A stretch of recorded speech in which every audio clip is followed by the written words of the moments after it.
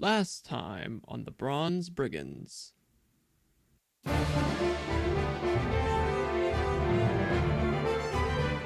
As the group popped out of the portal, they found the magical gate's power source, the blue dragon egg they were seeking. Taking the egg, the portal disappeared, stranding the brigands in an ancient structure full of sarcophagi and canopic jars. Apparently, a long-forgotten tomb. Wilson managed to trigger a trapped statue and, taking a blast of noxious gas in the face, fell into a paralytic state. The entire place seemed to be booby-trapped, so the Nameless Ones proceeded with extreme caution. A brief mishap with an exploding golden egg aside, all went well until Zither spied a treasure chest in a large room. As she went for the treasure, several sarcophagus lids around the room slid back, and the party discovered they had mummy issues. After beating down some of the bandage-wrapped, shambling corpses and sealing the rest in their tombs, the party made for the exit. A maze-like path, tripwires, a floating Wilson balloon, and magical Sphinx riddles couldn't stop them. But Brad pulled up short as a gelatinous cube slurped out in front of him. QB had returned. The dark and mysterious fighter dove deep into his soul. That's gotta be a typo, but we'll roll with it. Making contact with his own unexplained power and connected with QB, but was astonished to see the cube shrink and morph into a green, gelatinized version of his beloved childhood kitty cat, Buttercup. Before he could react, however, QB Cat flopped on its side, stretched out lazily, and pushed the session right off the edge of a cliffhanger. Where have the brigands ended up? Will Wilson recover? If they put QB Cat in a box, will it be a solid or a liquid or both at the same time? Find out now on the Bronze Brigands. And now, ladies and gentlemen, our Dungeon Master, the man who actually found a way to use the word canopic, Phenomenon. That's what they're called, Thor, wise guy. They're canopic jars, man. It's the actual word for it. This guy with the jokes over here with QB Cat. Man, all right, give me a sec. I gotta go into Roll20 right here and change the name of a certain character real quick. 1 second. No, completely unrelated to anything, of course. Oh my god. How the hell is everybody tonight? I hope you're all doing well. It's session 4-4. Holy shit. That number keeps going up. It keeps going up. What the hell? I'm looking forward to seeing what happens. We have a season 3 planned if they get there. So I can't tell you how soon or far away that is, but I can tell you I have faith they could get there. We'll see what happens. But welcome everybody. Thank you for all the big support already. Andy Venendi with a Twitch Prime resub. Thanks, Venendi. The Dinner Tank coming in as well with a sub. And Thor with a tier 3. Tons of hosts and a big ol' raid from the Bagugu. We're at 5 blessings already. Pretty awesome. Pretty damn awesome. You like that font, Borks? Yeah, I like it too. I think it's very apropos for the evening. Hello everybody, Grengioth Burger Tank is here. Came by you.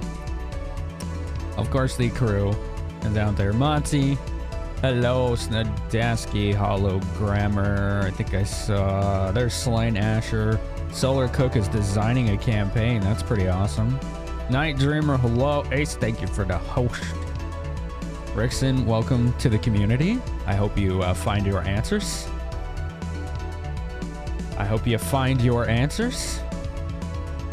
As far as audio gear goes, we have a pretty dedicated community to that and Discord. I will, what's the, I'll help you if I can, but there's a big line ahead of you. One of those things. That's what I was looking for. Say, Oshimi's here, a lot of people. I can't scroll any further. If I missed you, it's not intentional, but I appreciate you nonetheless. And that's our group right there. That's our lovely group. Hello, group. Meow. Meow, he says. Meow. Hello. QB cat. We want updates right meow. QB cat. QB cat. That was a QB cat. Wow. QB cat. QB Cat's definitely a stroke of genius. It I just like came it. to me, and I couldn't back away from it. Yeah. No, and you shouldn't. You absolutely 100% should not. I went ahead and rolled up its stats. And since there's no such class or race or anything for what this is, I just called it an Uzimal companion. So hopefully that works out. Okay. So yeah. BGG, you're the only one that can look at its sheet, but it's all statted out now. So Oh, there's a sheet for it. yes. Should be in familiars / companions. Yeah, I see it. No. And that is yours to control. Anyway. I like that we abandoned Yeah. We had this Oom cool was an giant asshole. robot, but you know. Yeah, I wasn't really feeling it. I'm sure you would have stuck with Gizmit. Oh, I liked Gizmit a lot. he was going everywhere we went. Right. But it was I'll say, how do we describe it? A rash decision to solve a problem based on fear for one's own life and the fear of the country. And there was a sacrifice because of it. And Mostly one's own Fair. life. it was a very gray area choice I gave the group. So it was interesting. I think it would have been interesting. Wait, did we pass the test? Who knows? You can't pass the test when it's a gray area choice. Yeah, I was about to say it's kind of like a Mass Effect choice. We got I don't know if we got Paragon points for that one, but theoretically, I Gotcha, think you gotcha. fell right in the middle, to be honest. yeah. Glad it wasn't a Kobayashi Maru. Yeah, It kind of was, to be honest, but not the kind that mean- results in your guaranteed death. right. Good. For those of you that don't know, that's a Star Trek reference. A test that they give to their cadets to test how they react to no-win scenarios. I I always don't get believe in no-win scenarios. I always get tickled when people explain things from our era, because then I'm like, oh yeah, I'm old. Right. I had a director explaining some stuff about the old days when video games were released on CDs, and they're like, a CD is a piece of plastic where data is stored on it, and I was like, oh no, there are people who don't know what CDs are. There are people that don't recognize the save, the save button that's like a disc. Some people don't understand what that is. Right. Why is it shaped like that little box with the corner cut? What is Yeah. that? It's like, thanks. Anyway, so Amazing. How about we kick it off with some introductions, starting with Thoringar. Hi, I'm Thorgar, and I am old. I am not a streamer, but I do provide some levels of content. You're welcome, Finn. I play Aintradair, a half-elf ranger who is obsessed with flying, is starting to figure out that sometimes it works, but in ways he can't predict that usually end up with destroyed buildings or damaged boats. That's 2 out of 2 so far, so we'll see what happens in the future.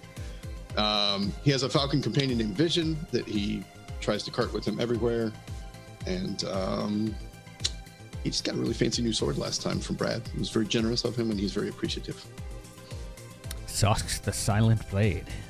Yes. It's a cool weapon with the artifact. Stories have been written about that weapon you hold. And many more shall be written in the future. Very good. Attaboy. Next is Mr. 02 himself, the background guy. Hi. I'm now a full-time Xenoblade Chronicles Definitive Edition streamer. incredible.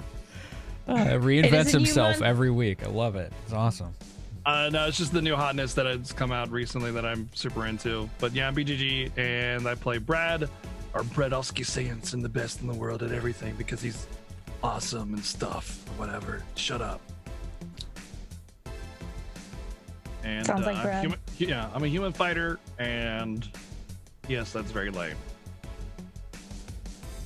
It is if you play it that way. So, I mean, any class is lame if you just play a boring character. I like trees. I don't think any class is boring though. So, No, I just think it's it's a little generic, but I mean that's kind of part of it. It's intended to be generic. The interesting thing is I think that people think fighter's generic, but then when you actually dive into it, it has probably more options than any other class to be specialized in so many different things.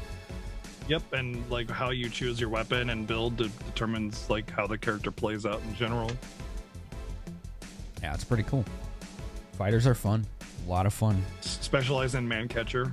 Just so they're grappling everybody. Gotcha. I gotcha. What are you gonna do, huh? You could actually, yeah. That'd be. I've seen a grapple character before. They are a pain in the ass, but they are very effective. So. No. A man catcher is this like rod with like a little hook on the end, like a clasp. And it's like big enough to like wrap around somebody's waist. Oh, it's like something to hold. That'd be actually like really cool. Yeah.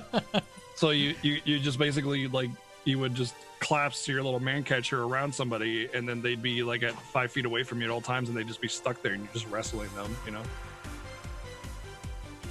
That's kind of neat. Take them to the ground, and it would have reach so that you could keep them at a distance.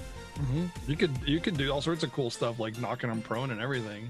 Very people neat. Just dogpile them. Got one! Ah! All right, next is AC Tron. Oh, right. People call me that. Hello, I am Ace Burrito, and I play Jack Smokesong, Bard and Explorer Extraordinaire, who has Collars of Dominate Person. We'll figure out what happens there later. I was wondering if you guys remember those. Oh, I remember every time we join the session, and I am waiting. But yeah, I stream occasionally on Sundays, and mostly it's just for weeb stuff and JRPGs sometimes. Still playing Ni no Kuni, don't worry. That's gonna be the update until like August. So, yeah, I think that's about it. Until Crystal Chronicle. Yeah. Did you hear about that, BHG? What? They finally announced that. Oh, I pinged you, didn't I? About announced the date. We were actually just talking about it before you started upstream. That's true. That's true. True story. Yeah, we gotta talk to the other two about that. See if we can't get that going. I will definitely put an order in for that. And finally, last but certainly not least, is Miss Endy Earth. Hello, my name is Endy Earth. I also stream 5 days a week, mainly Final Fantasies and Final Fantasy MMOs and Final Fantasy Gachas and mainly Final Fantasies. Yes. I play Zither Samus, the happy-go-lucky, very not tainted at all cleric. She's very innocent, very fun to play. She likes treasures and will definitely endanger a lot of things for treasures. Yeah, that was but actually try her best not to. That created an interesting scenario. I didn't expect it to happen that way last session. But to be fair, I got permissions, so we're good. She went for the treasure during the combat. It was pretty cool. I was like, oh boy. Oh boy. This is going to make things interesting. And it definitely did. I had a deep concern. You did. I'm sorry. He actually as a tried player, to grapple I was like, maybe her. I shouldn't. And as like the character, I was like, I totally have to. I was very in character. It was very cool. Finally, I am Phenomenon. If you are new here, I am the DM. Designed this campaign many years ago. It's in the Forgotten Realms setting. We use the Pathfinder rule set, version 1, I believe. I guess because there's a version 2 now.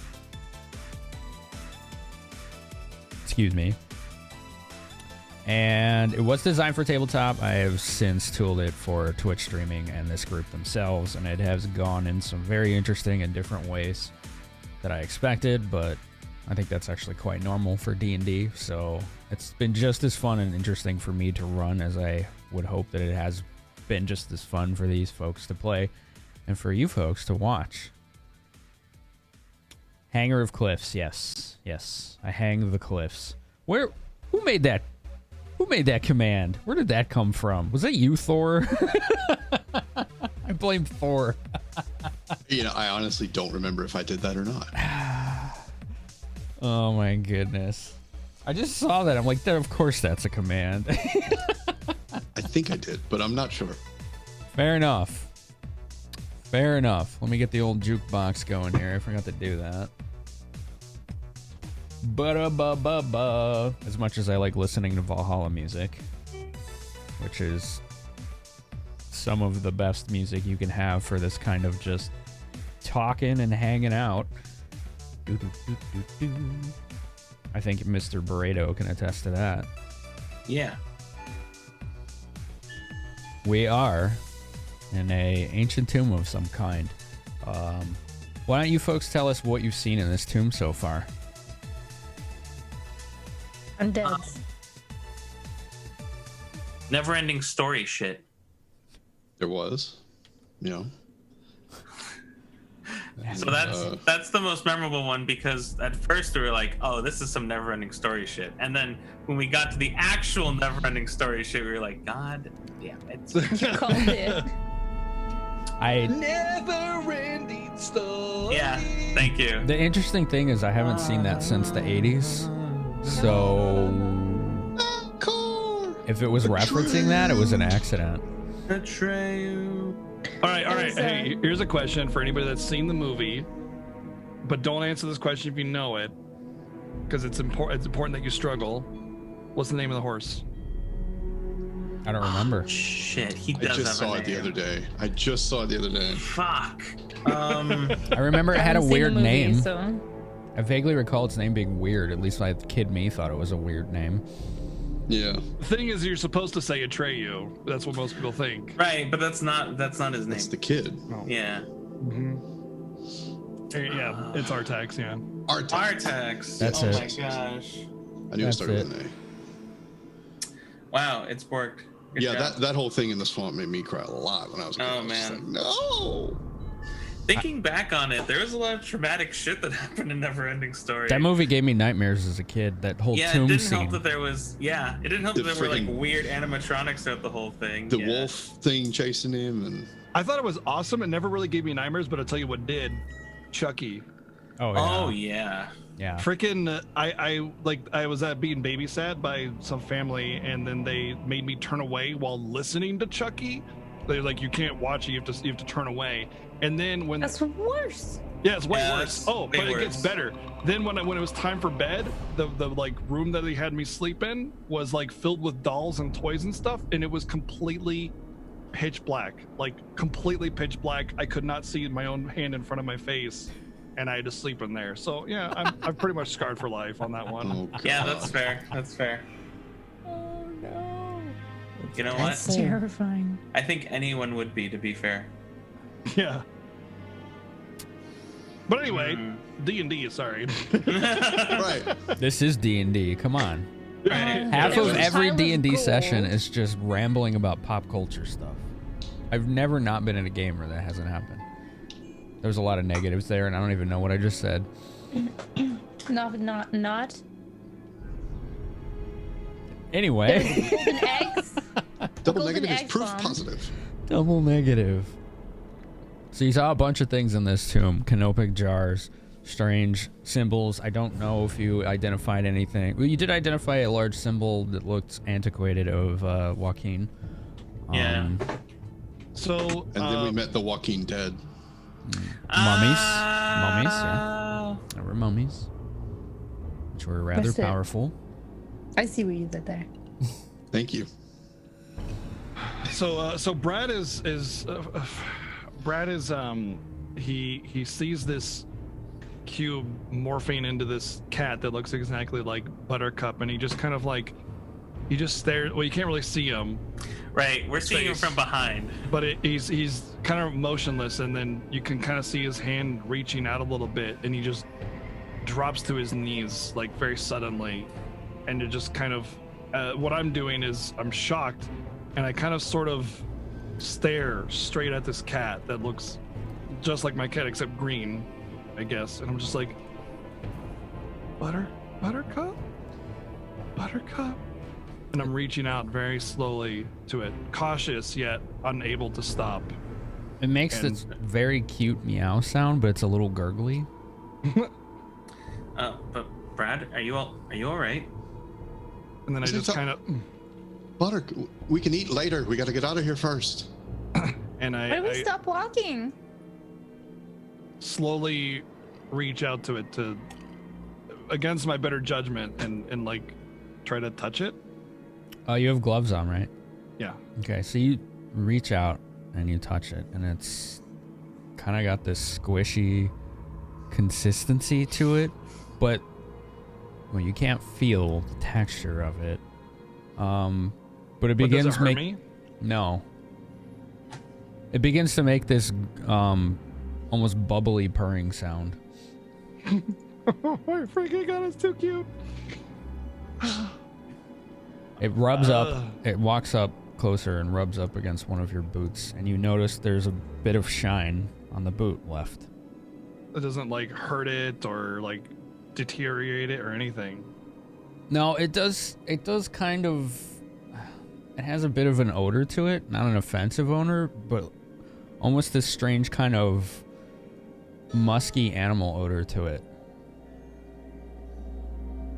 I try to like pet it, you know, I'm touching it and I'm kind of bloop, but then I like kind of rub my hand down its back.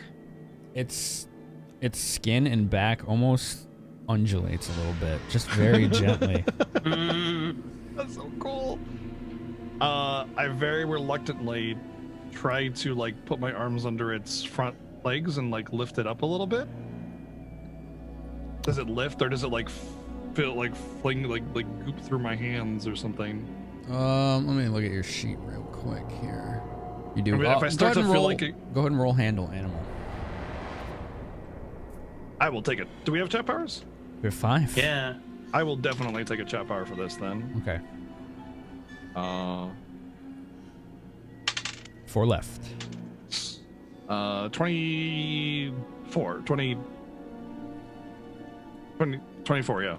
24. Okay. So you take your gloves. Excuse me. And you begin to lift it up, and you start to notice that it feels like it's slowly kind of just beginning to envelop around your fingers. So you kind of readjust, reacting to this thing's form. Holding a ball of jello. And you feel that vestige of that connection you had when you first reached out to it just a few moments ago, right? And it begins to respond to you, and almost instinctively it begins to somewhat solidify itself so that it's no longer just forming through your fingertips, but staying more solidified and in one shape and whole. And it seems to do what ragdoll cat type cats would do, where when you hold it up in the air, it just kind of just hangs there like chilling, just staring at you and kind of doing this, looking around, looking at the ceiling. I put it on my shoulder. And anybody that's right behind you, and then I turn around. My God, what happened? It's green. What the hell is that? Why is the cat green? I found this, and I'm keeping it. Yeah, okay, that seems reasonable. It just was here, and I don't know what's going on, but whatever. Let's Why keep is moving. the cat green? You remember that place we went before we fought the dragon, or well, befriended the dragon? There was that. Yes, I remember. Cube thing. Well, I had some kind of connection with it. That's why it didn't attack us. Right. Well, this is him. The thing. But I don't know how to explain it. I just have this connection. I just know that it's with us now. But how did it get from there to here? How does it change form? Well, it's kind of made of jello, so you know.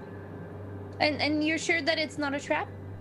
Well, it's on my shoulder and it's not eating my face. I'm pretty sure. Oh, right. Okay, sure. I trust your judgment. But more important things are in hand. This room is filled with death all over the place. I'm a sense mode of the cat. Go ahead. We should. Oh. Probably a good idea. Again, this happens to me every week.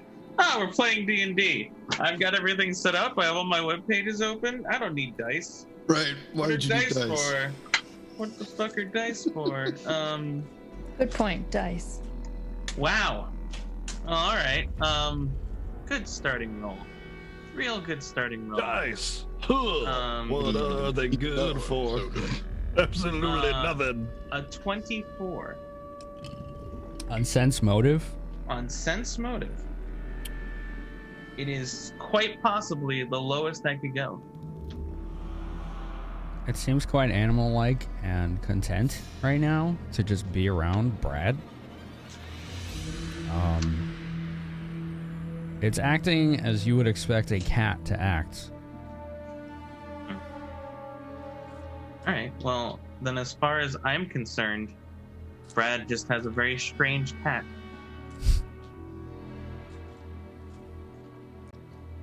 I'm like, all right. Well, at some point, it was not a cat, but it liked us, and now it is a cat. So I'm pretty much treating it like Brad just like adopted a stray somewhere.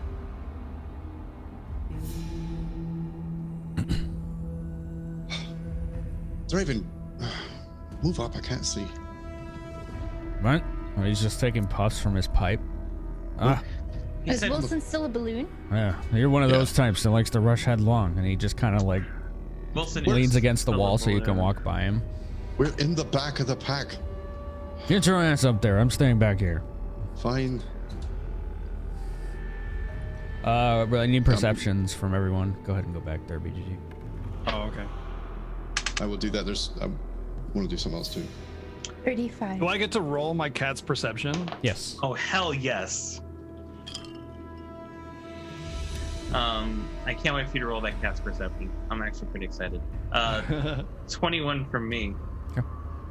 Pretty. I'll always give my score first. 11 and well, terrible roll, 7. 11 and 7. Yeah, not very good. Okay. I'm too infatuated with what's going on here. Right. It's kind of like I mean, that bond. giving it little pieces of food and see if it eats it, and just kind of like looking at it Right. and You figuring drop it out. You drop a little piece of food on the ground, and it just puts its paw on it, and you can see the piece of food just like go inside of its paw and up its arm, and then just stop like right in the middle of its body. That can't be healthy. That's so cool. Jack would probably just look at that and be like, I have never seen that in my life, and I can't believe I'm seeing it right now. That is incredible. I need to write this down. What did Ainan's Zither get? 35. 30. You both see there's some kind of light source, a directional light source that's moving around in this room. And as you are noticing this, you begin to get a better idea of the layout of what's happening in this room. There are a lot of very crumbly looking sandy paths that wind through this room. Below each of these paths, about 30 feet or more, are deep pits where you can't see the bottom, but you can see some very tall spikes. Anywhere these sandy paths don't exist. You're not quite sure where that light is coming from, but it is doing this. So those of you that can see that, can you see the cone of light down there on the map? Yes. Okay, so it's kind of doing this. Do you see how it's moving? Yeah. No. Yeah, that's basically what's happening. Since Ain is behind me, I'll kind of just do like, oh, look. Brad, take Oh, my where's the power. light coming Brad from? is precious I don't and know, must but be it's protected. moving, isn't it? Am I crazy? Let me It's definitely moving. peek over here. Oh no. Look down there. Watch your step here. Oh, okay. You don't want to fall in that. Well. Oh yeah, I definitely don't want. No, thank you. Guys, be very careful. Go ahead. Please. Paths Move don't Wilson look up to very me. stable. Brad, you have one charge now. Oh. Thank you, Scars. Thank you. What did you GG say? scars. Go ahead and move Wilson up to me. if you would. 'Cause Oh, that's right. The I'm Wilson balloon. still pulling him like a balloon. Here's what I'm gonna do. Oh, it won't let me. Fucking hell. Control. Okay, yeah, I got it. I thought I was just gonna give you control, but it's based on character. Yeah. Yeah. I'm gonna do something real quick. Actually, I which think I've never I got a chance to can. do, but it's gonna be entertaining at least. So I don't want to have a hand tied down. Here, hold on. Okay. You can control him now. I would just suggest not looking at his character sheet because Yeah, I won't even open it. that's player permission kind of thing. Sure, I won't open it at all. So I don't want to have my hand tied down, but I need him to be able to follow us. So I'm going to reach over and grab my cloak. And I'm going to do the one function of the cloak that I've never done before, but I've wanted to. And there's kind of a little surge of energy, and this blue floating disc appears next to me. The cloak I have is capable of casting floating disc. Ah, Tensor's floating disc. Very nice. Yes.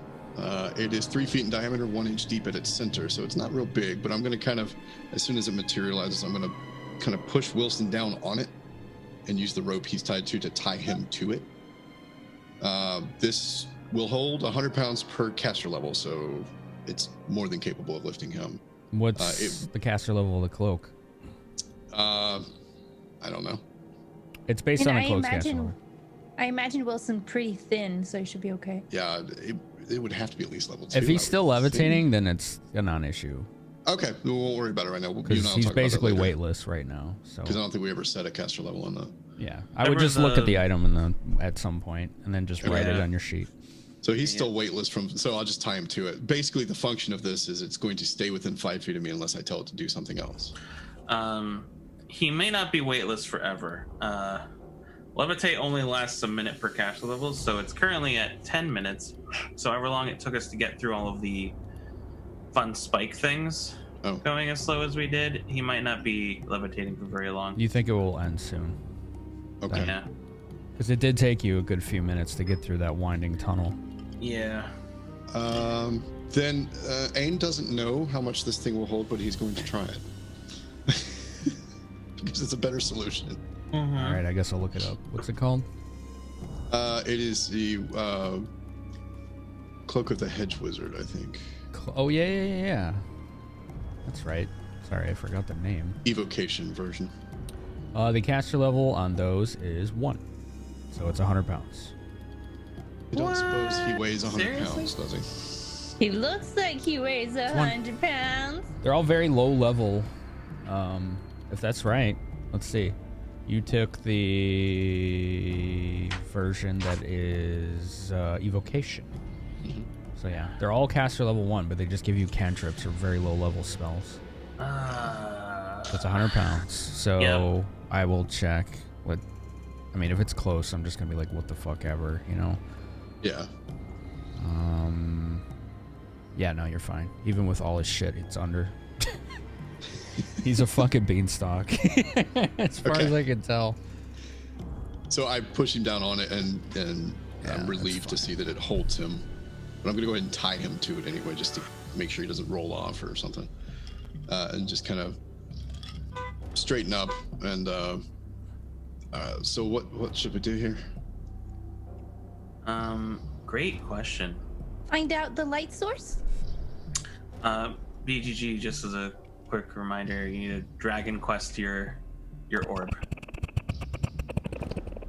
I need to Dragon Quest my orb? Oh, Yeah, sorry, Dragon Quest follower, your orb. I can't make it follow me. Yeah. The hell is that noise?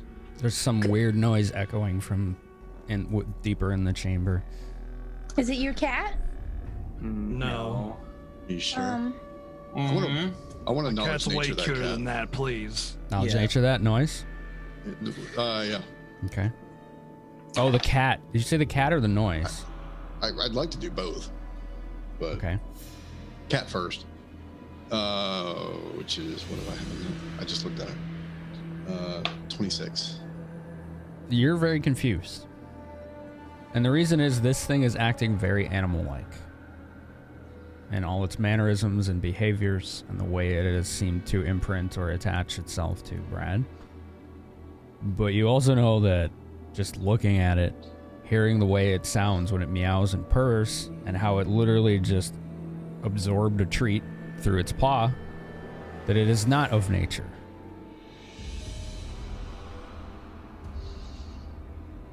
May I detect magic in the darkness? Oh, where are you detecting magic? In front of me. So I'm assuming south? Yeah. Maybe I'm towards the kinda light. Yeah, I'm gonna look at if there's anything magical, and then I'm kind of just gonna sweep and be like, the hell is happening in here? What's the range? It's dark, but there's light. 60, good right? question. Like 60? I have to check, I'm sorry. It's alright. Detect magical, yeah, 60 feet. Yeah, there is something magical coming from two directions. Right? One direction. And this is what's confusing you. The magic thing that you're detecting is some kind of odd shape right here. Spherical with kind of... You see wisps of magical energy, almost like tendrils of magical energy coming off of it. But what you're also noticing is, and I am assuming you can see this line, right? Yep.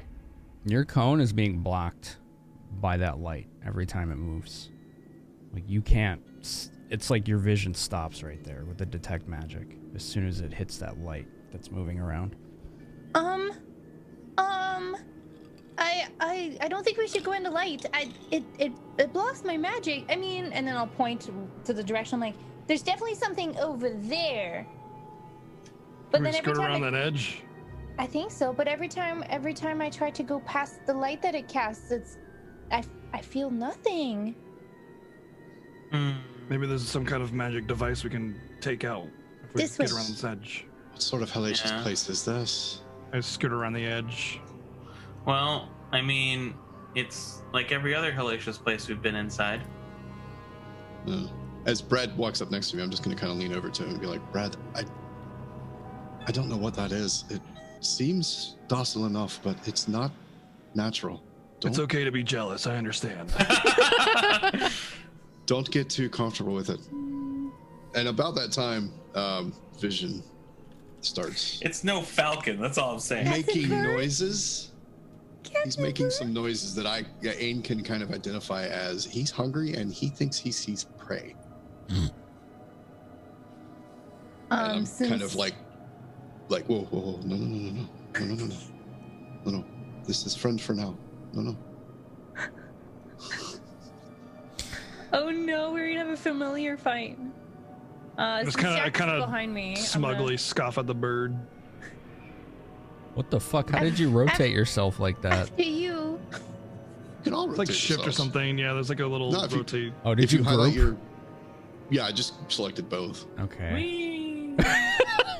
Oh god, that's Yeah, so weird. You can always turn your token. The little square has a little box. That you makes can me turn it with. uncomfortable.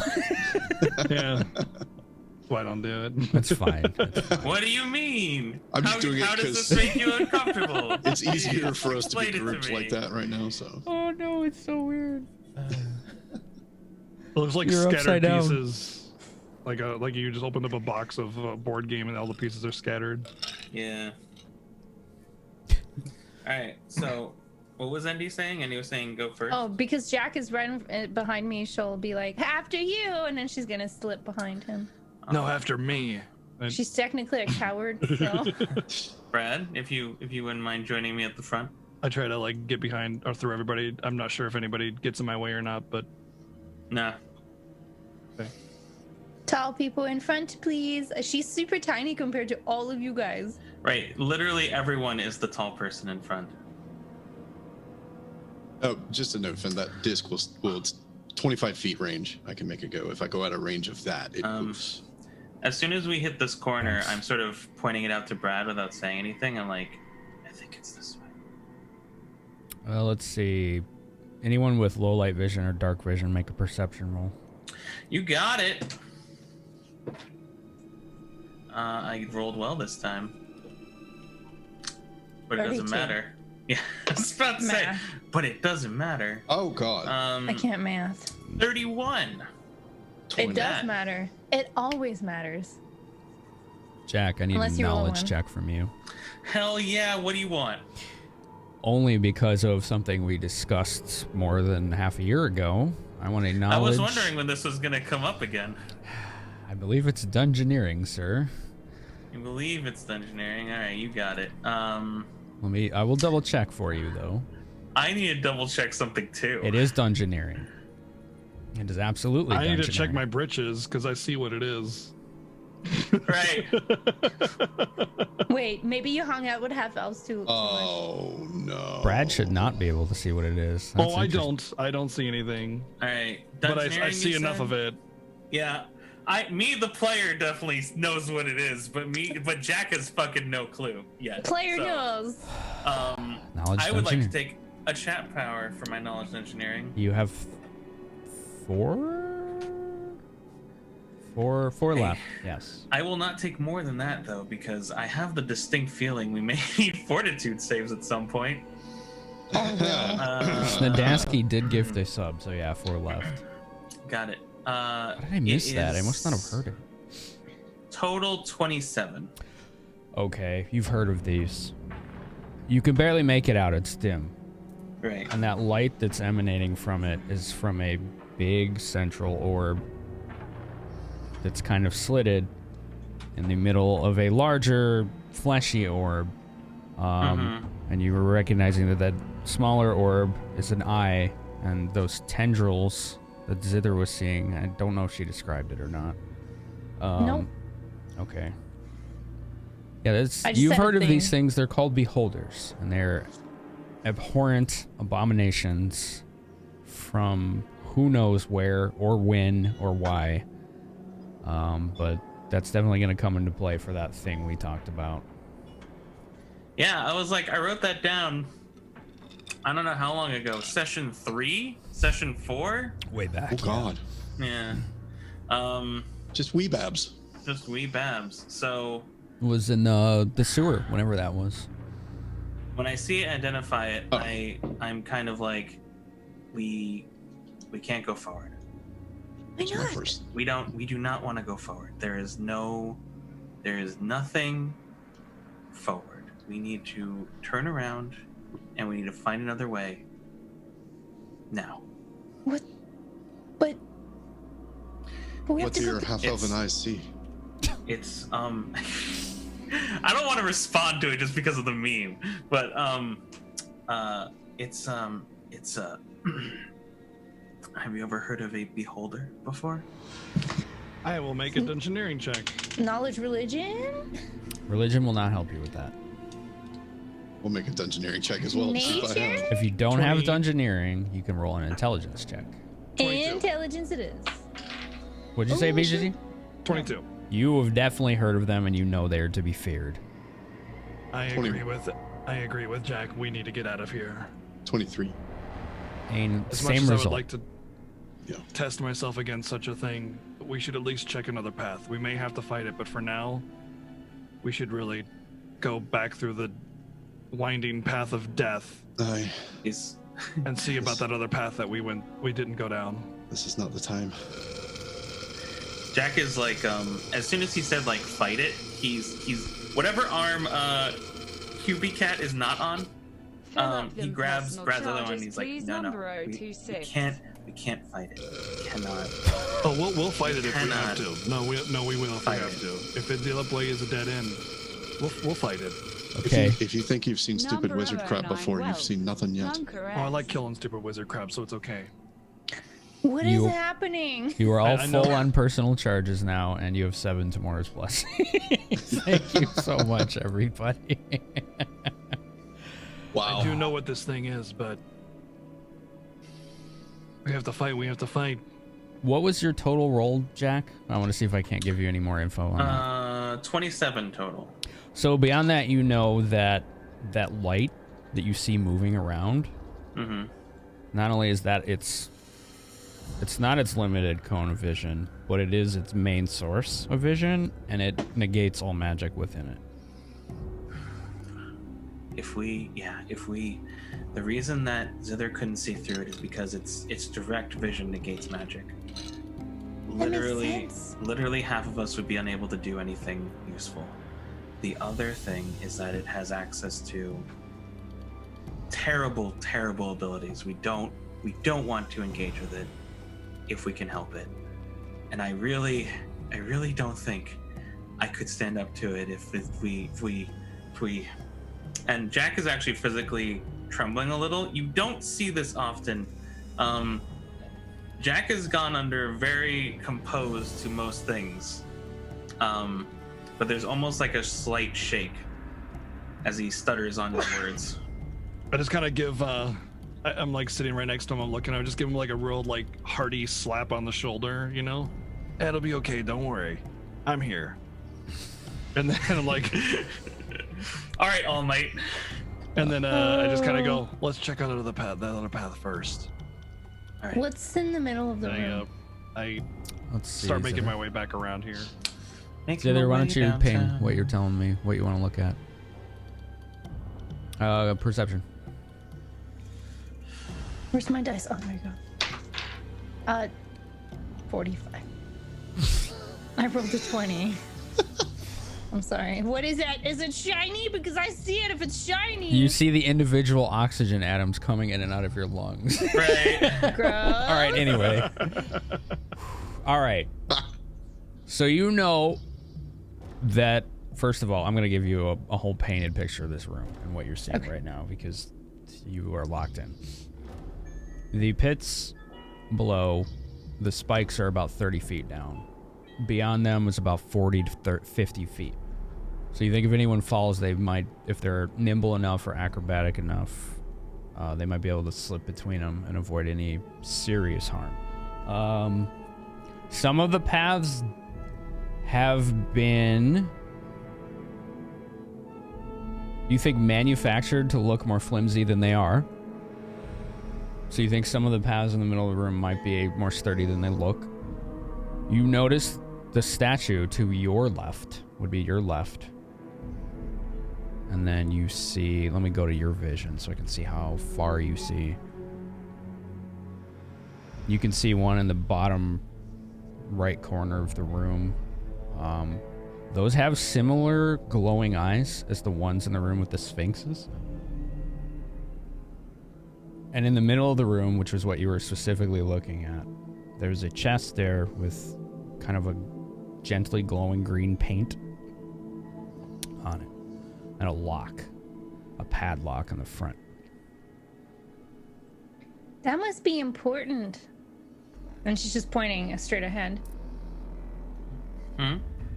What? What's important? See the chest there? I mean, it's locked. Do we have a key? Anyways, I think that might be important because it's locked and very protected by the, what did you call it again? The eye holder? I think it was a murder death machine. Oh, right. Beholder. A beholder, right. It's called a beholder. You think it likes pipe on weed? Intelligence, so.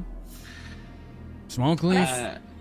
I ignored Draven's entire comment. Wacky tobacco? You're gonna find out before we do.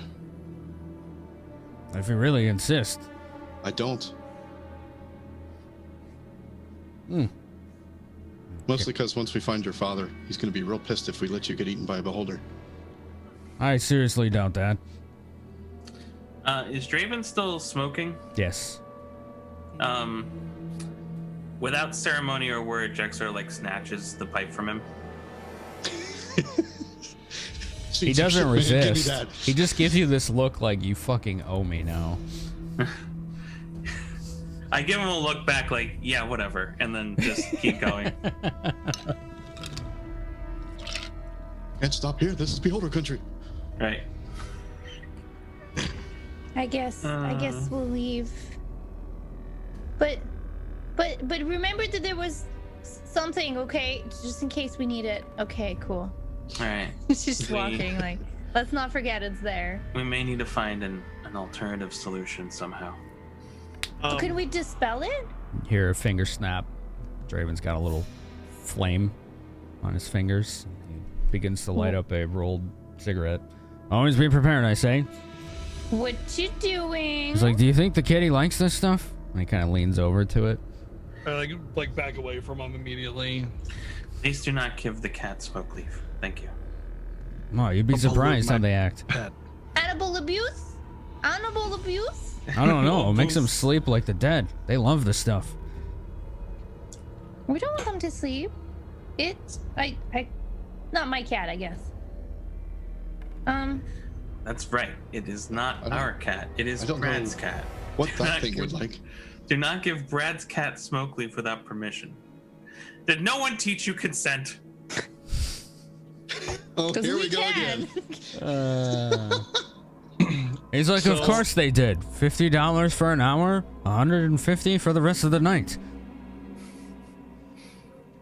Dollars, huh? What's a dollar? Yeah. Oh, we've got some strange lingo in the Sea's Bounty, I tell you.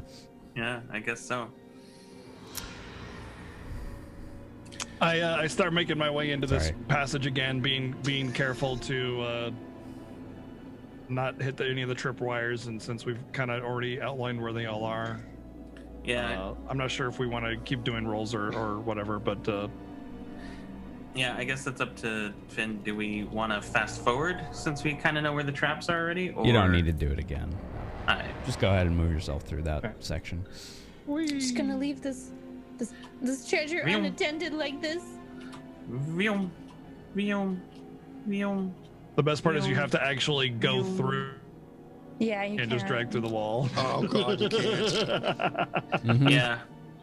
I just did it the fast way. Arrows are probably the fastest. I mean, it's by design, not my design, by Roll20 design, so you don't have the capability of walking through walls. Right, we can't just be like, now I'm in the wall. Right. Oh god, you guys went too far. No, we haven't gone that way yet. Yeah, don't Well, this is don't, as far as don't we've go down gone. there yet. You guys gotta get behind me. I left- had peeked about it like last time, but yeah. Brad, I think you left your cat and your light. No, the cat and light are here with us. Okay. Sorry, it's gonna take a second. If you I put gotta the move two cat people. on the light, it looks like a cat playing with a ball, and I love it. Oh my god. It does. You gave him a ball of yard. You should just group them and leave them that way for the entirety of the dungeon. Cat now has control of the light. Right. That's awesome. Okay. All right. We haven't been down this path, so we should be careful. And I kind of start cautiously making my way down this pathway. I will do a perception check. And then my cat will probably watch me die because I rolled a 1. Sate. Sate. Yeah, 8. Sate. I am sated now because I will have lungs or stomach to have food. It's pretty dark for you, even with your drift globe. It only goes so far. There's, as far as you can tell, no real light sources up ahead. I think. Yeah.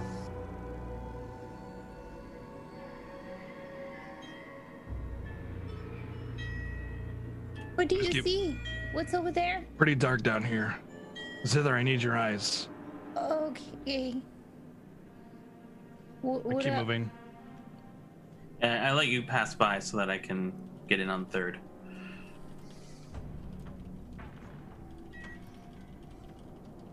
Well, there's a door, I think. There's a hole in the wall anyway. All right, What let's is see. this? There is, now that you're closer with your globe, you both see. Yeah, there is a door just to your left. It's a little dark beyond that, so you can't really tell what's up ahead, Brad. Mm-hmm. But it definitely looks less smooth than the floor you've been walking on. I cautiously make my way around this corner, kind of peeking with my light.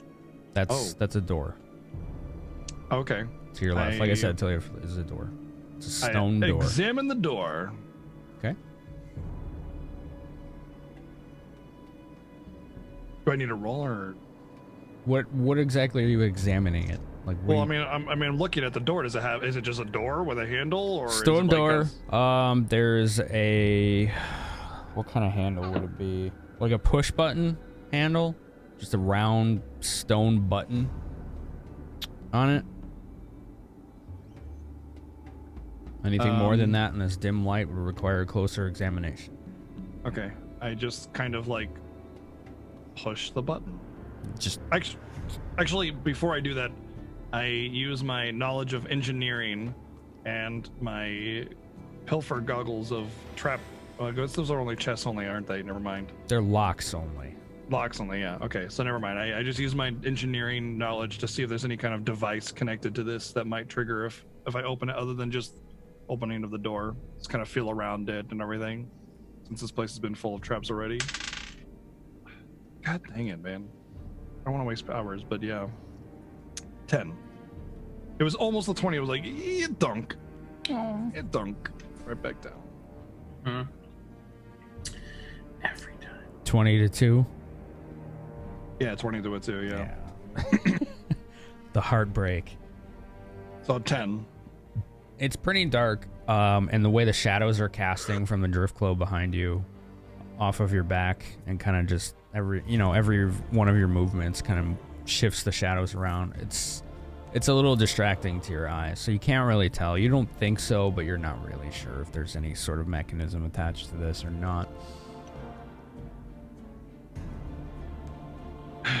Oh well, here goes. Push it.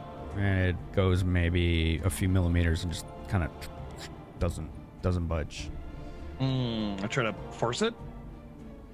It rattles a little bit, but you can definitely tell the stone's kind of rattling. It's cut on something, and just kind of like do like a, instead of pulling, I do like a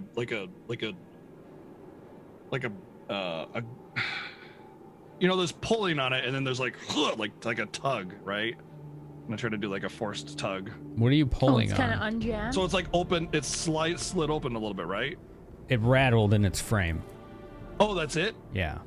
Oh, okay. I thought it slid open a little bit. Mm-mm.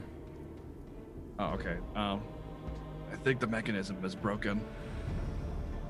I don't think we can get in here unless we force this open somehow. Maybe it's locked by something else. I don't know. Is there a lock on it or not? All I see is a button. You see a button, huh? Maybe something down this path might open this up. Given how trap heavy this place has been, I'm cautious of anything that has a button. Zither, further Well, I already beyond the pressed hall, you can see pretty clearly Zither without anything. It looks like further south is just caved in with rocks, bricks, cobble, dirt. I don't think we're gonna find that. I don't think we can keep going. I think we're gonna have to go to the other room and then she's gonna go to the door and I'll change places with you. stone shape it open, I guess. So like I'll start with the middle, focus on the middle, and then just gonna push it to the side and be like, It's this should stone. fit all of The us. door is stone. It's not metal. So you. But it's Yeah. Stone shape works. Yeah, it's Okay. stone. So if it was metal, it wouldn't work. So right. But yeah, so she'll start from the middle and kind of just push it aside and be like, did you want in? and like you've seen before, Zither just melts this doorway with her hands, like she's just molding wet clay away from the wall. I don't think there's any other ways to go. Kind of step through the gap here and move myself into the room. All right, you enter a chamber that's lit by a magical brazier. There are 2 desks, one to the left, one to the right. There are notes all over each desk. Somebody used to live here. This is not just some tomb. Somebody was a keeper here or something? I don't know. I'm kind of like looking through the notes a little bit. Kind of pick up a note here and there or whatever, read it, see what it has to say. Sure. 15 on any kind of perception. All right, pick up a random note. You know what? Let's do this. Let's see what you get. Why don't you roll me a d8 and tell me what you get? Just because you said you're just picking up a note and reading. Oh, D8? Yeah, just 2. A 2. Okay. You don't recognize the language on this note. It looks weird. It looks familiar, but you don't know how to read it. I don't understand this language. What about you, Jack? You got that silly hat? I can take a look, and it's not silly. Oh, it's silly. Yeah, it's definitely very, very silly. And you just hear it from down the hall. No, I definitely say it's jaunty. Jaunty. Is there a difference? Jaunty's a good word. All right. I guess to someone who wears black, and black, there is no difference. So I put on my magic hat, my thinking cap, and I'm gonna try and see what this message says. First of all, is it in common, elven, halfling, dwarven, or draconic? No.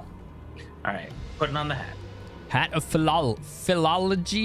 Philology? The hat of philololol. Well, the hat of lololol, yeah. All right. Pretty much.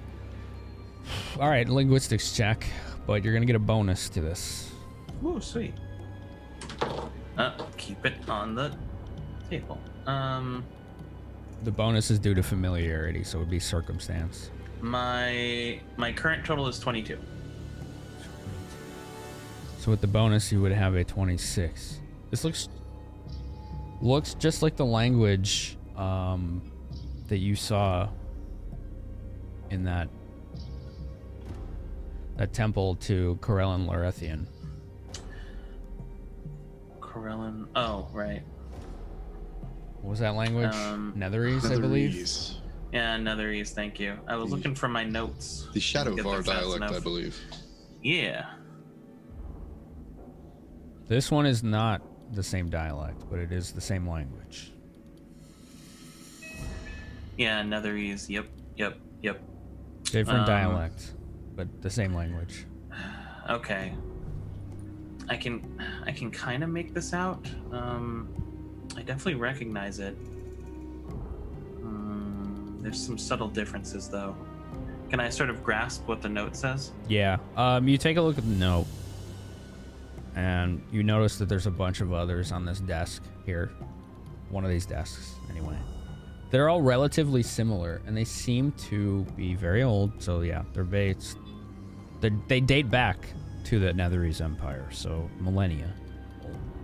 They're all centric around the goddess Selune, spreading of her glory, and there is one very familiar word on every single one of these notes, and one unfamiliar word, but they appear on every single one of them. The one that's familiar is the word Arcalia. The other one, I would need another check to see if you recognize it. Arcalia. Arcalia. All right. Well, first I have to write that down, so I have to put my lyre down. Arcalia. I'm gonna do my best guess on that.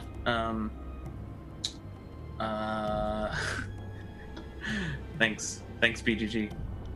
I'll do that. Another linguistics, right? Yeah.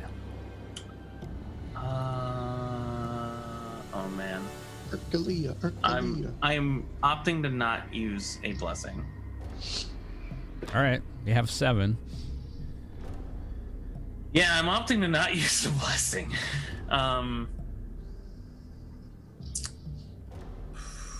Not great. Total 14 plus bonus. You're not sure what that word is. All right.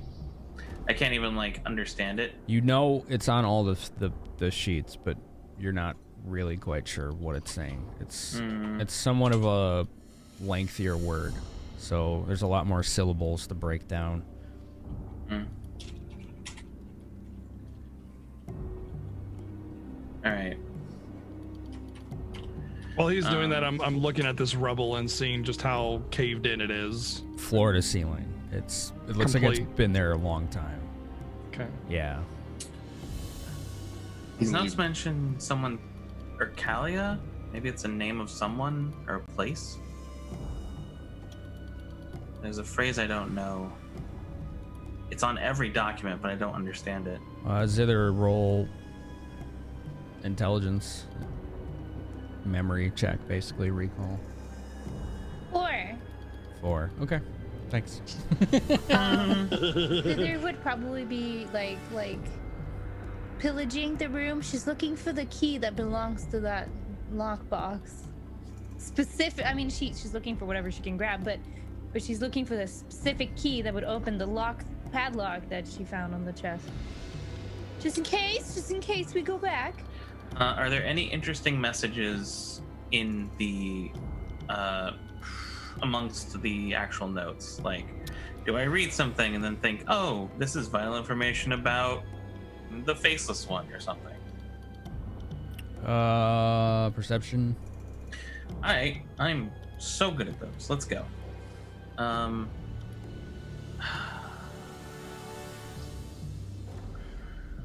I will take 1 chat power. 6 left. All right. Well, that was worth it.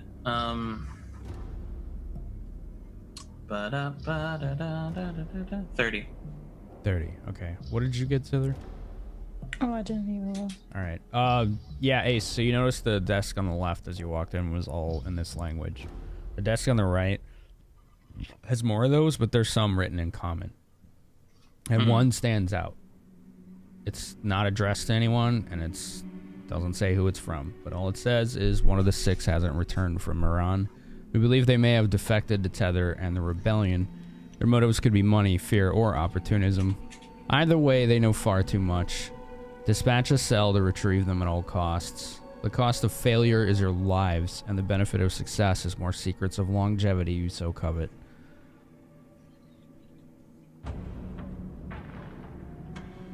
And you said you got a 30? Right? Yeah. There's one other note, and it's pretty generic, but it is referencing the desire to gather more eggs for the experiments related to Urcalia.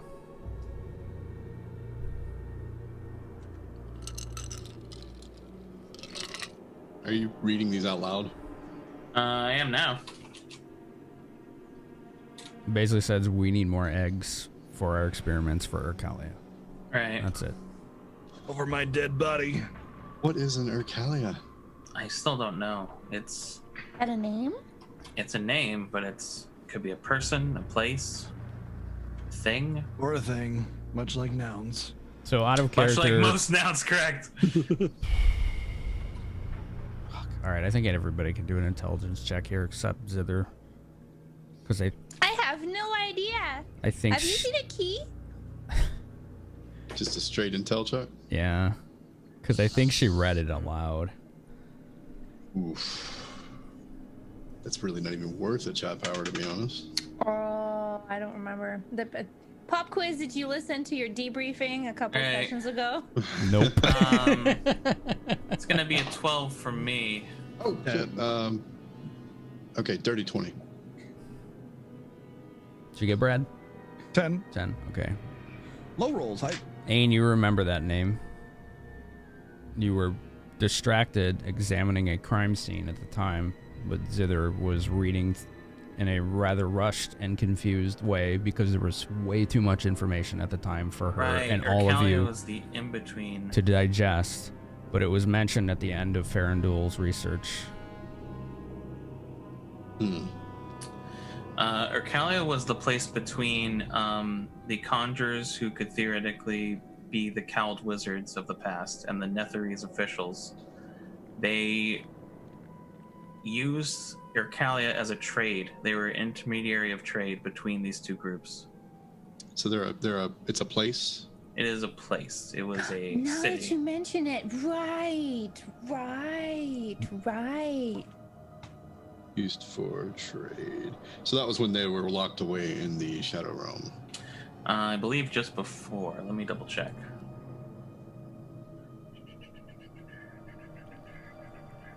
Yeah, I think this was before they were sealed away. Let me. Cowled wizards. Yeah, because this was 1,000 years ago. Okay. Well, yeah, that's player knowledge, not character knowledge. Yeah. If you wasn't mention that- it, yeah. Didn't If you, Ferndul say something about that name? It's something to do with the Netherese and the Conjures. Something about trade.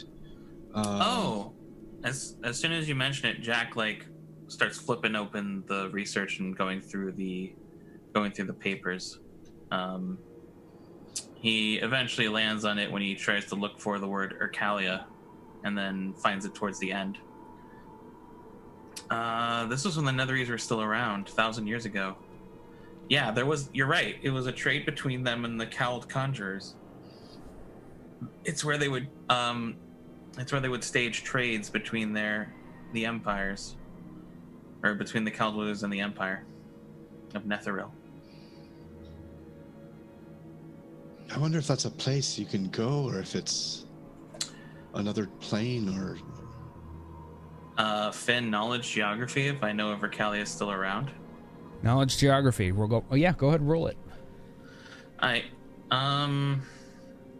I think I need more than 21?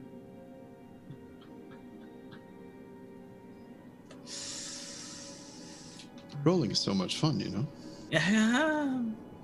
Yeah, but a guaranteed 21 is a guaranteed 21. Yeah, I'm gonna take my free 10. So total 21. 21. In all your travels and stories you've read and maps you've consulted, you don't think you've ever seen it on any map or even heard of it before recently. I don't think it's around anymore. I mean, cities rise and fall, and this was 1,000 years ago. Yeesh. I've certainly never heard of it before, other than. I've never ever read about it.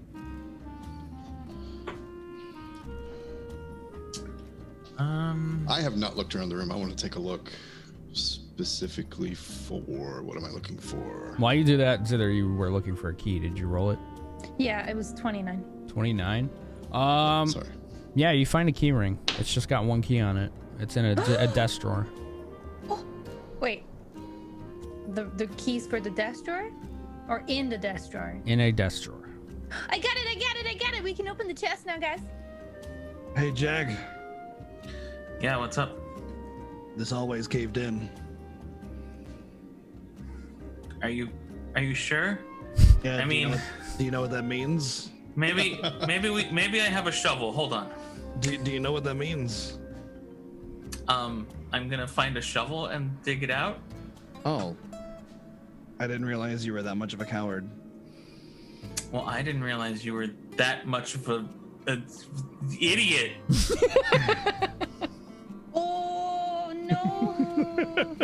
I just kind of whatever. But what do you want to do? Do See you you on the want to front line. dig through it? I'm pretty sure I can just dig through it with my hands. It won't take that long. Like what? A couple of hours, days? We'll be fine. It's too bad you don't have that lyre. Well. Wow.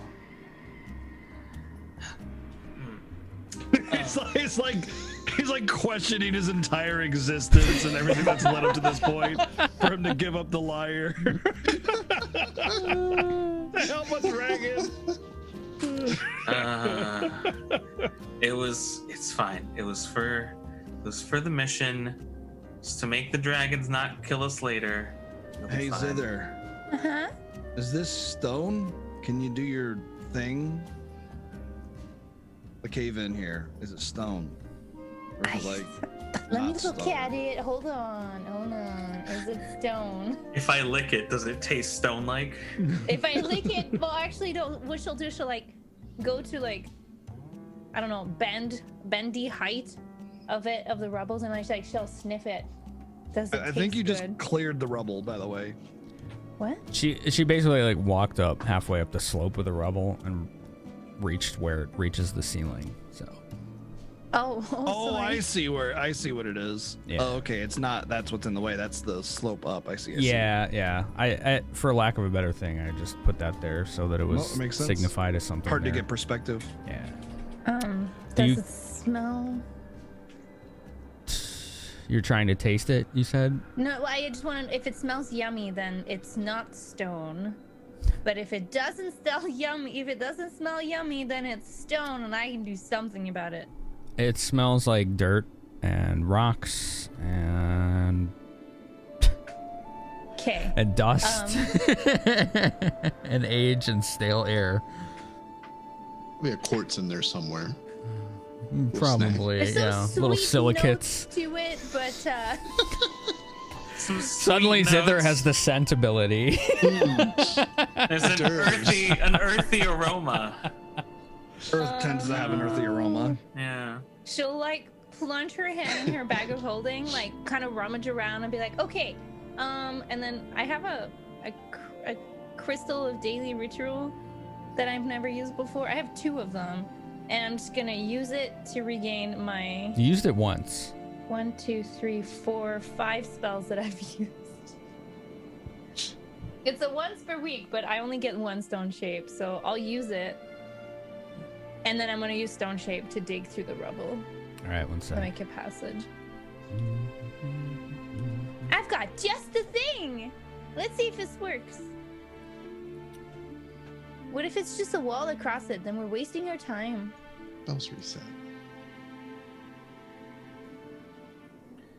Okay. I mean, if we're wasting our time, Well, it's a that's cave-in fine. of a We might as path. well- Right.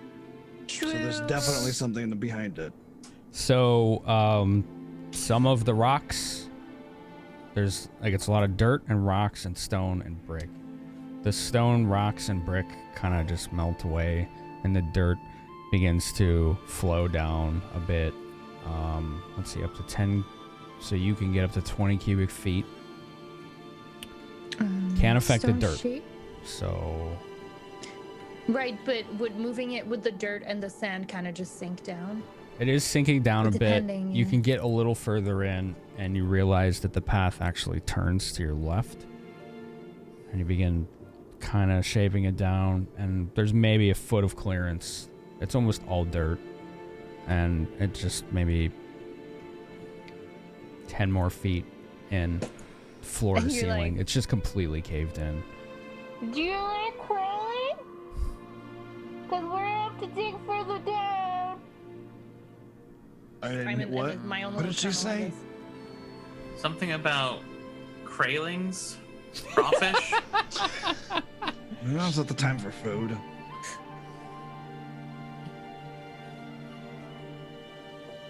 I kind of like I Railings. approach. I guess it's like the path is cleared up to this point now, right? But not all of it. You have to basically crawl. There's in, maybe a probably. foot of clearance, and then, as I said, the path turns to the left, and about 10 feet further in, it's just caved in floor to ceiling. I'll kind of crawl backwards a little bit and be like, I can't do that. It goes way too deep. I'm sorry. Well, that wraps it up then. If we don't find anything else in there, we're gonna have to go through that big room of spikes. Oh, but I have good news for you. And it should be like, I got the key. What key? I'm What so didn't you? I'm so But- thrilled. I'm sorry, Jeff. Did you not see the chest? It had a padlock. This might. Oh, work. sorry. Not everybody has the vision of the gods. But it was right there. I'm also human. And it was, Kind of like, dark in pretty, here. And whatever. Just trying to be excited, but no. I mean, listen. In a place like this, the treasure is probably valuable, but also probably trapped. Oh, probably. Jack will tell me though. It's okay. Well, Jack, you ready to head back over there, huh? Ready is a As I walk past him, I just give him another pat on the shoulder, and hope that he gets like shocked from it, like jumps or something.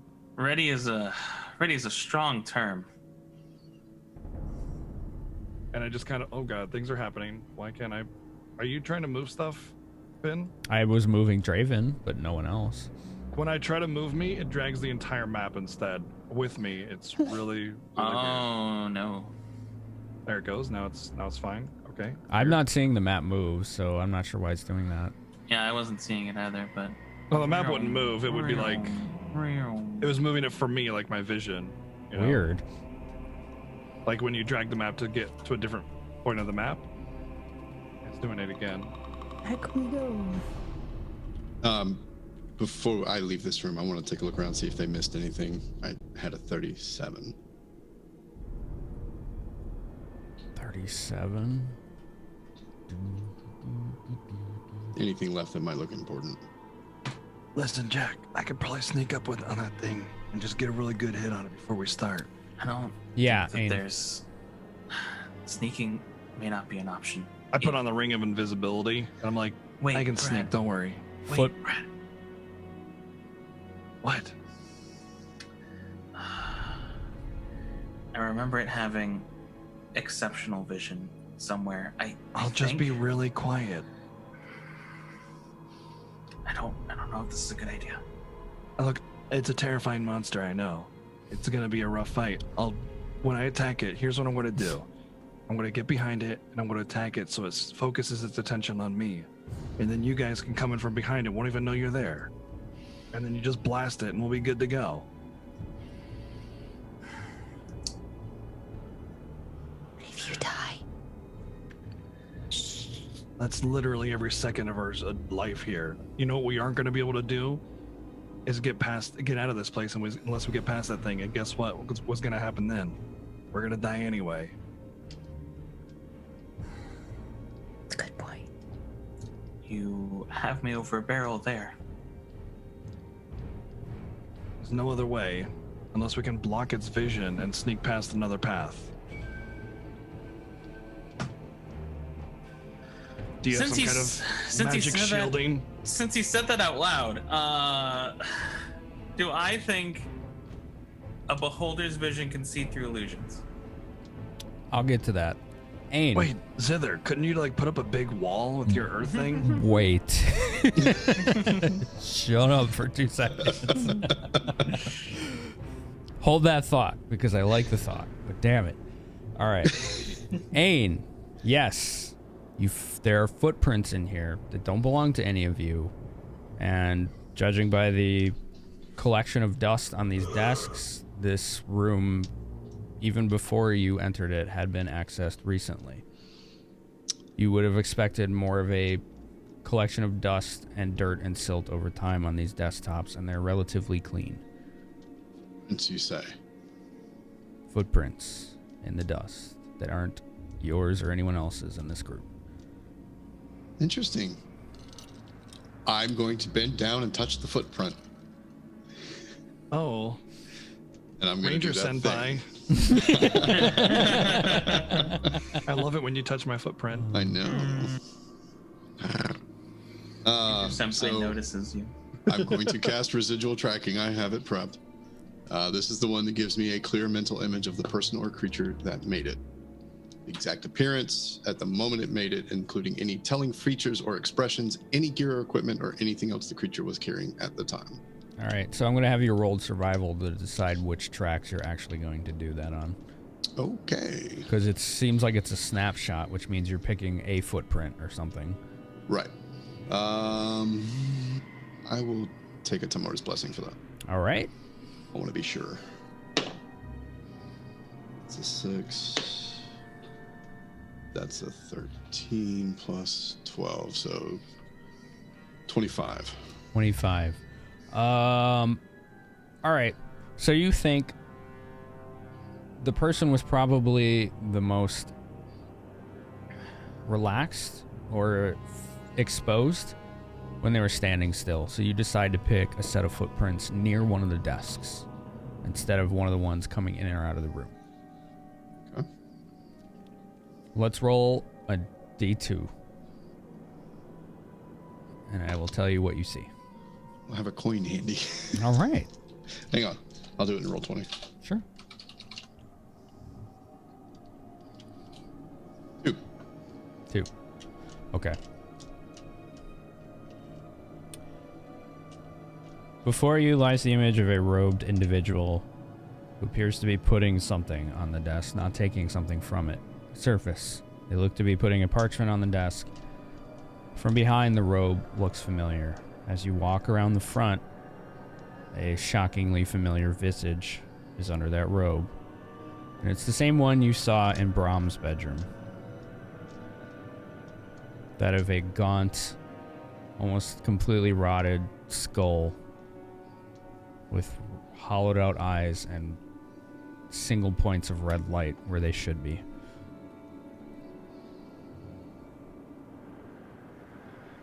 Okay, is there any difference in... It's the same robe, but like, is he carrying anything different? He's Like, not I would see holding a complete image. Right. I think last time he was holding a rod, right? Yeah. He's not this time. Okay.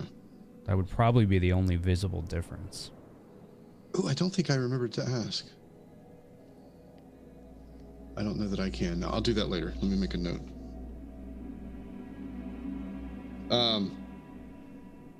So he's putting a parchment on the desk.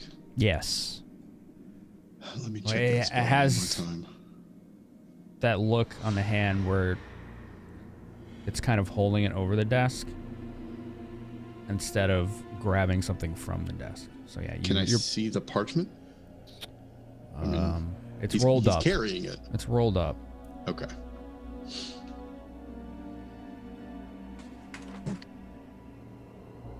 Okay. Nothing else that catches my attention. No, I don't think so. Okay. All right, then I'll let the image fade and shake it out of my head again because, God, that thing is nasty.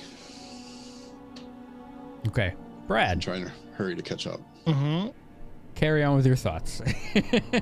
Right. Look, this thing's like all magic or whatever, but I mean, one thing that magic really can't do, and like, if Jack was saying about it, oh no, he wasn't actually saying illusions. I did say that to myself and to Finn to see if I can roll to know. Right, yeah. Go You ahead. didn't say it out loud. Go ahead. But anyway, I mean, like, look, it's just looking. I mean, if we just put up a new wall, maybe we could just trick it into thinking that wall's always been there, and we can just walk by. The dirt or rock or whatever. Can you? But it's gonna dispel it. Right. I was thinking too, but Finn, is it an Arcana? I mean, that's not the rock that it's the. Does it make the rock magical or whatever? I don't know this stupid wizard crap. I just thought you just move the rock. I kind of glasses. 23. I kind of extend the properties of the rock to make it in a wall. So But- then, why couldn't you just do small little bits at a time or something? As soon as it looks at it, then it's gonna dissipate. Why don't you test it and find out? When it's looking away, make a wall, and if it looks at it and goes away. Jack, do you think it? You know how the magic doesn't go through where it sees? Yes. Do you think it's a dispelling, or do you think it's a disintegrate?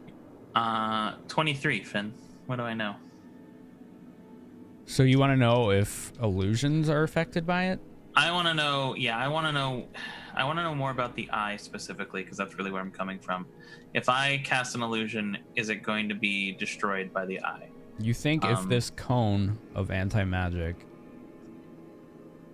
passes through the illusion will just wink out. Gotcha. And it will probably return once it's not looking at it anymore, as long as you're still focusing on it. We can't trick it with illusions. I'm not sure how a physical wall would work. I think because I theorize. I don't know for sure, but I theorize that if you cast the spell when the eye was not upon you, the wall would remain. Because even though the magic changed or created the wall then becomes its own entity, right? That's how the spell works? Yeah, you have to use disintegrate, and that's the only way to. Okay. It's like any other stone wall. I think according to the spell. I think it's anti-magic. So within the eye, you cannot. No spells will exist.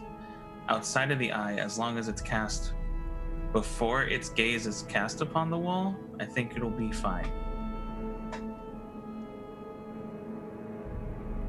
again, this is all very theoretical. I've never seen one of these before. Zither's gonna take another quick look at the room. Whoops, wrong thing. And she's gonna be doing like, I think the room's a little too open though. I might not be able to connect to the other side. It's a good plan in theory, but the room might be a little bit too big.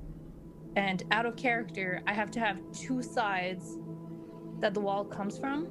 And if I do like a wall in front, it's 50 feet at my level, so it wouldn't work. It's up to 50 feet. So if the room was half the size, then I could do like 50 feet like this, but I can't do like shape because there's no wall here. As far as I understand it. I'm sorry. No, that's fine. Could you theoretically do something like this or not? It has to come off of a wall. It would have to be like, this would have to be a wall that I connected to. I see.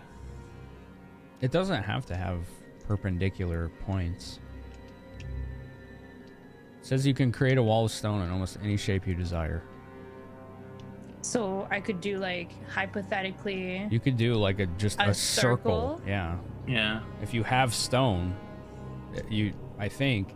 Oh no, it actually creates the wall. Side? Yeah. This is conjuration, creation, creates the wall. Yeah. You don't even need to have stone there.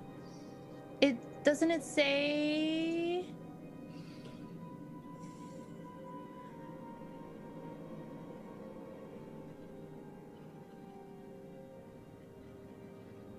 I guess not. What am I thinking about? It must merge with and be solidly supported by existing stone. That's all. Okay. So. Well then, I take it back. Let me try. Okay.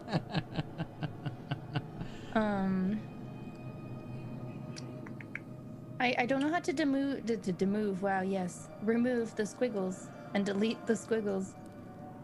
You just click on them. Yeah, click them and then hit delete on your keyboard.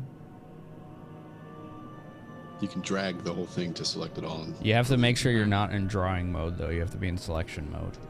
Yeah. Got it. Thank you. Nice. What's my range on it? It's a medium. Medium's a fair amount. 200 feet. 100 feet. 100 and 200 feet. So you could do 50 square feet. Zither's gonna place her hand on the ground real quick and try to picture kind of like a cylinder kind of coming around him and try to finish off the wall in front of him in case it like dispels, if that makes sense. I've got a very bad feeling about this. Me too. Oh, it'll be fine. It's all I can do though. Let's see. Where is the other? 15, 20. In the dark. So it's 35 plus. Yeah, that's gonna look like that then. I did that. All right, so here's what's gonna happen. This is gonna be interesting.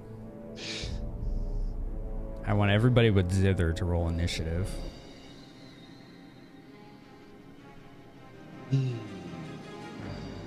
Remember, this was your idea, okay? I'm just following Well, your lead. my thought was you play something down when it's looking away and then see if it dispels the wall when it starts to look at it. That's what I said. We were testing. Gotcha. That's definitely not what I understood. But hey, you know, that's them's the ropes. That's the rub, isn't it? My bad. I rolled a whole 13 for initiative. Minus 16. Should be updating on the stream. Yep, I just updated mine as well. Updating, you said? Except it's Maybe. not. I don't know. I don't control that shit. 15. Do you have to change it on? No? It did change on my sheet. Okay. Oh, it's been bugging out all day. I don't know why. All right, so who got the most? I have a 19 total. And that ain't me. You got a 19. So Brad, you see this. Oh, hold on. That's my cat. Oh boy. 18 total. Still the highest, right? Well, let's see what my cat gets. I thought the cat was moving. What about vision? Cat has 23. You want me to roll for Oh. vision? No, just keep Okay. doing what you do with them. Brad, not the cat. Yeah. Here's what you notice. As Zither inches closer, further down that hall. And, Wait, where is she at? well, you can't even see her. Okay, well, you saw her go that way. Oh, okay. And you begin to see... Oh, I see why I see it. My cat has dark vision. Oh. It doesn't. It has blind sight. Oh. That's cool. That's just as cool. Yeah, you can see all its abilities in its sheet. Just, I would say look at it during the break. Okay. Yeah, I was looking at it a little bit, but I want to. All right, Okay, you didn't want let's to... move on. Yeah. All right, so Zither, you can see Zither now that she's casting, and some lights are glowing from her hands and her shoulders and her feet. And then this stone begins to shape, coming from the floor in front of this cone. And here's what you notice: it slowly begins to start turning towards all of you. So you have a chance to act before it is able to turn towards the rest of you and Zither. And that is where we're going to take our first break. All right, folks.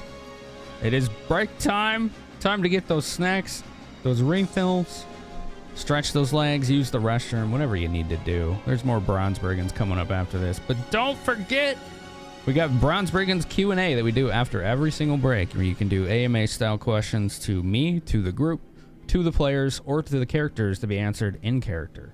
It's a lot of fun. It usually creates some really interesting conversation, so I invite you all to do that. You can even ask anonymously if you choose to do so. So I strongly recommend you do. It's a lot of fun.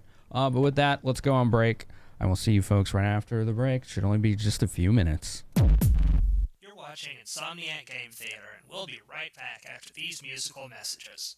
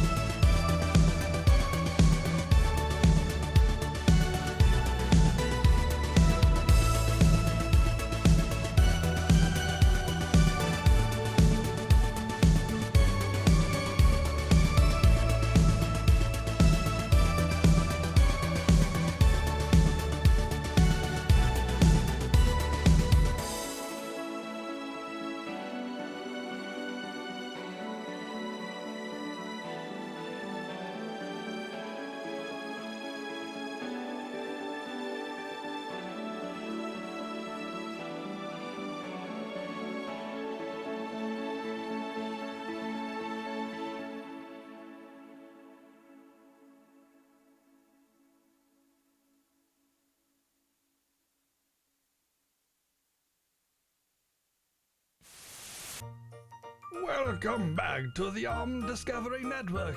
We now return to our amazing wilderness with Matthias Bloodhound of Karatua.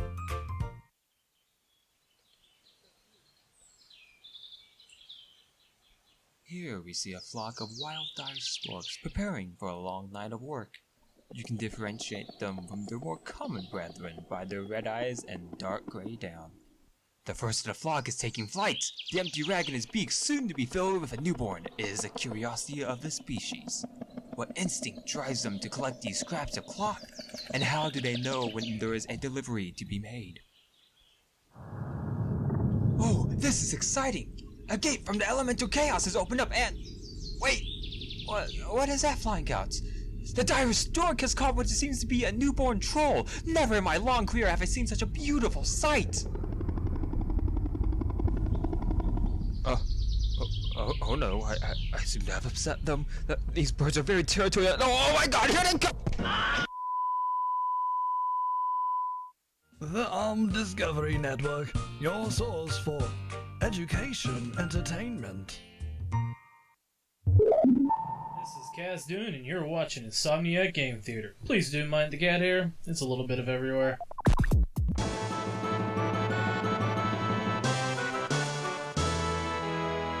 This is Chaos Katie, and if you hear me now, that means the break is over. Come and sit down with all the Funny Bears on twitch.tv/phenomenon. Come over here. Hurry up!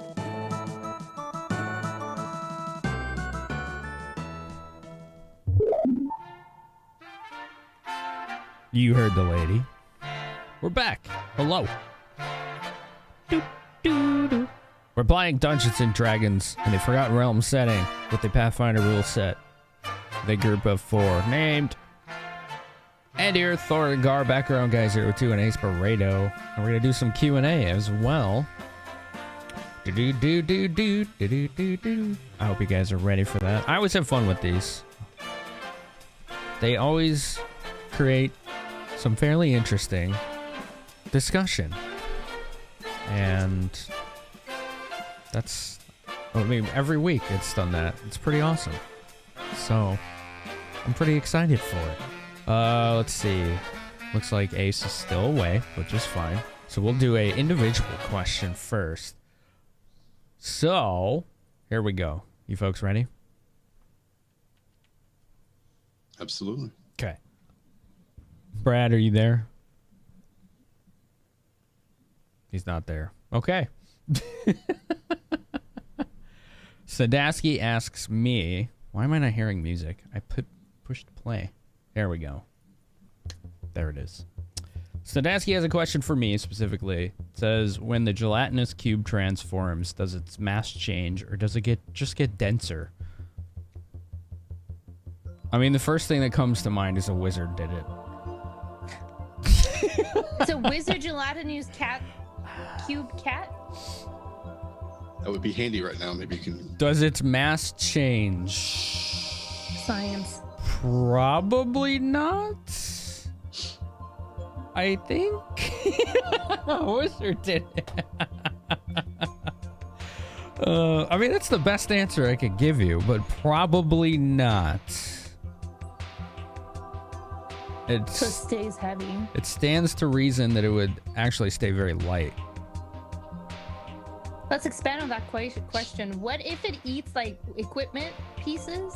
That's a good question. And then shrinks through a cat. Interesting thought experiment. What do you think would happen, Andy? Tiny swords. What do you think, Thor? Well, depending on what it ate, maybe it would then have like a magical skeleton inside of it, you know, made of armor and such. That would be, or maybe it would just, you know, all flop out of it as it shrank.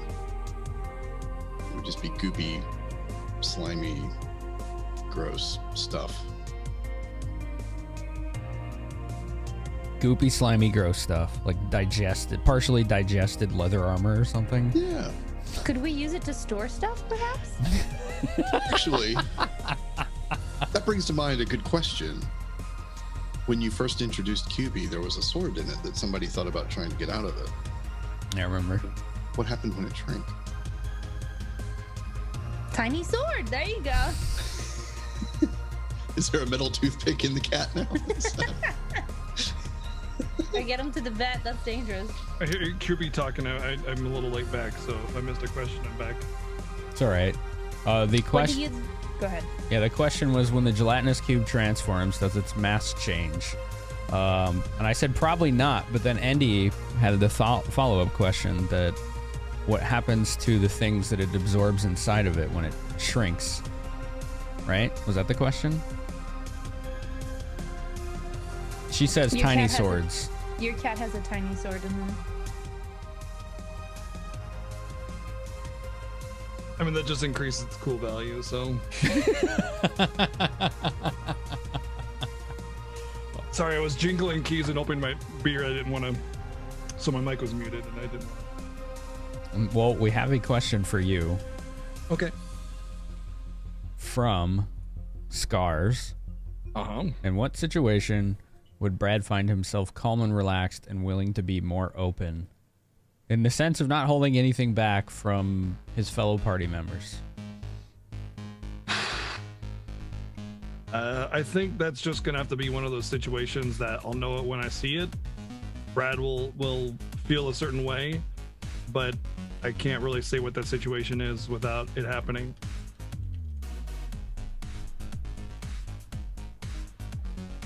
So it's one of those things where it's like, it's kind of like saying, what situation would you be calm and relaxed and willing to open up and tell all your darkest secrets to, you know? Well, I don't know. It's just kind of one of those, like, it'll happen when it happens, and I can't really know for sure because Brad doesn't know. Like, Brad's not sitting there going like, man, if only I had like a really tense situation, you know, near-death experience to open up to someone, man, if only, you know. So I think it's oh, you're in love. Yeah. Hey, all right. Time to have a near-death experience and open up to everybody. The thing is, Brad doesn't want to open up to anybody, you know?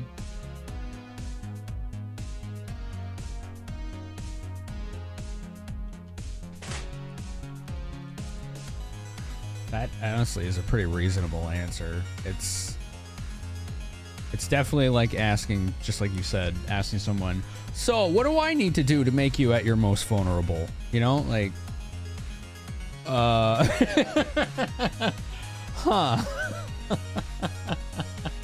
He's telling me exactly how to hurt you most. Interesting question. Okay, so here's a question from someone who, by their own words, it's too crude, so I'm going to filter it a little bit. From Sylvia to the group, between any of the characters and the NPCs, who would you be most likely to date?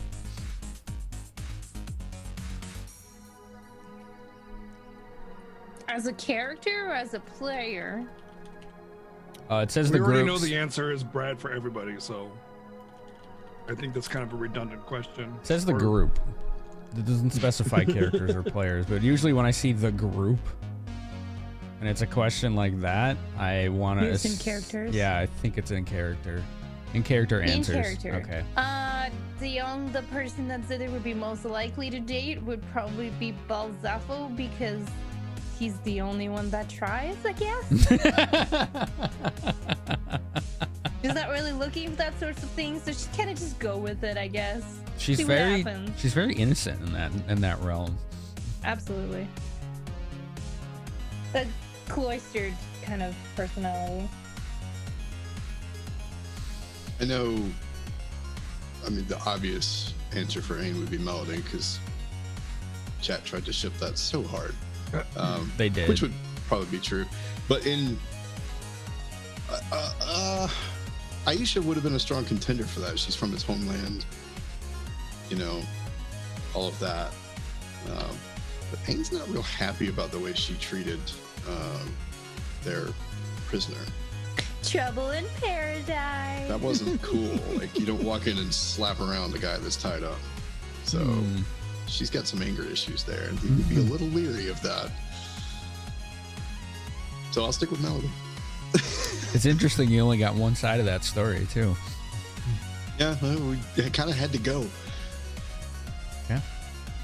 What about Brad? Brad is already in love with his sandwich. Sorry, hold on, I'm eating. I'm like, what am I hearing not right now? BGG. Yeah, sorry, I was literally taking a bite of sandwich while he was explaining. I don't think Brad, like, obviously Brad cares about that stuff, but it's so far from his thoughts that he feels like he's not ready to settle down or anything like that, so he doesn't care about anybody really. I ship Saya with Brad. They're perfect for each. Oh no, wait, she likes girls. Don't matter. Saya I think. Saya mostly likes ladies. Yeah. Yeah, I think the personality fits. Yeah. Brad, yeah. I just remember when I Brian. described her appearance, BGG was like, "Oh, this is embarrassing," because she's exactly Brad's type. Well, Brad does have that hat. Oh, Gross.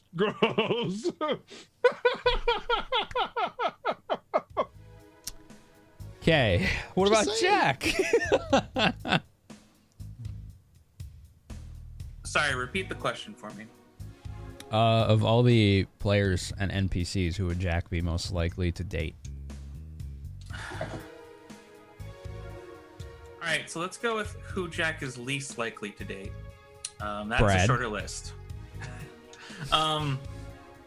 So probably not most of the upper ranks. So Brahm's out, Previa's out. Belzepho and Vilmar are kind of in the maybe column. Aisha's a yes. Draven's a hard no. Biffle Chips is definitely a no.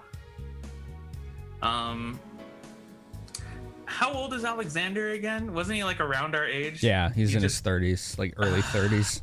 He just has that like patron-like paternal personality and somewhat authoritarian.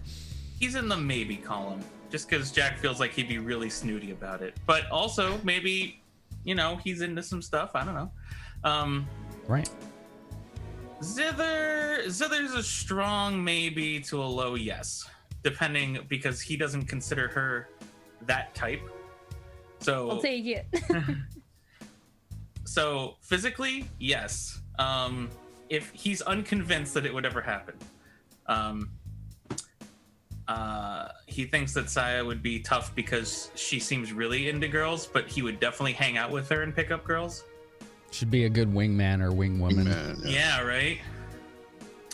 I would wingman Saya all day. Elmdor's a no. Yeah, you'd never Brad's- get anything past him. Yeah. Brad's like a low maybe. Like, Wow.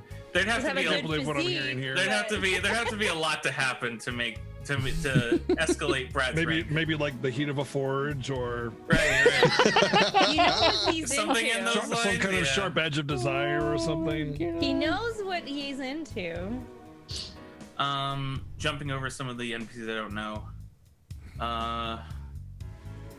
Wilson's probably in the maybe column. I don't know. He's too rail thin for Jack's tastes in either direction. And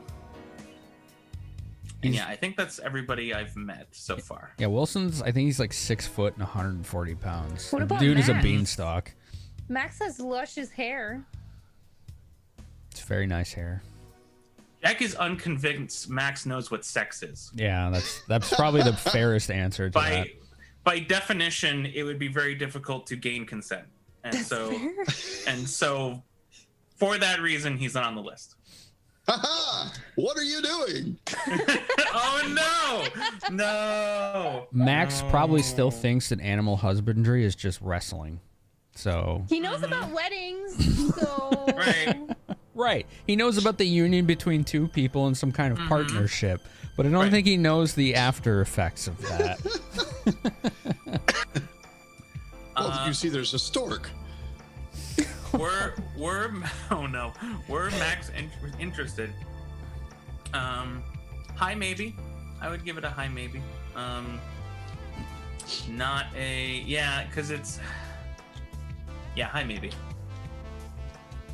And yeah, I think that's everybody. I just want to say it's very Jack for him to go line item from the top of the list. Right. Wow. Since you asked. Right. I have had thoughts about this exact topic. Pulls out a notepad that he's already scribbled 5 pages of notes. Oh man. Did I miss Gristle? I think I jumped over Gristle. Gristle is a medium yes. But also Terrifying. Right, but that's the thing, is that Jack would be like, huh, it might be a little scary, but maybe that's good. I don't know. Wait till you see her bedroom.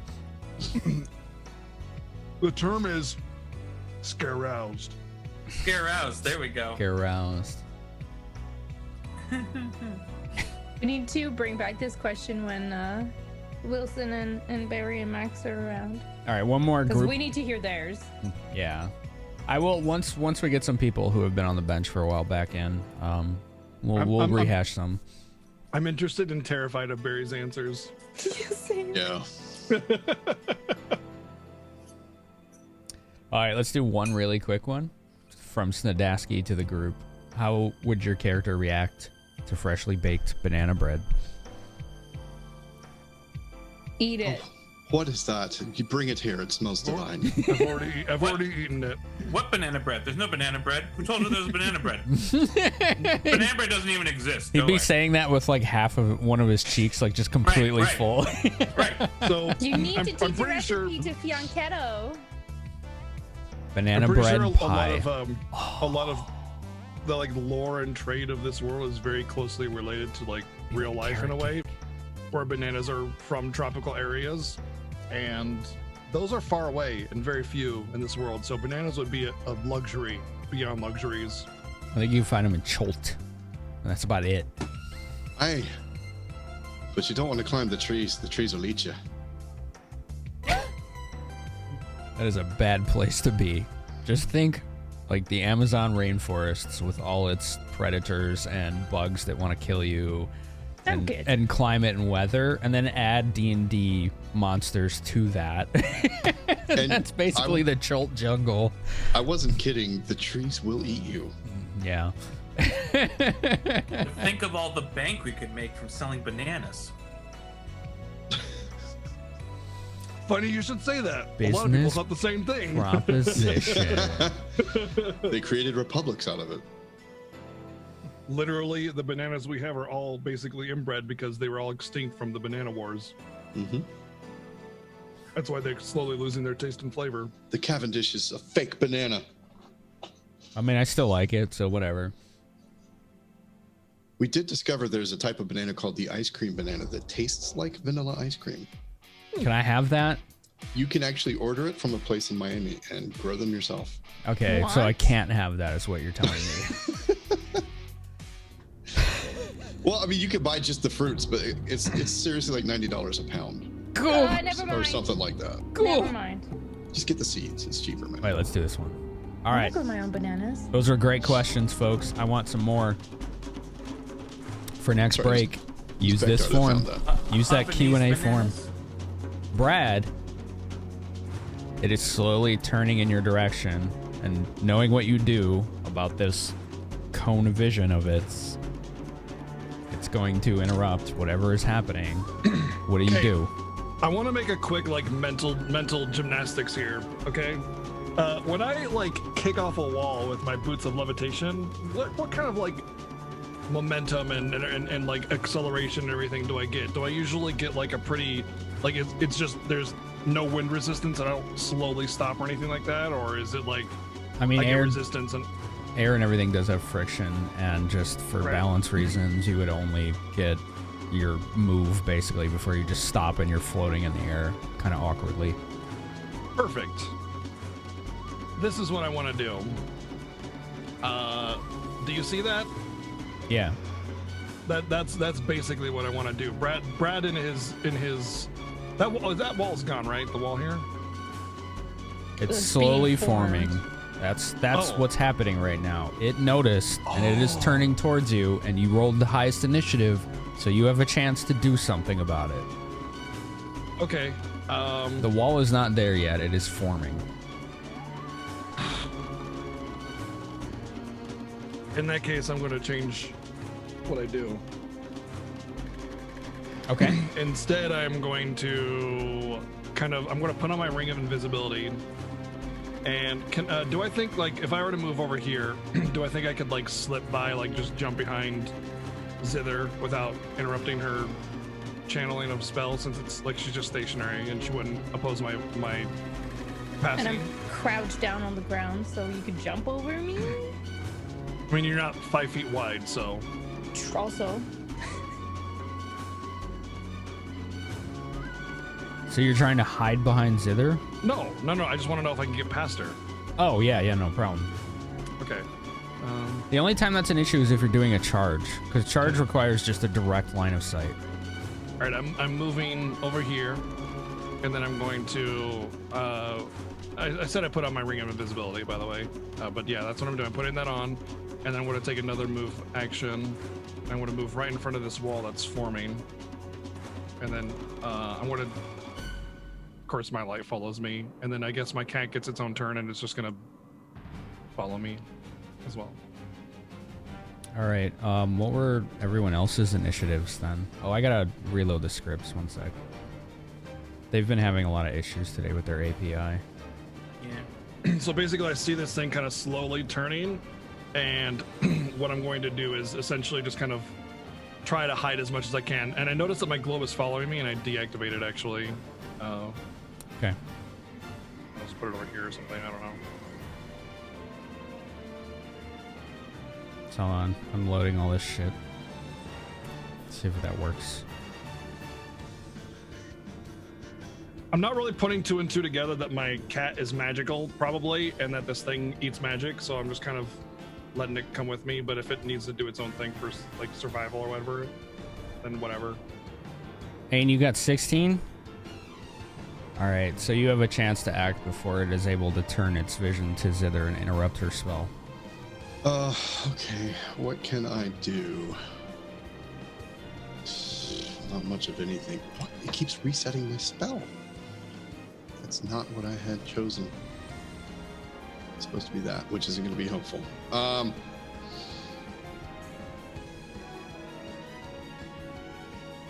That's a touch spell. Damn it.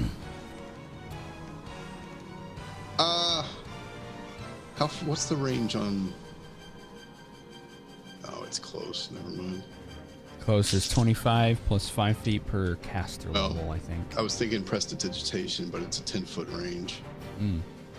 Is what it says. There it's. I'm trying to think. What I'm trying to think of is something I can do to distract it, like get its attention from behind.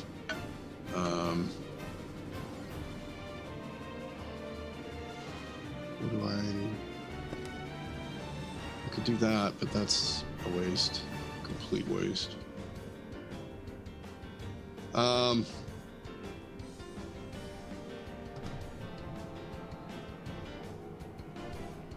Okay, so the wall is building from the sides towards the middle? She's enclosing it from the wall behind it all the way around. Okay. Tell me, because I don't know, I've never messed with these much. How much control do you have over the path of a magic missile?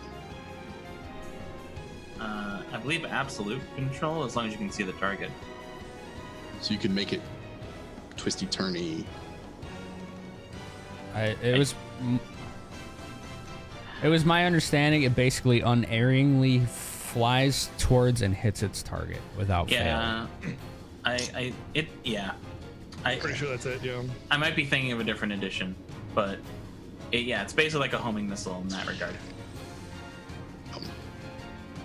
As long as you can see a part of it, you can hit it, but it's going to take the most efficient path it can as it flies from the source, if that makes sense.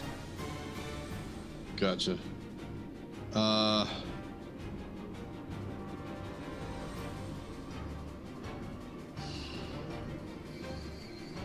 don't know what else to do, so I'm going to do this. I'm going to move myself here. just behind Zither. All right. And I'm going to use Magic Missile. My one Magic Missile from the cloak. Caster level 1 Magic Missile. Yes. And I want to try and clear the wall that she's building, but I want to hit the wall behind the beholder. Okay. Like down here if I can without hitting it, but I want to hit the wall back here. Give me a ping where you want to hit it. Give me a couple, or just draw it. Okay. So give me a permanent mark here, so I can so we can all get a visual for that. Like somewhere down here. Okay. I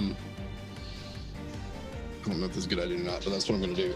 What I want to do is create the explosion behind it, hope it doesn't really notice what happened, and hear it and like turn to look behind it. So I'm not going to bother rolling damage because it's a wall. All right, it's going to roll perception. I want to give it disadvantage. Okay. So with disadvantage, I got a 28. It's got 10 eyes. Yeah. I know, it was worth a shot. Seeing is its deal. That's what it does. Okay. And let's see what you can see. Oh, this is not good. One of the eye stalks, as the missile flies by, just kind of straightens up and watches it hit the wall behind it. Oh no! As it's slowly turning back in your direction. Beautiful. Jack, you had better initiative than it as well. Surprising. Let's see, there is Jack. Okay.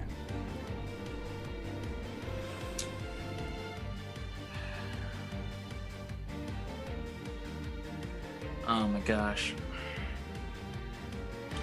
We haven't rested since Spellhold Prison. Nope. No, we have not. Alright. No, that's fine. That's totally okay. This is fine. So not only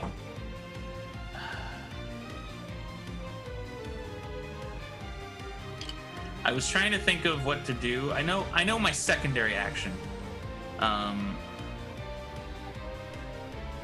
It's just tough to know exactly what I should be doing right this second. What is this? Conjuration Creation? Yeah, theoretically that would work.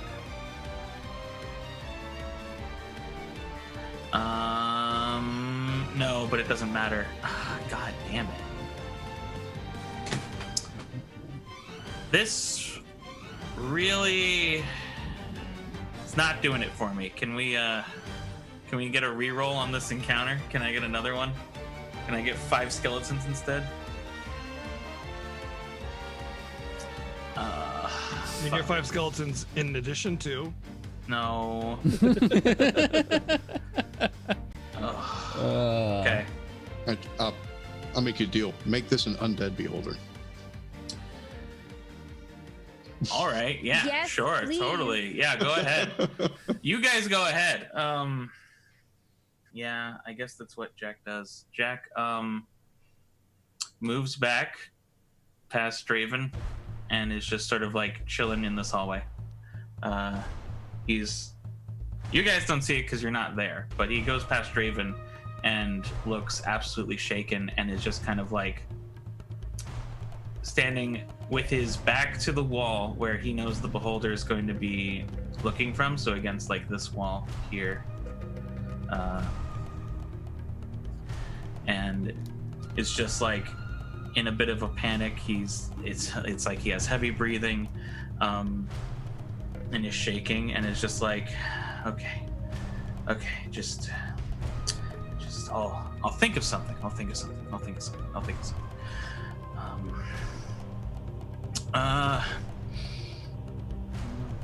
And that's how he spends the rest of his turn.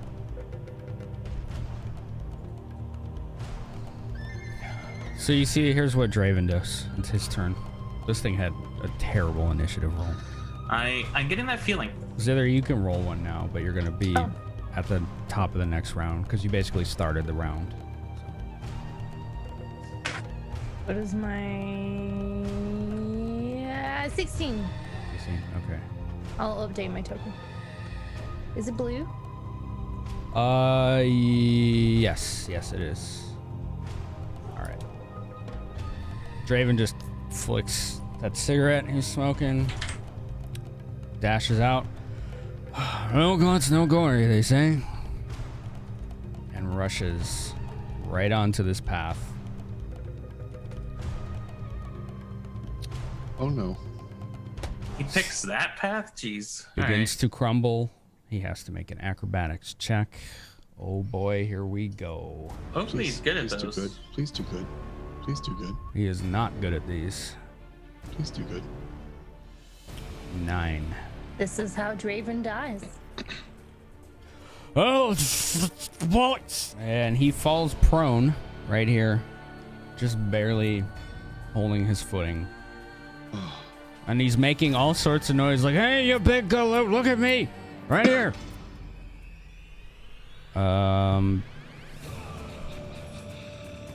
I mean, the bigger the rock is. And it stops turning towards Zither and is looking right at Draven. And it moves. 5, 10, 15, 20. Well, shit. And it begins to... It closes its eye. Closes its eye, and it...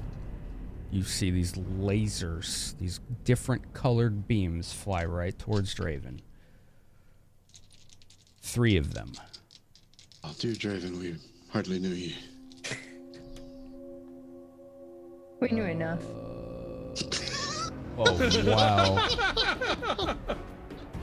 Oh, those might all hit. He's got +4 because he's prone. That's a bit of a luck stroke there. Let's see. His touch AC is 15, so 19. So 1 hits. Only because he's prone. So his clumsiness saved his ass. All right, and he gets hit with... What does he get hit with here? Whoops, it's a petrify ray. He's dead anyway. Yeah. Any ray a beholder can shoot is really nothing to fuck with. They are basically a mobile Wu-Tang clan. 8. But did it like float over this wall that's being built? It's just floating in the air. Yeah. Mm-hmm. Oh, yeah. They don't have legs. Yeah, they levitate everywhere. They have a fly speed. I'm not trying to punish I know. what Zither was doing here. I know. But No, but legitimately, that's how they work, right? It's I mean, it really depends on how tall the ceiling is, but yeah. right. Yeah. and it noticed she was casting before the spell, so it had a chance to move. I just was like trying to give you all a chance to do something to keep it in place, and it's moving now, so I thought the wall was like hindering my advance. I'm pretty sure it was anyway. not really. I mean, it was slowly rising.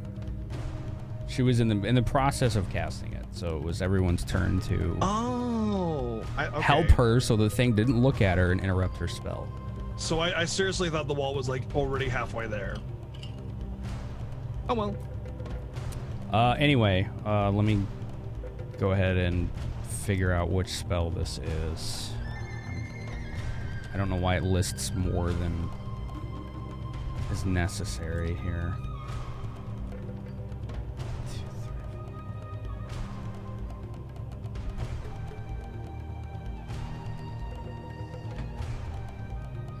All right. He makes a reflex save and he tries to dodge this laser that hits him, or just shrug it off. And Draven makes a save. Luckily, it just hits the ground right, like just kind of like does this little like contortion of his torso, and it just hits the ground right next to him. And it looks like it puffs up a cloud of dust, and then the dust just kind of slowly moves through the air, oddly enough, instead of just puffing away in an explosion. God damn, did he get lucky? Zither, go nuts. You are still casting a spell. You can resolve it wherever you want right now. Can I, like... So this happens all at the same time. Can I, like, as he flies away, and I probably see that he's going away, can I, like, flatten my wall so that it makes, like, a path? Like, that instead of being a wall, like, just kind of rotate it so it covers some spikes? Yeah, you can do that if that's what you want. Just to make the spell kind of useful, I guess, and, like, creates a wider path for Brad to get to it, like a direct path, basically. Yeah, you have 50 cubic feet, so So instead of like 5 feet per 5 feet square per level, so 10 squares. So then yeah, so instead of the wall would start like this and then like rotate down to the ground to kind of make it like a bridge, I guess. For Brad, seeing as it flew away. 1, 2, 3, 1, 2, 3, 4. So I guess it would be this instead, if that makes sense. Oh. So like that? Yeah. Got it. Because it has to start from so it rotates down and creates kind of a bridge for you, because she's like, oh, well, fuck, all right, fine, let's try this then. Okay, Brad's turn. Or wait, no, that was, you still have a move action, Andy. I'm sorry. Dravenfell. The spell cast was basically your surprise round, but now that it's come around to your actual round, you still got to move. I did a thing. You just deleted yourself. Where'd you go? It's okay. You can put your token back. It'll be okay. She's like, I'm out. I hate this thing. I'm done. I quit. No, sorry, that was a mistake. I'm gonna move here, and that's actually one more square, so I'm against the wall here, panicking. Yes, it's good. Now it's Brad's turn. So I kind of seeing this all unfold before my eyes. I'm like, damn. And then I'm kind of like, oh, as the bridge forms. Oh, okay, this is all right. So what I do is I solid activate stone. Yep. I activate my globe again so I can see, because I'm kind of seeing this over flashing lights and stuff. And then I'm just like, shit. And then I just kind of test out this new bridge that I got and say, fuck it, let's go. And Globy will follow me. There you go. And now you can see this thing and how hideous it is. Yeah. Like before, all I saw was kind of glimmers of an outline and stuff, and now I'm just like, oh. 2 or 3 of the eye stalks on the back of it are looking right at you, right at this point. Is it possible to target the eye stalks specifically, or just go for it? I think we call those called shots, but what are you trying to do exactly? I mean, it's looking at me. I don't want it looking at me, I was just like, gross, get that shit out of here, but I'll just attack it. The audacity of it to look at me. Well, free action to pull out my weapons as well, the double short swords. And then I'm just like, what the hell is... I've only heard about these things, in my head, of course. This is disgusting. And just go to town on it. I guess I can only get my 2 attacks though, because I'm had more than a 5-foot step. I'm going to that's fine. Also, my cat goes before me. He gets a turn as well, right? Just your companion basically acts on your turn, unless you really want to separate it. But that's gonna make combat take longer.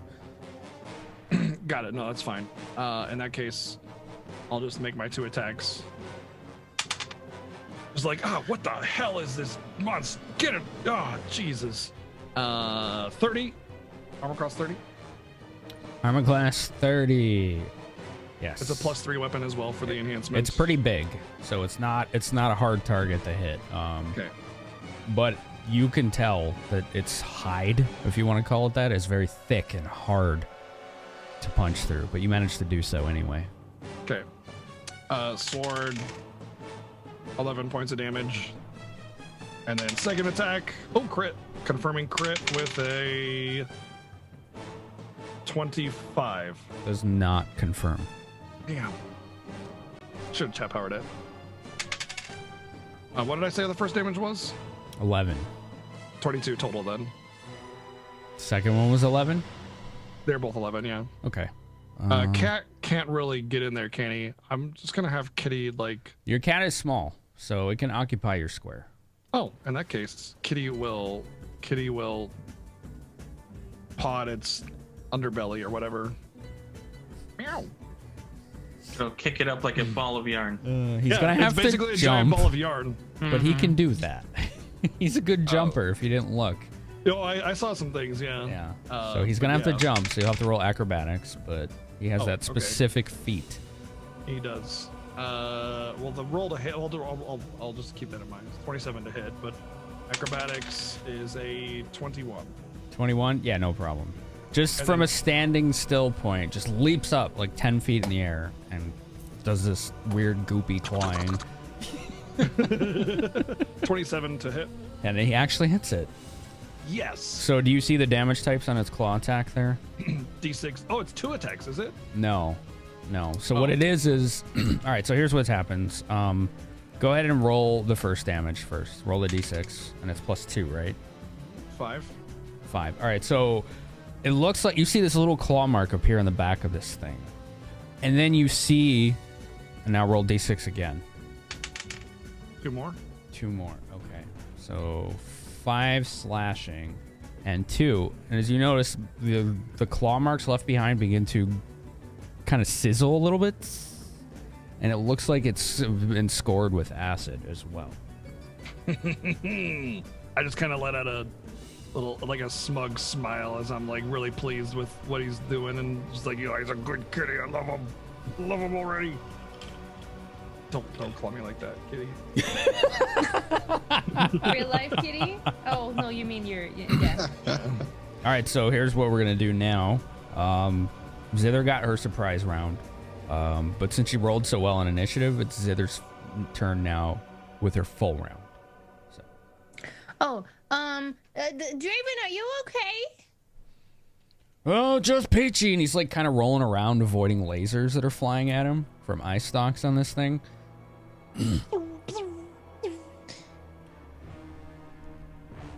Okay, so I can't see the cone of the beholder anymore, but if I move, it's pretty hard to see because it uses light. So yeah. If I move right there. Let me have him not emit light now. And see what that does. Yeah, okay. You can see it now. I can kind of see it. Okay, so based on what Jack had said earlier and all sorts of magics, I'm going to try to dispel magic on it. On the beholder. Okay. What are you trying to dispel exactly? The whole thing. So based on, so intelligence check of 4. Based on the things that Jack and Brad talked about, it's magic. I want it to not magic. Do you have knowledge arcana? I do. That's the knowledge you use for magic. Okay. Not intelligence. You only do intelligence if you don't have that. No, but earlier for knowing what the beholder is, I rolled a 4. Ah. That's why I'm like, based on what would she do not knowing what it does? And they like, magic? Okay, well, no magic type of deal. But I can knowledge arcana if you want. Yeah. 13 plus 5. 18? Arcana, yeah. 18? You don't think this is going to do anything at all? Oh. You don't, because you before you were about to do this, you recognized that Dispel Magic is designed to dispel active magical effects, not living beings. But you can do it on, well, okay, I guess you can do it on creatures, but right, and it would dispel active magic effects on them. I'm going to do, what is it called? Raging Rubbles. So that's like my swarm of rocks. And I'm gonna try to place it on him so that he's kind of blinded. Let me grab the actual spell then.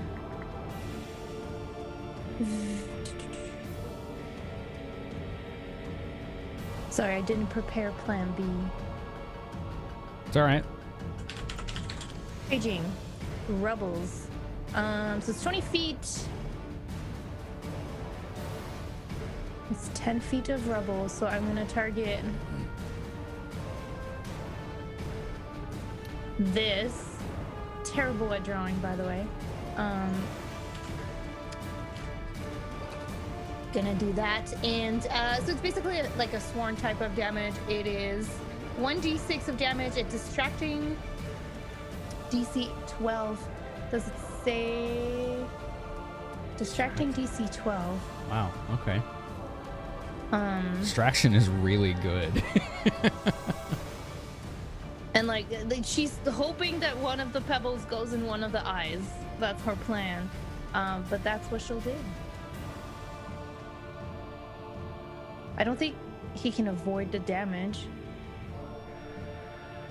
Because it's, 1d6 hit points and distracting anything within it. And I can move it on my next turn as a move action. DC 12 distraction. But it doesn't say what... It doesn't say what the save is, unless distracting is... Let's see, let me click on it. Oh, wait, distracting is nausea, which is fortitude, right. Okay. That's weird that it doesn't explain that. Okay, one sec. Here we go. Here comes its saving throw. Fortitude, you said, right? Yep. Okay. Natural 1. And 3 damage. Every time. I cannot do saving throws on enemies, ever. 3 damage? Okay. 3 damage. Nobody can argue that. I fucking rolled it on the camera like I always do. Alright, it is the nauseated condition. It is not immune to that, as far as I know. So here, for reference, if anyone wants to know, creatures with the nauseated condition, which it's just another way of saying it's distracted. They can't attack, cast spells, concentrate on spells, or do anything else requiring attention. They can only move. That's all I. So you bought the group at least a turn with that. Which, man, that 5% chance is on your side right now. It doesn't say. What do you mean 5%? It rolled a 1. Oh. It's got a really high fort save. Because I think he's saying if it hadn't rolled anything but a 1, it would have passed. Yeah, I agree on that.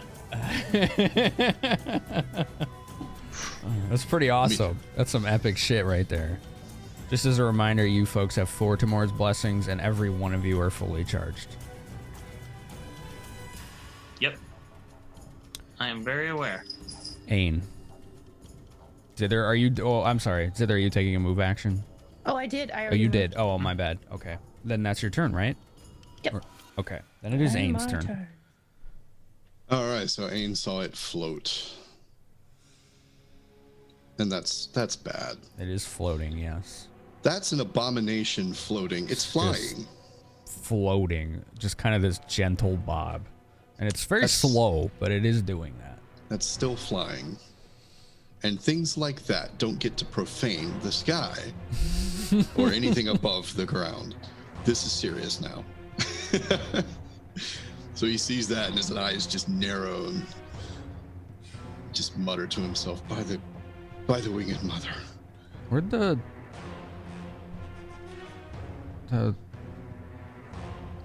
I left Wilson up there. No, it's fine. The bridge disappeared for some reason, so I'm redrawing it. Oh. All right, there we go. Yeah. That was weird. In the name of the White Feather, you shall not continue this. Basically, he's getting pissed and he's like praying for that guidance, that surge, and he finds it. So I'm going to spend 1 charge. 1 charge. And wings, again, spring out of his back. White wings. And he's going to immediately take flight. He's going to send vision up. How tall is this roof?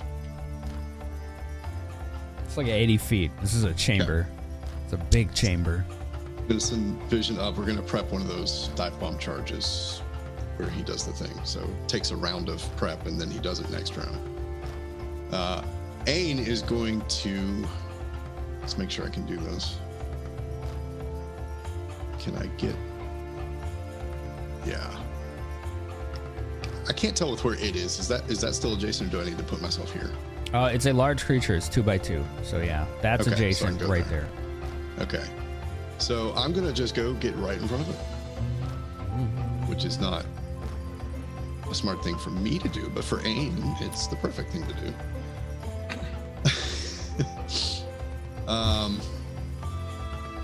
And we're going to find some things out. Okay. So do you want me to do this 1 square at a time? Yeah. Good. Okay, so we're flying and we're flying.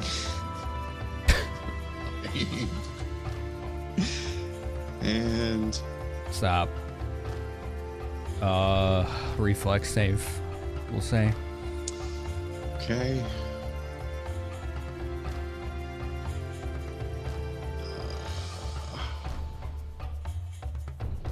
Where's the number? I gotta look at something, and then I'll take a blessing. Oh, damn! Thank you, Bektar. Holy crap! Whew. Thank you. 6. 3 minus 1. Much better than that, please. Thank you.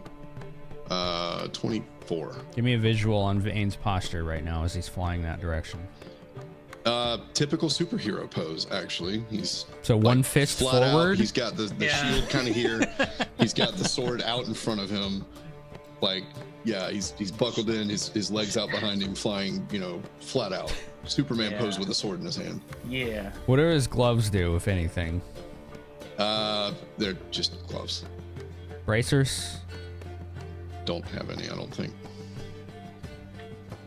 Not even Wonder Woman. Come on. Yeah, right. Gotta have those Wonder Woman bracers. I have a couple rings. What do those do? Well, one of them gives me plus 5 HP. Okay. The other one lets me swap places with someone. All right. As soon as your hands get into this cone, you feel like some of the life has just been sucked out of you. Like, what did you get on your reflex? What was it? 24. You're able to react to that if you need to. I will react to it and adjust my positioning. This thing is ridiculous. There's no save. If you're in it, it does its thing. It just does. Suddenly aware of what that is and not sure how that will react with the wingy thingies on his back. He will stop suddenly. Actually, well, let's do this right. He'll feel it and he'll yank the sword hand back and hit the button on the sword to freeze it in air and stop him immediately. Just pulling him right back, and then he'll readjust. Look, hit the button again, readjust, and come over this side. It's a jarring stop, but you managed to do it. Yeah. And then I'm going to take a swing at it. All right.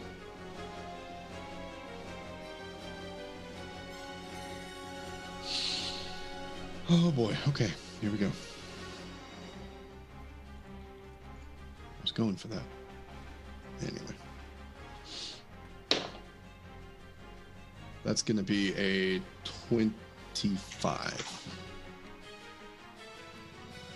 You think the jarring maneuverability puts you a little off balance, and you hit it clean, but it bounced off of its high. it just, you thought this would have cut through just about anything, but it was like you were swinging at a tree. Well, that's not cool. It's tougher than it looks. And it looks tough. It bleeds just fine, don't worry. Oh, if man. my cat can do it, you can. Oh my god. Ouch. Wow. That's when Ian died. What a fucking Brad moment. That's how Ain kills Brad. Right. Yeah, there's some stuff about to happen, so you might want to be careful there, buddy. There's a real enemy in this room, and it's not this thing with 10 eyes, I tell you. I don't have any bonus actions or anything, so that's going to be it. Jack. I'm not forgetting anyone, right? I got everybody on this list. I'm pretty sure I do. I think so. Yeah, because we had Brad the cat, Zither, and Ain. And I think I'm last. Well, I'm sorry, the Beholder's last, but I'm second to last. Yeah, where's Draven in that order? Draven Draven's is in there after somewhere. Jack. Okay. Okay. I've been trying to play around with how I want to describe this. Balloon Wilson lilts lightly in the breeze. Snores with his eyes open a little. That is not helping. Oh my gosh, Balloon Wilson. Now I'm just thinking of Balloon Wilson. Hold on. Okay, so what Jack does is he is still sort of shaking, and he takes like a more like not prone position. What is that? Like fetal position, and then like something sparks in the back of his head, something that he's been sort of ignoring but like thinks about immediately, and then he just starts trying to draw on the power that he hasn't touched in a while. Not the ability to help or the ability to see, but the ability to hurt, to destroy, to disrupt. And he is basically, he's almost like praying. He's just like, but the prayer is very like, make this go away, make it disappear, return it to ash, return it to where it belongs, let it leave this world, this universe, this plane. And it's very desperate. It's almost like it's like a desperate plea from a believer, and he feels himself reaching deep into the wells of darkness. And I would like to use two charges, please. 2 charges. I see your charge, and I raise you another one. Ha! Oh, this is interesting. Jack, you reach into this wellspring of your own personal hell and unleash it. Those images of that time in the sewer begin to flood into your mind. And you use all of that imagery you just conjured up and those thoughts that you just had and the necessity within you to channel that terror and that horror and that unknown, not internally but externally. If I may add a little more description here. Yes. So as Jack is doing this, and as that happens, physically everyone else can sort of there's the same sort of taste in the air where things are cracking, but this is different. This feels like a oppressive darkness is looming into the room from all directions until there's a discordant shout, a scream that is it feels like glass is shattering nearby, but the glass is the air itself as pieces of darkness sort of appear around the room.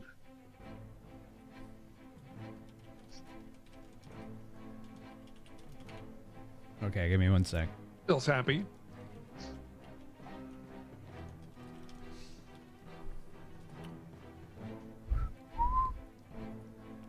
So, okay, what can Jack see right now? I don't think Jack can see it, but Brad and Ain can see it, and so can Zither. This thing that has this swarm of rubble attacking it right now from Zither. Brad and Ain, you see this up close. That swarm of rocks, the rocks grotesquely begin to sprout wings of a fly. And then little legs, insect legs. And snouts or mouths that you would see on a mosquito. And they begin to swarm faster and faster. And there's this black miasma and cloud that's swarming around it. And this stench begins to overwhelm you, so I need fortitude saves from the two of you. That doesn't usually happen. Oh gods, what have you done? No, well, I'm not sure. I'm not convinced that was all me. No. I'm glad Wilson's not here to see this. Me too. Who did this? 16 on my fortitude save. 22. Me too. Ain, you're fine. Brad, I'm not sure. Jack, I need to know what your spell DC would be for a 3rd level spell. 3rd level. So my question is it a mind-altering effect? No. All right, then DC 17. Is it a fear? So, Ain, if you didn't beat DC 17, you are nauseated right now. I did. Brad, what was your 16? Yeah, 16. So you're nauseated now. The stench is overwhelming. Nauseated means you can only take a move action. Your Great. next turn. I'm worthless. I need a perception from Ain because Brad's eyes are just watering right now, from overwhelmed by the stench. All right. If it makes you feel better, I can fix it on my next turn. 34. These rock mosquito insects that seem to have one too many legs and wings for no apparent reason, with any rhyme or natural appearance to them, seem to just be rapid fire pecking at this thing and its eyes and its hide. It's not really working so much on its hide, so they begin to focus on its eyes. And the stench is from its blood as it begins to drop, and these just thick black droplets down into the pit, and you can hear this hissing noise as they fall. And it is Definitely not me. It is making this absolutely shrill scream that sounds something like... That's creepy. That's very creepy. Man. Jack, roll 10d8. Oh, is that all?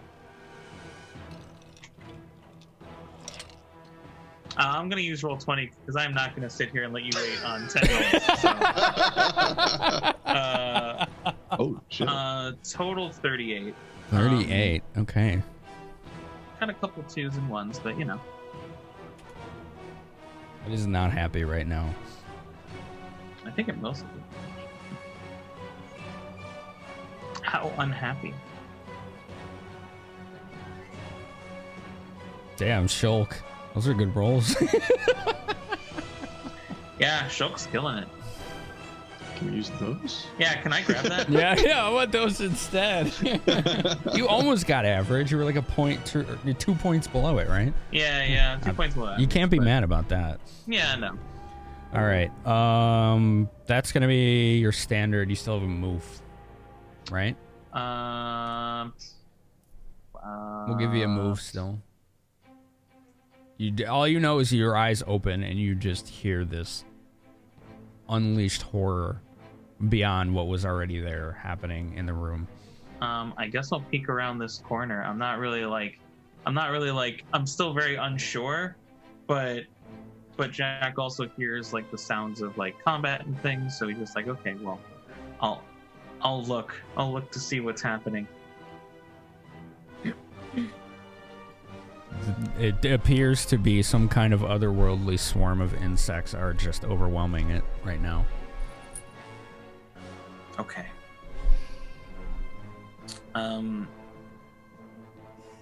How should I put this? Jack feels like he doesn't feel safe, but he feels like, okay, at least there's something that's distracting it. So he's gonna chill here where he is, but he's not gonna go too far from this point. I think that's the end of my turn. Okay. So here's what we're gonna do at this point. It's got this little icon. Do you see it, everyone? The kind of blind, yeah. And you've noticed it's closed its main eye. Fantastic. It's getting bit and clawed and whatever the hell these things are doing to it, and it doesn't want that shit in its eye, and it has closed its eye. Draven's turn. And he kind of looks at his gun. He's like, oh, I guess it's working again. You? And he takes a moment to line up his shot, which is deadly aim. Okay, he gets one attack. I like the sound of deadly aim. Here we go. This is resolved against. He uses what we call a point of grit for gunslingers to be able to resolve against touch AC at range instead of just within 20 feet. And he's going to roll he has to beat an 11 with a +9. Here we go. And he does. He gets a 14. So we roll what is, I believe, a D8? Yeah. All right, here we go. He rolled max damage. He hits it right where the eye is closed and does 18 points of damage. Attaboy. And it makes that shriek yet again. That disgusting, otherworldly shriek. It is its turn. All it can do is a move action because it has that distraction condition right now. It's going to move 20 feet. And since it's effectively blinded right now, we're just going to D8 it to see which direction it goes. Is that going to provoke some opportunity attacks? Potentially. Okay. Not from Brad, Not from me. but from you, potentially. 3. Yes, and if you will get at least one more if you have combat reflexes or some other feats. Is that one? I'll just have the one. 1, 2. All right, so you would get one now. That's going to be. That's it with my full bonus, right? Yes.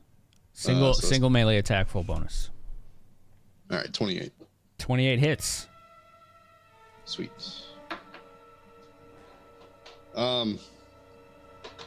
Yeah, I know. Okay. You chomp through the thick hide this time, potentially catching the end of a stalk. Come on, give me good damage. Yeah. 10. 10 damage. As is what you've seen on other enemies before, this one doesn't look like its wounds are closing. It just looks like they're hard to open. Excellent. It can be hurt. Brad, you have a move action now. Well, actually, I'm sorry. Ain, no, Ain, that was an attack of opportunity, right? Right. All right, so Brad, yeah, it's your turn. You can do a move action. I'm just like trying to keep my eyes open and cough and try to like chase it, but like can't lift my arms, but I don't care because I'm freaking itchy. Stupid. You're gonna get pelted by a swarm of rock mosquitoes. I don't care. What's the swarm? Like if it's, I won't go into the swarm. It's what caused it to go blind. I mean, like, and where shriek. is it? Like, is it That purple box right in front of yeah. you that you just walked through. Yeah, you would move okay. through it. No, I Sorry. would not move through that. I'm saying if you did that. That's why you're nauseated, because that thing is just exuding this disgusting swarm is. stench. The swarm is not the beholder? The swarm is, yes. Oh, in that case, I'm just like, oh, I back up and I try to make my way. All right, acrobatics around. check. Go back to and make an acrobatics. Okay.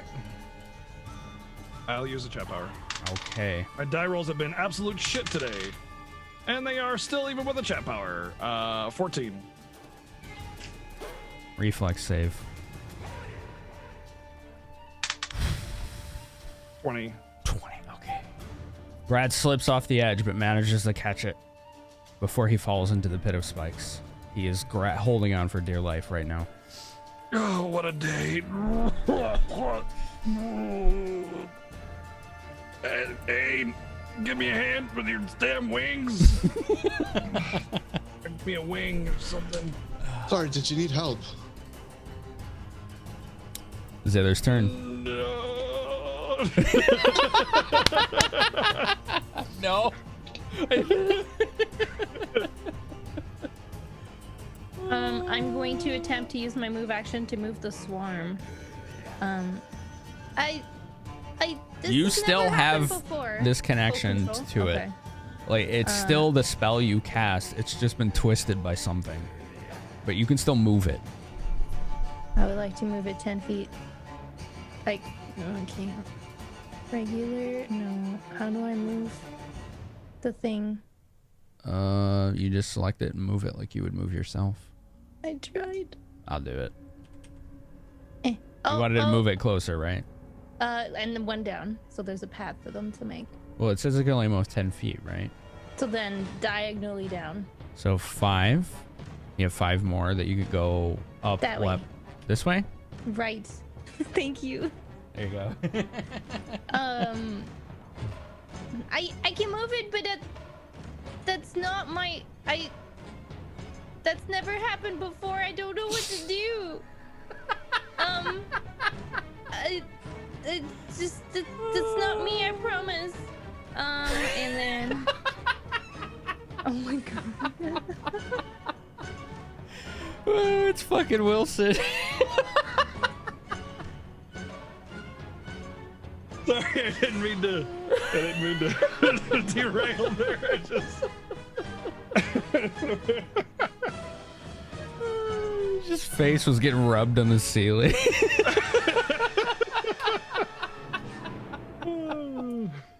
I'm sorry, Zither. That's okay. Does can I take a move, a concentration, and an action, or is it a move and a concentration or action? Because I have to concentrate to keep the thing up. You can take a standard now. Concentration is just you're keeping it alive at will up to a certain duration. So that's not an action. Okay. But moving it was a move action. So you have a standard right, left. Right. Do you want me to roll concentrate? Since I'm going to be casting another spell. If you are casting another spell, I don't. Yeah, you have to roll a concentration check, I believe, is how it happens. Right. That's why I was asking. I think. Just get rid of it. Raging bubble. Yeah. Concentration check plus 2 rounds. D20 and caster level. So. If you want to keep it, plus 10. If you stop concentrating on it right now, it would still last another 2 rounds. That's what that's saying. Okay. Well, I would like to cast Wrathful Mantle on myself. So are you concentrating on it or not? If it lasts 2 more rounds, then it works. Yeah, sure. Then I know. Okay. All right. So yeah, you could just cast Wrathful Mantle, and that's no big deal then. But it's got 2 more rounds, so just keep track of that. Okay. Done. That's my turn. Okay. Ain. Brad is holding on for dear life. Zither moved this swarm of eldritch insect horror that used to be rocks towards the beholder. Yeah. All right. So like grabbing him and pulling him up, that would be like part of my move action? It'd basically be a full round action. Because you'd have A to full move round. over there and then take a standard to pull him up. I don't know if it's worth it.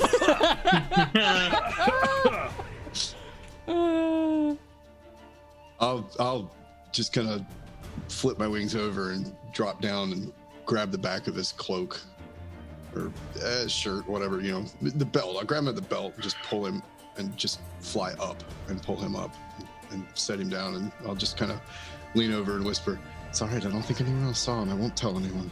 Ain roll I know what strength. you're talking about. Ain roll strength. Brad roll climb. This shouldn't be hard. You both have to fuck up really bad for this to not work. My rolls have been abysmal today. I'll fuck it up. 16 on climb. Okay. 16 on strength. No problem. Team effort. You got him up on the ledge easily, and he's got his footing my climb again. is 12, by the way. That's fucking teamwork. And you still got a 16. Woo! Oh boy. That's your turn, Ain, basically. Aside from swift free actions. Right. I'm debating whether I want to give Vision the command to actually do the thing, because I don't know what those weird mosquito things, if they might affect him. And I don't want to expose him to that, so I'm going to just kind of softly call and gesture for him to keep circling and waiting. So I'm going to hold him off. Okay. That'll be the end of the turn. All right. That means that it is Mr. Eldritch Song's turn. I don't know what you mean.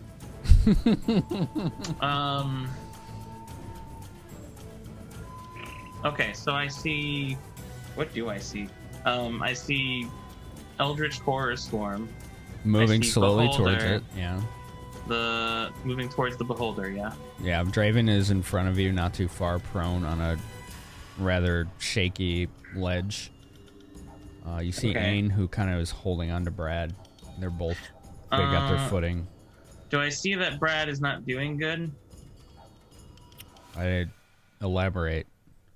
Do I see that he's nauseated? Do I see he's like dry heaving as he's moving around? No. He seems to be on his feet and ready to go. All right. Then in which case, I actually was not prepared for you to answer that. I was totally gonna do some other shit, but I guess I will use my Wand of Scorching Ray, because Jack is basically like, okay, it looks like his eye's not open. I am pretty far away from it. I feel like this is a good time for me to take advantage. It's a big target. So let us see. I have it written down here. Scorching Ray, I get to make, I think it's 2 of them? Yes. Yes, it is 2 of them. And it's a touch AC, so let's go. Touch AC. I'm not going to use a chat bar because there's 2 of them, and I feel like we might need them for other things. So, the first roll is a 13. The second roll is a 24. The first roll catches one of the eye stalks, and the second roll is dead center. They both land hits. Sweet. I'm gonna roll 8d6 then, and I get 30 flame damage. Nice. Wow.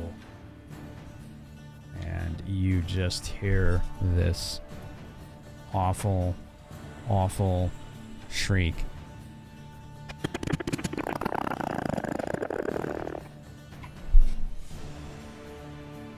And it is screaming in pain and just... And Draven's like, what the fuck is that smell? And it's kind of slowly sinking. And that makes it Draven's turn. And he's like... I still had a move action. Oh, sorry. Go ahead. I was gonna use that. I thought you moved up and then did that. My bad. No, I moved up to this position last turn. I am gonna do something. I think I was gonna perform. I'm trying to determine if that is something I want to do. But yeah. Let's do good old inspire courage, because really Jack needs it more than anybody else.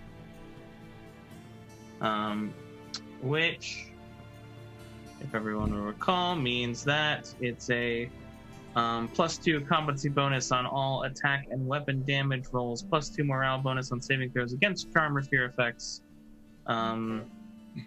And that's both of them. Yeah, that's the whole thing. I just imagine Jack fetal position, rocking back and forth, singing to himself as he's casting Inspire Courage. La, la, la, la, la, la, la. Yeah. La, la, la, la, la, la. Yeah, you got it.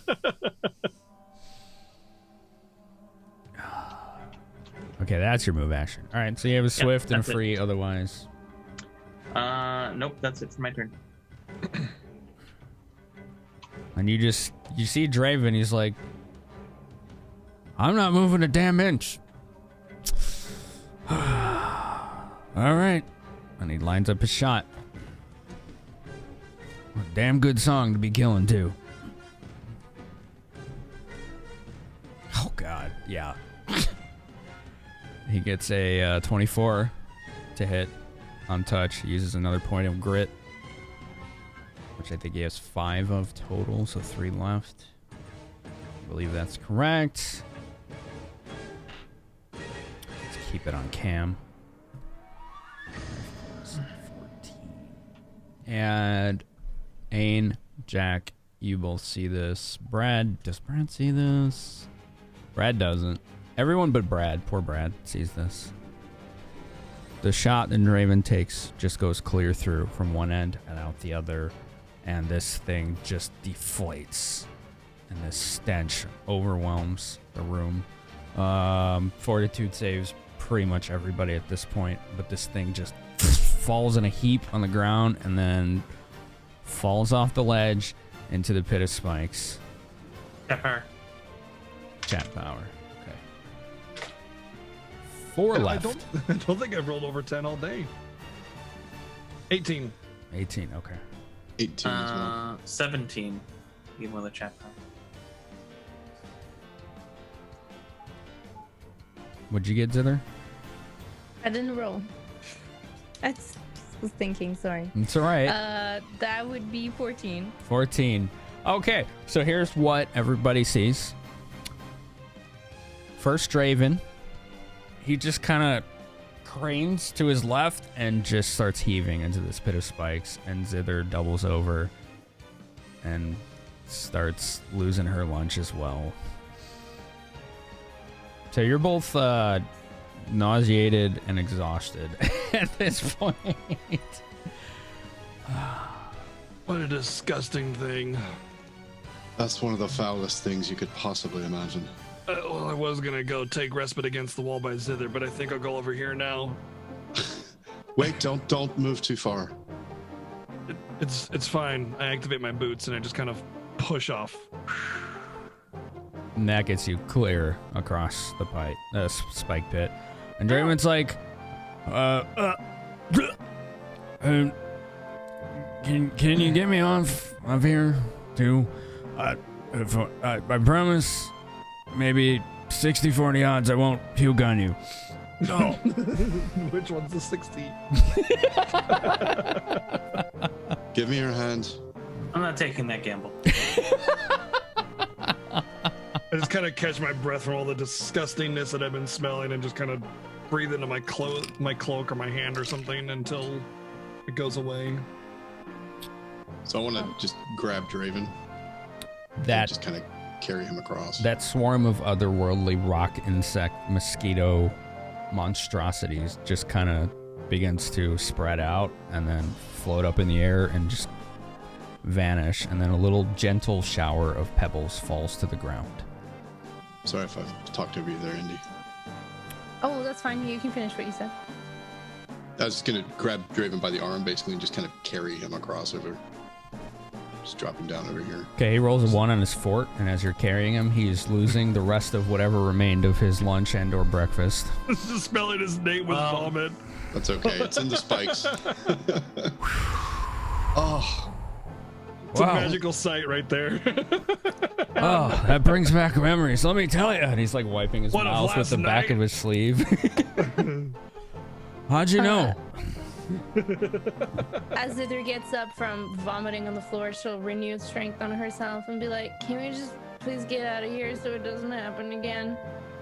So you're Please. fatigued now instead of exhausted. I believe is how that works, right? It reduces it 1 step because it's fatigued and then exhaustion.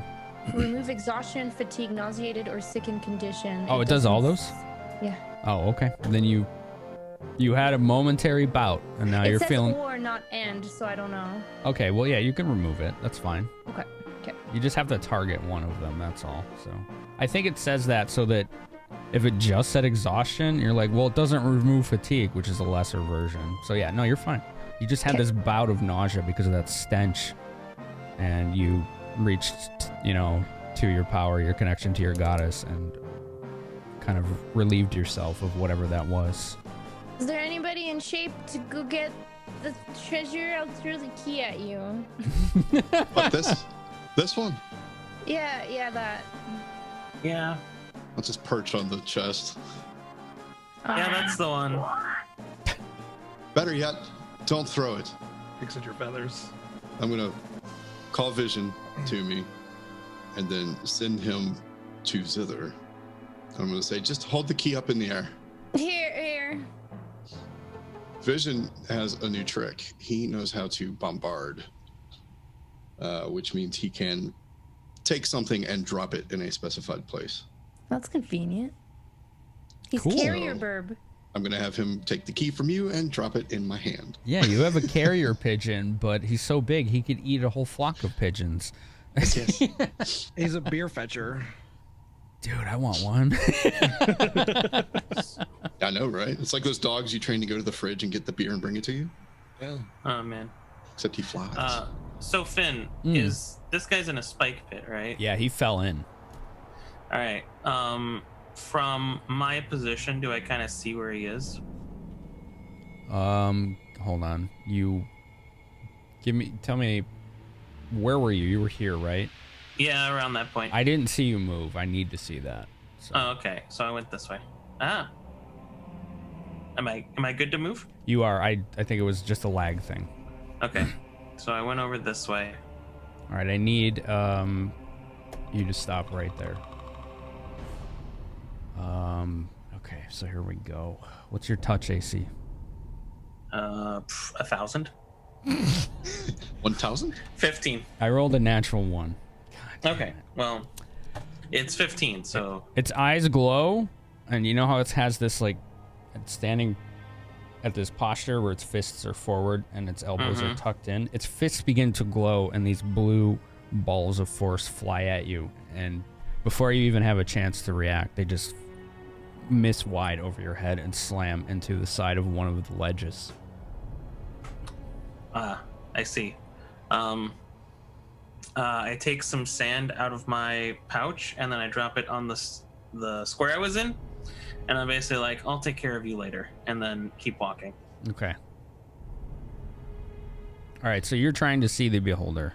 Yeah, I want to get as close to it until I can see it, basically. You can see it. Yeah, from here? Okay. Mm-hmm. Jack takes out a Let me go ahead bottle and of... turn Sorry, out go its- ahead. I just need to turn its light off because Ah. it's no longer lighting anything up. Okay, go ahead. Jack takes out a bottle of really strong alcohol and essentially quick crafts a Molotov cocktail and then throws it at the beholder corpse. Roll craft. All right. I mean, it's pretty basic what you're doing. You just don't. Yeah. Just don't fuck it up. That's it.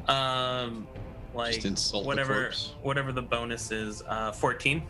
If you don't have any ranks in alchemy, which it would be, it's just an intelligence bonus. Yeah, so 14.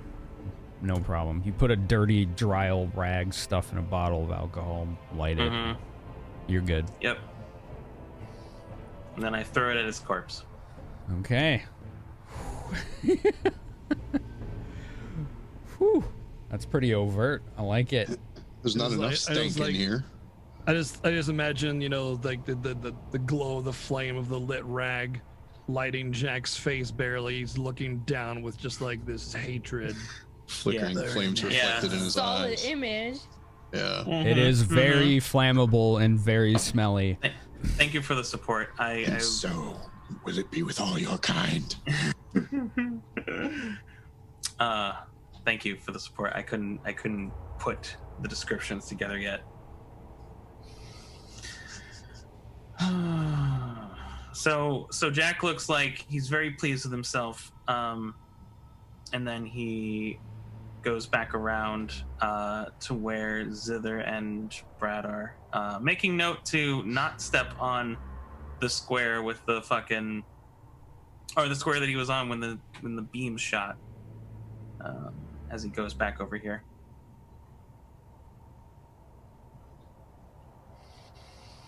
It looks like what it shot at you was more akin to Magic missile? large spheres of force, but not like magic missile. They were more substantial and large, but not as concentrated. Okay. Similar actually, quite similar, but not the same. Yeah. All right. So Jack's basically like just turning the corner and getting back to his compatriots. This wall, quote unquote, bridge that Zither made is permanent because it was a conjuration creation. She literally shaped what was there and or conjured something new. So it's not a duration thing, that is permanent.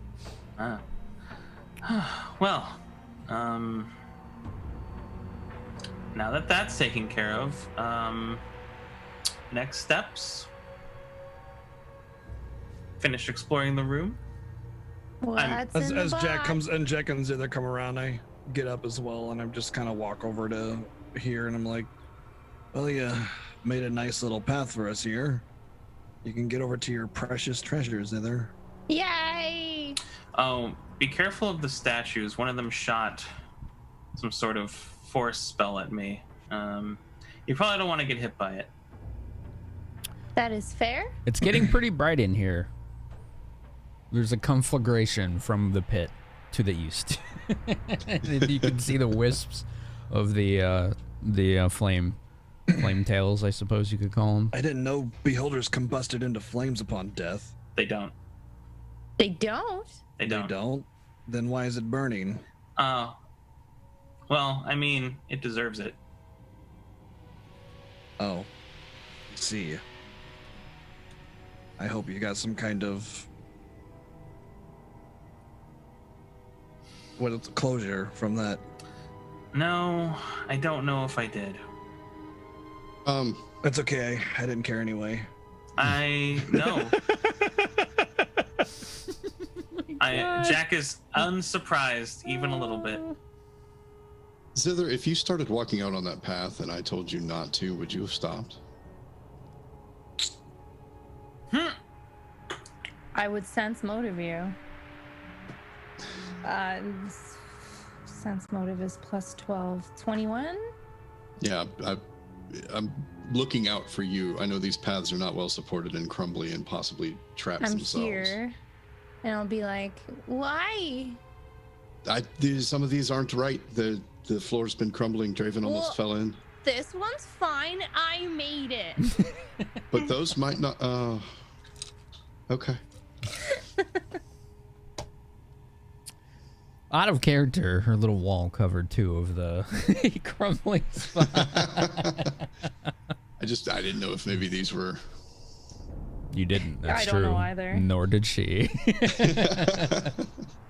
All right. So what are you doing? Let's Did you take a open look it? at the box. Okay.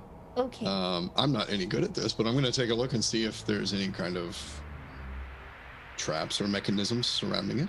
Sure. I don't know what to roll for that. You can try perception. Okay, I can do that. But generally speaking, You kind of need an expertise to see the more complex ones. Yeah. What would the expertise be? Usually being a rogue with trap finding. Oh, okay. High ranks in disabled device, high ranks and/or in engineering can a little help that too as well. Gotcha. 29 on perception. Looks pretty basic.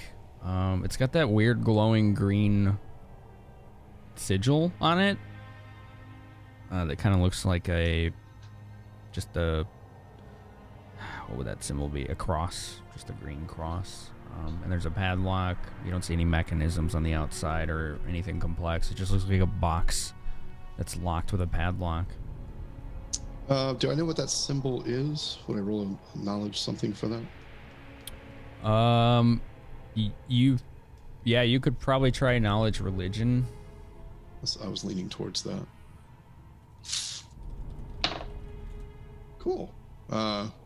22. That was a good roll.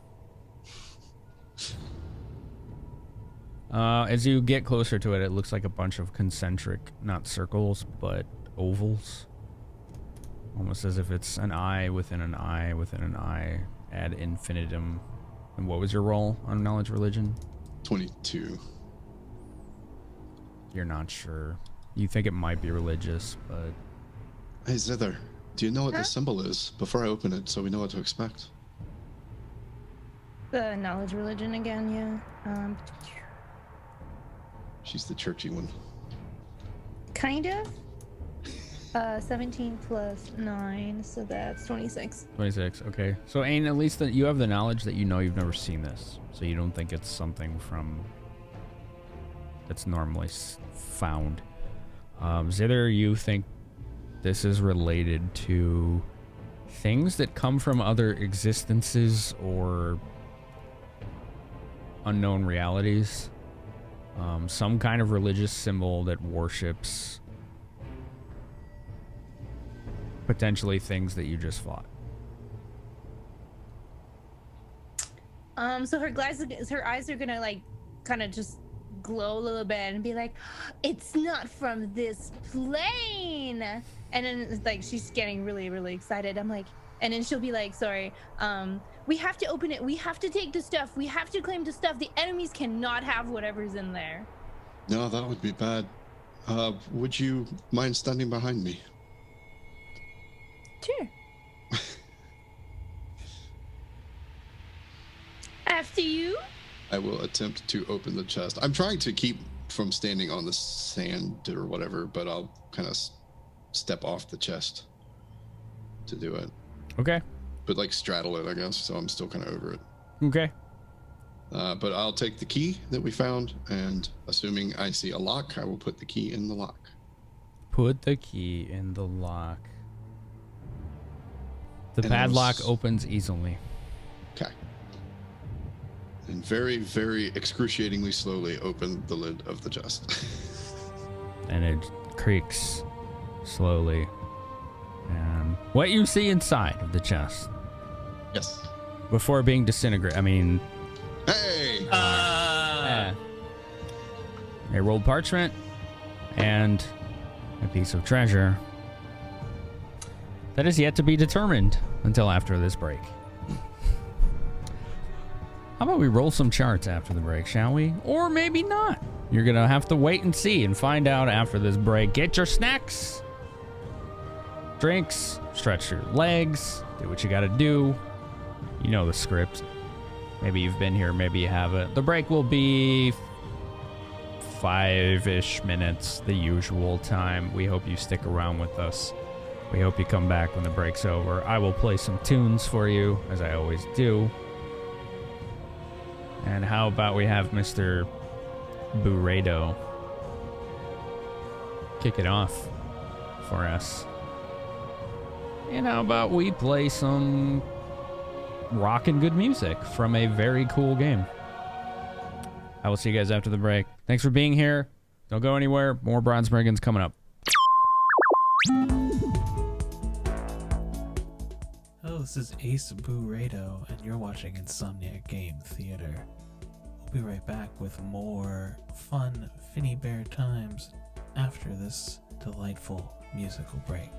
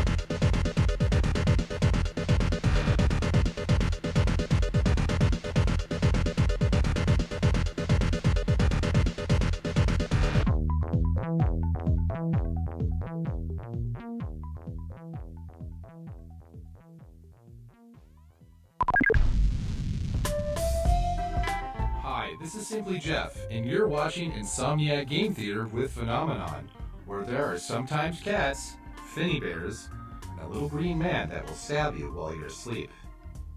Don't go to sleep.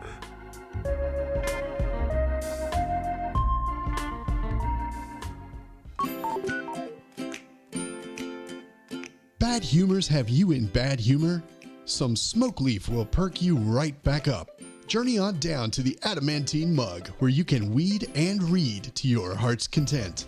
We stock only the finest quality herbs kept magically sealed to maintain freshness. Just listen to what our satisfied customers have to say. As an overworked and underappreciated maid for a mercenary guild, but Percival Plush is the only way I can get through my day. Thanks, Adamantine Mug. Hello, I am Jack Smokesong, bard and explorer extraordinaire. When my consciousness needs expanding, there's only one thing I trust: Tether Tea Leaf. Get some today, and you'll be singing its praises too. Tell 'em Jack sent ya. Open every day of the 10-day, dawn to twilight. The Adamantine Mug, your oasis of knowledge. Official sponsors of the Bronze Brigands, Saturday night, 7 p.m. on twitch.tv/phenomenon.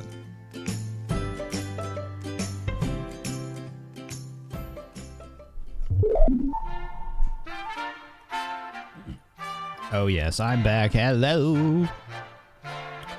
Bum, bum. We are back, and we're ready for some questions, some Q&A with the Bronze Brigands, where we do AMA-style questions to the group, to the players to be answered, to the characters to be answered in character, that kind of good stuff. It's a lot of fun.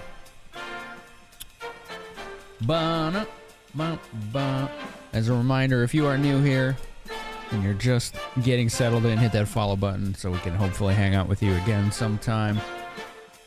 We get some retweets for visibility so we can have more friends to hang out with, because this is one of the most fun parts of the week for myself and many others here as well. Well, here we go. How you folks doing? Are you ready for questions? Sure. I was born ready. Nice. There it is. Literally, when I came out of my mother's womb, I was in a combat stance. And then you got spanked by a doctor. You all missed the show. It was a sucker punch. A sucker punch? Oh my god. You all missed the show on break. People were dancing on camera, and it was very great, It was very dorky and amazing. I was very appreciative of that. We'll never say who. You can give context to that image from before now if you wanted to. Oh my god. Oh, the Wilson image? Yeah. Oh my god. It's Wilson's new portrait art. Wilson is paralyzed. So, Jack thought instead of having to physically carry Wilson around, he would cast Levitate on him. It's a great plan, though, to be right, honest. I was about to say, you say thought like it wasn't fucking brilliant. It was, Yeah. and then Wilson rose Is he slowly dead? and just went face first We- right into we the tied ceiling, and they tied a rope to him, and they were dragging him along, and his face on the ceiling was just like just roughly being rubbed and scraped on the stone roof. Hey, we fixed it eventually. And they pulled him down, and his face was just covered in like dirt and grime. It was pretty gross, and honestly, it was a beautiful moment. It was a beautiful moment. He'll be all right. He's done worse to us. He never needs to know. The best You part ever seen is Castaway you sa- Finn? Yes, I know. Okay. I know who that is. That's the tennis ball. He had no one to talk to, so he had his Volleyball, friend. but the volleyball's Right, name right. is Wilson. Right. The thing, Not sponsored by Wilson. the best part about this is, I think probably Zither's the only one that knows this. When she did a heal check on him, when he passed out or whatever, he's paralyzed. He's aware of everything that's happening. He's having a great time. So he's gonna remember his face being rubbed against the ceiling. Okay, he's numb. He can't feel it. And Draven putting the blindfold on him at one point because his wide-eyed stare was creeping him out.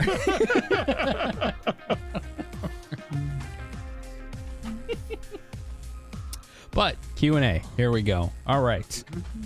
This one is from Trezies to Zither Samus. Why are you after us? Because you're pretty and shiny, and I like pretty and shiny things, but also I like to find treasures to sell so that the guild can thrive. Fair. All right. I like it. Okay. Here we go. From Rakadactylus to the group. To the characters. If the PCs got to learn one of the following, say from a divination spell or prophecy or some other wizard bullshit, and this is a quote, would they rather learn how they die or when they die? Neither. You can keep your prophecies to yourself. Neither sounds great too, right? Can I choose neither? Is neither one of the options? That was not an option. I mean, I can just walk out. You're gonna learn one of the two. You have to choose.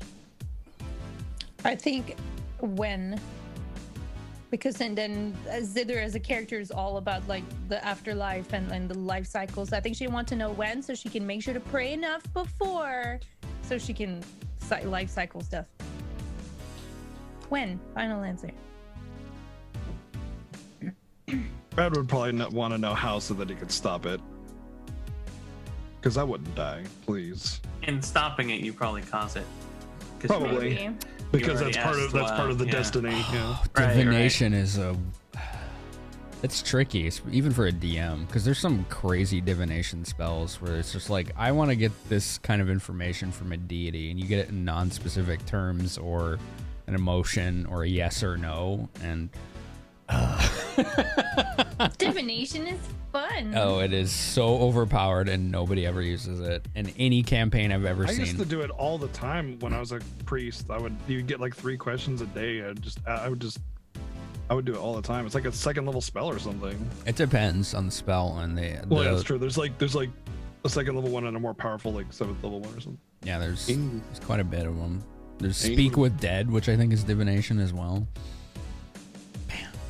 Ain would want to know how, but not to try to stop it because he would think that was foolish. But like, you can't stop death; it's going to happen. But he would want to be able to prepare for whatever it is. You know, if it's being shot through the heart with an arrow or whatever, you know, that's going to be pretty quick. But if it's being trapped in a cave until you die of thirst and starvation, then there's some mental preparation that needs to go into understanding that. If you know. So he would want to know how rather than when.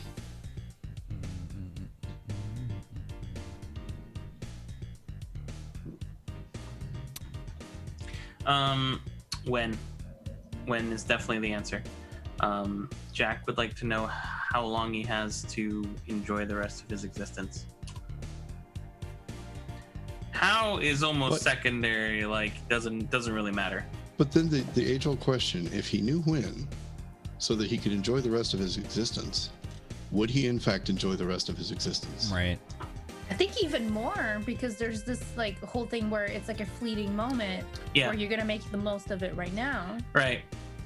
I don't think that Jack's the kind of person who would be like, I'm gonna be fucking immortal. He's probably like, we're here for a good time, not a long time. That's very Jack, yeah. I would want to know very how. Barty. No way. How? Nuh-uh. I've already cheated it twice, man. I feel like I just treat every day like I'm gonna die tomorrow. So that's fair. Yeah, me personally, I'd want to know how. I mean, when. I don't want to be counting the days. Just tell me how. That's fine. And if I see it coming, all right, here it comes. But otherwise, I'm already on borrowed time. Well, aren't we all? And I don't say that like it's a. Philosophical. I can't pronounce that either. Thank Don't feel you. bad. I can never say that word ever. It's okay. Native English speakers can't say it either sometimes. I cannot say that word. Philosophical. I don't say that like it's a negative thing either. Like, I feel like I'm lucky to still be here. So that's pretty awesome. So if I could die tomorrow, I'm like, I got all this extra time. Fucking A. All right. But yeah, how, not when. Don't need to know when.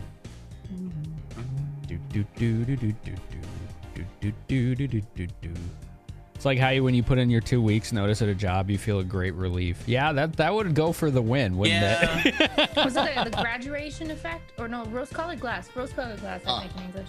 But if you're at a job and you find out there's layoffs coming and you're one of them, but you don't know when it's happening, how do you feel?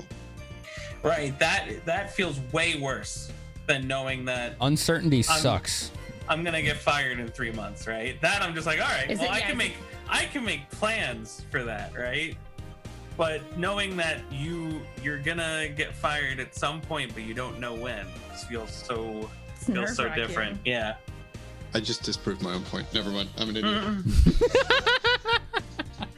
We're thinking too hard. Moving on. It depends on what it is. All right, how about another group question? It's an anonymous one, but it's an interesting one. Name one of your character's pet peeves. Everything. Brad. Brad's is cowled wizards that are singing Kumbaya on the Cloud Peaks. That clip was great. Jack's like, are they actually singing? And he's like, yeah, that's why I hated them so much. They were singing.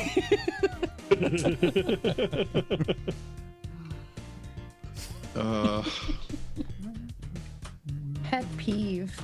That's a hard one. Oh, actually, it's in the name of it. Not exactly, but not pets, but people mistreating animals that shouldn't be. Like, for example, putting a dog in a hat. Animal abuse. Abusing nature, abusing animals, treating it without respect. Huge pet peeve.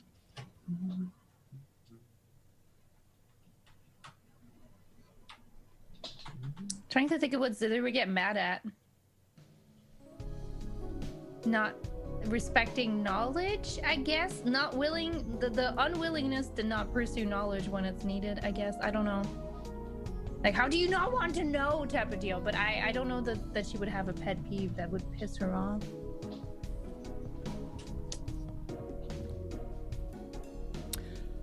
What about Jack?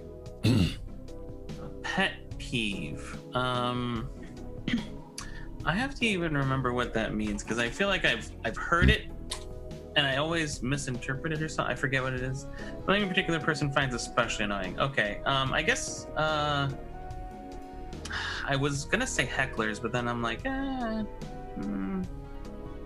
you would probably make fun of them. Actual pet peeves. People who don't share what they're actually thinking. Wait, isn't that you? Yes. Yeah, that's one of mine. And actually, no, that isn't me. Jack is very forthcoming in most cases. There's like a 5% of stuff that Jack might not be forthcoming about, but unless you're playing him in a game of chance, then all rules are out the window. Interesting. Noted.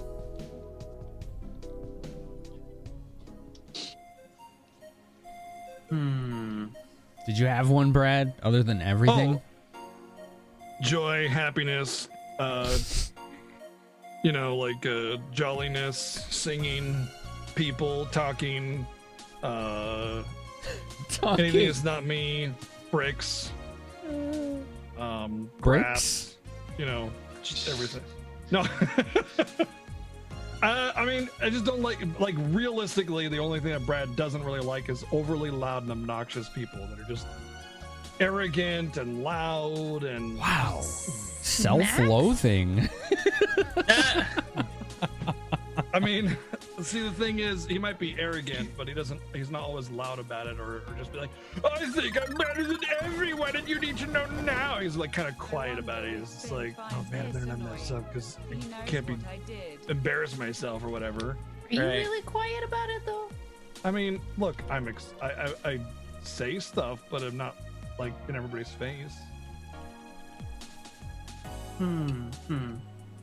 But mostly, I mean, the arrogance is secondary. It's mostly the loud and obnoxious.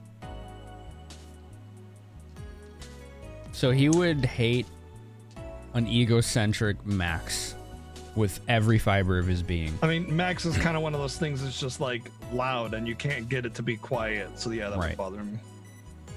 But if Max was also arrogant and egocentric, oh my god. Yeah. Well, loud. I mean, there's also the whole idea of if you can't back up your claim of arrogance, then that's even worse. And the thing is that like Brad says he's the best, but it's because he is, Is it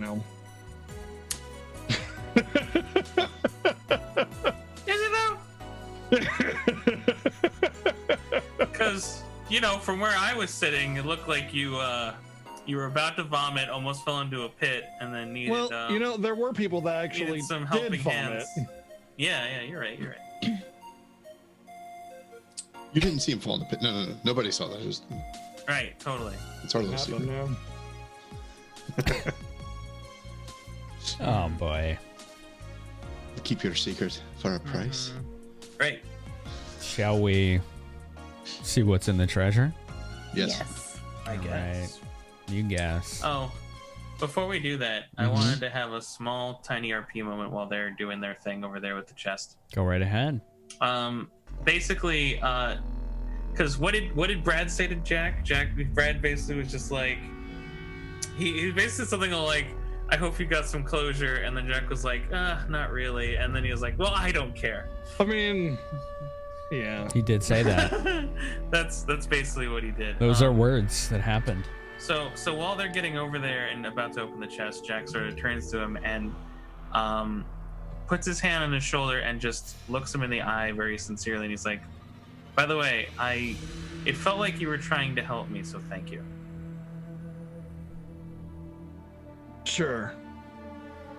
Try not to, like, you kind of see him sort of, his eyes dart a little bit, and tries to kind of brush it off, you know. No, but I mean, sincerely, it seemed like you were trying to push me to keep calm and to stay in. So I honestly, thank you. That felt very. I would almost use the word caring. Uh-huh. It's precious. Oh my god. Baka. And as you're saying this to him, his slime cat is like rubbing on his leg, all cute like. Slime cat. Slime cat. Oh my gosh. QB cat. QB cat. QB cat. Yeah. That's all I wanted to say. Yeah, okay. Well, maybe don't be such a coward next time. Or whatever. Fucking just punted it right into the pit, didn't he? I'll definitely try. That moment was just eviscerated in the spike pit. Do you think Jack would know by now that that's like Brad's way of carrying?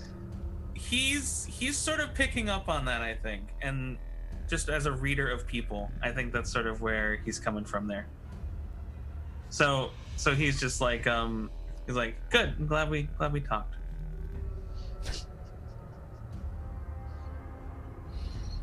And then turning his attention to the two in the middle. Oh, there's a parchment here. I feel like Jack won that conversation because he just made Brad really uncomfortable. Oh, he won. Oh yeah, he definitely did. What does it say? What does it say? I don't know. It's all rolled up here. Take a look. Let me see what else is in here. Looking at the parchment, I guess. Okay. It's a single phrase, word, something of the like, in a language you probably don't know, Zither. But it looks like the one that was in that other room. Same kind of symbols. Dad, we need a translation. Well, hold on. I have to take my meds, and then Jack will give you a translation. You gonna smoke now? Yeah. Did you not? And I'm pointing to the blaze in the middle of the room. Did you not see what happened? That's a good point. So Save some for me. While Jack is trying to translate, we'll have Zither do this. Zither, you want to do some treasure table? Yes. All right, give me a percentile. I never rolled. Okay, hold on. I have to grab them. RNG, please. 21. 21. Okay, so we have an eye slot item. Now. Eye slot? Okay. Yep. Let's see. So give me another percentile to determine what it is. And if it sucks, we'll just re-roll. Because I don't like to give you guys things that are useless to you. 89. Oh, damn. Okay.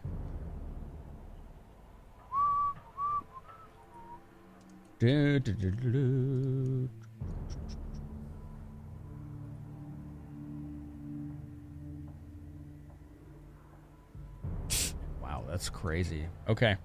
So what you have gotten is you pull out this what looks like a leather headband with lenses in it, but they're all the way around it.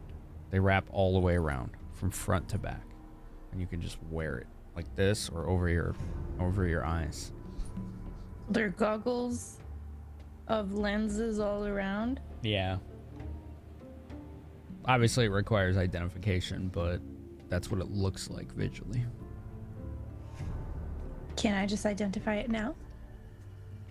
You can try. Finn, for clarification, is this a on-stream identification? I mean, we could. She wanted to ID it right now, so we can. Yeah. If it's just the one. I was just clarifying it. Yeah. Okay. Good. Sorry. Perception then? Spellcraft with detect magic. Spellcraft 2. That's +8. No. Yes. 16, 24. You just hit it. Yes. Moderate aura of transmutation. So you spend about a half a minute looking at this.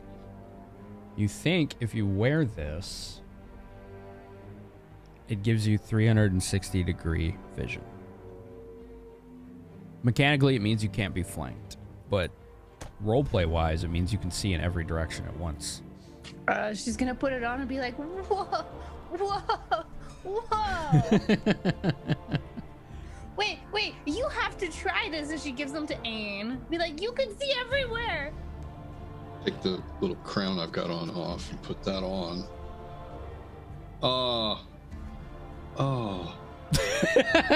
He's like, this is a cult. Oh God, no! Take these. No. That's no. No one was ever meant to see like that. What? Oh, I forgot a headache just from looking. What about that thing we just fought? It could see everywhere. Well, it wasn't meant to be either. That's kind of interesting that you just got an item that does that after fighting something that can do that. I definitely thought it was staged. No. I had that exact reaction when you described it. I'm like, did we just get a beholder? That was pure RNG. Glasses? We got beholder glasses after defeating a beholder. Crazy. All right, sure, yeah. Put my little thin gold crown back on. Double percentile. You pick the slot, then you pick the item. So Yeah. just pure Wow. RNG. Loot table, giving us the, I guess, right, the situational. I was going to use this joke in a different way if I got to kill the beholder with a sword, but I'll do it this way. We just got an item that we will now call the eyes of the beholder. I prefer that to the spider eyes. So Jack, sorry, go ahead. I was going to rename my sword Beauty. But, it didn't work out. Jack, you are, I'm assuming, attempt to decipher this. Yes. What would you like me to roll? It's always an unknown language if you don't have tongues or anything like that, or comprehend languages. It's a linguistics check, and it's a bonus because it looks like the same kind of symbols that you read earlier in here. Woohoo! Chat power, please. All right, let's see how many you got left. You have 3 left after that. I don't think we got any on, no. Okay. Well, I barely needed it. Total without bonus is 24.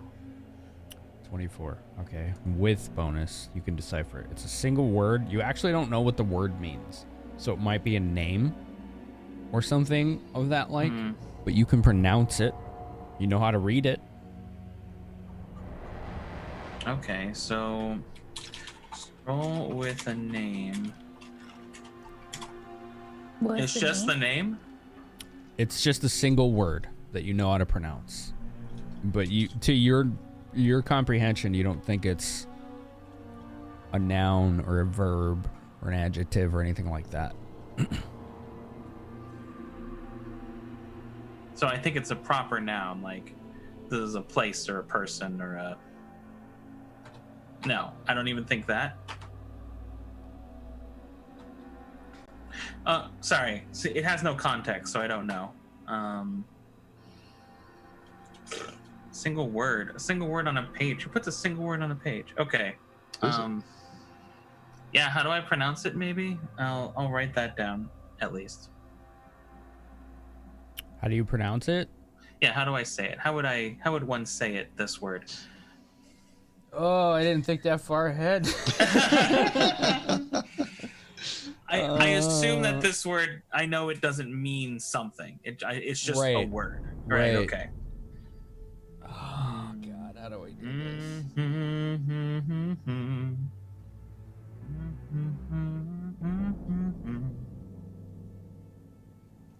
Okay.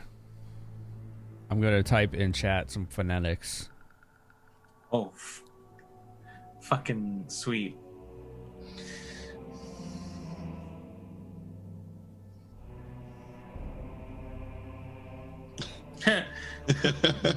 I'm trying to just okay. lorem ipsum, yeah. For the rest. I can't do like umlauts or things like that, so Fair. We'll use the power of imagination. something like that. Viewers can probably see that in chat. Irador. Irador? Here's the door. Here's It's the a door. doorway. I would probably pronounce it Iridor or Iridare. Iridare. Is Jack saying that? Yeah, sure. Okay. Perception. Iridare. Everybody. Oh. That's good. 37? Yeah. Okay. Me too? 37s. No, not me too. I was asking you want me to roll too. I said, yeah, everyone. Perception, everyone. 14, 18. I did 32. so good on perception, let me tell you. It is a 3, but hold on, because I'm gonna add my perception to that. It's a 17. What'd you get, Brad? Perception? 11. I seriously have not rolled over 10 all night. I can't do it. It sounds like me whenever I do saving throws or anything like that. I don't have luck in D&D when I'm DMing. I barely even got to hit the beholder. Brad's not feeling it today. All right, 30s. You hear the sound of stone scraping to the south. Points. Do you see it? Is the question. Zither does not. No, you don't. But you hear it from the south. Point to the south. So I told you it was a door. Here's a door. Of course, I don't say that because I don't know. Zither, what are you pointing at? There's a sound coming this way. I'm not sure if you saying something did it or the thing exploding did it or us opening the chest did it, but there's definitely a sound that way. Yeah, to the south. All right. Yeah. Do I still have wings? No. You think you can make us a path over there with your rock stuff? These are not good footholds. Not at the moment. Oh. I'm trying to I would have to pray and rest. I'm gonna make myself my way around. Making my way downtown. Oh no. Around the outskirts here, and I'm going to. Wait, Jack, didn't you say this statue shoots at you? Yes. I put a small pile of sand where I stood on it when it fired at me. Where's Brad? Oh wow. I guess we can't get around there. Then never mind. All right. I think we're supposed to take the path. I want to check the chest one more time, like under the lid, look for false bottom, just make sure there's nothing else. Sure. Zither, when you say the path, do you mean this part? And Jack is pointing. Yes. The most southern part of the path. Okay. Yeah. 30? Mm-hmm. Yeah, there's a little latch under the lid. It's got a note with a small flattened pouch with coins in it, platinum coins. All right, I'll stick the coins in my bag. We'll sort it out later. What's the note say? It says this is just a travel stipend for emergencies. Interesting.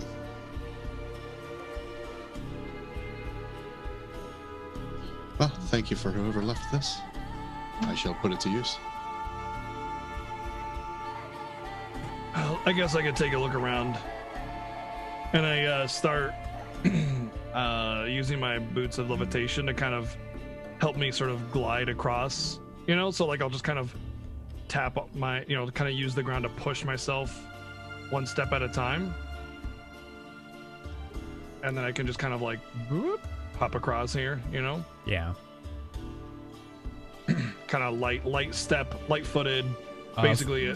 For the hop, just do acrobatics though. If you're hopping a gap, because Well, not really hopping. I'm just pushing myself with the boots of levitation. Right, but it's going to determine if you under or overshoot it. Oh. If that makes sense. Yeah, it's like 18 plus my acrobatics, so 24. Gracefully done. You. Of course. God damn it. He makes it look easy is what he's doing right now, that asshole. Kind of going around, and then there's another gap here, so I kind of aim myself in the diagonal because there's like more path to, like, if I fail, there's more path down here to catch myself. Mm-hmm. And so another one is 20 something or other, 23. 23? Yeah, no 21. problem. 21 or 20? Whatever, it's fine. You make it. 21, yeah. 21, not quite as graceful, but not a problem either. Okay. And then I just kind of Damn it. actually, I'm going to go up this way first. I lost Wilson in the wall. I'm cautious of this statue here, but I guess I actually don't see, like, when I get to here, I see that there's just a wall. And I just kind of scan it a little bit, and I go, I don't think there's going to be anything over here. And I kind of start heading back. I would like to have a torch, since until this moment, Brad was our light source. And then I just kind of use the wall to catch Stop me. moving. So Stop moving. Let me- right there or up above? Back where you were up above. I need to do things for other folks. You want a torch? Yeah, Brad was our only light source until this moment, so. Oh, okay. Those are 40, right? Yeah. Okay. Big bright torch. Whoa. Whoa. Where the fuck? You can't get Wilson? He's stuck in that corner of the wall. I can't drag him out. Oh, weird. Oh, no. That's odd. There we go. All right. The disc is long gone. I went way too far away from it, so I'm just carrying him at this point. Okay. All right, go ahead, Brad. Unless somebody needs to do something.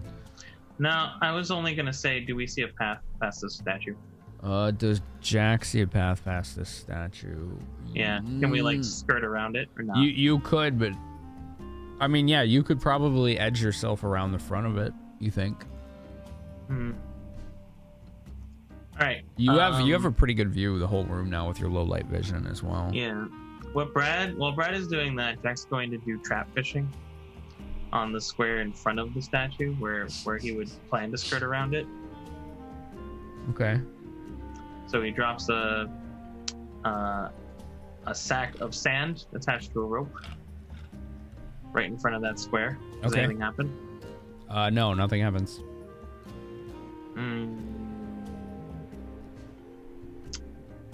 All right. He undoes the rope to the sack, and then he throws one piece of the rope to Ain and be like, "Here, hold this," and then starts to skirt around the statue. All right, one sec.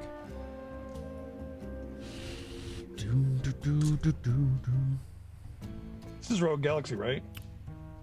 Octopath? Oh. What's your touch AC, Jack? My touch AC is 15. 15. And by that I mean 15,000. Of course. Why wouldn't it be? All right. Okay. You just barely dodge one of those blue spheres that fly out of this thing's fists. It doesn't move, but they emanate from its fists and fly right towards you, and you were able to dodge them. All right. Well, that was scary. And then Jack just sort of like keeps going around. All right. So Jack theorizes, based on the behavior that we've seen so far, is that it has to be a person. They have to be in proximity to the statue. And he theorizes they only fire once because he went past the other one twice and he only got fired at the first time. So Jack is like, okay. And then he's basically like anchoring the rope, like, head over, but hold on to the rope. I know these things throw force balls of force at people. So in case it hits you, at least we'll be able to try to help. What the fuck? I don't know. Like, here's my assumption is that if they're hit with the ball of force, it's to send them into the spike pit. Right? No. No, the audio went. Yeah, your audio Oh, really? sometimes Okay. like goes into the tubes and then it just suddenly went normal. So Sudden clarity was nice. I think that's Zoom trying to be too smart for its own good. There were sirens going off in the background, so I think it was trying to filter them. oh, can you turn those off? I'm gonna go look. But Okay. sorry, I'll reiterate what I was saying. So I would like them to try and basically do the same crossover, but hold onto the rope in case we need to catch them and or pull them over back from the spike pit. Got it. That sounds fun. Let's do it. Bless you.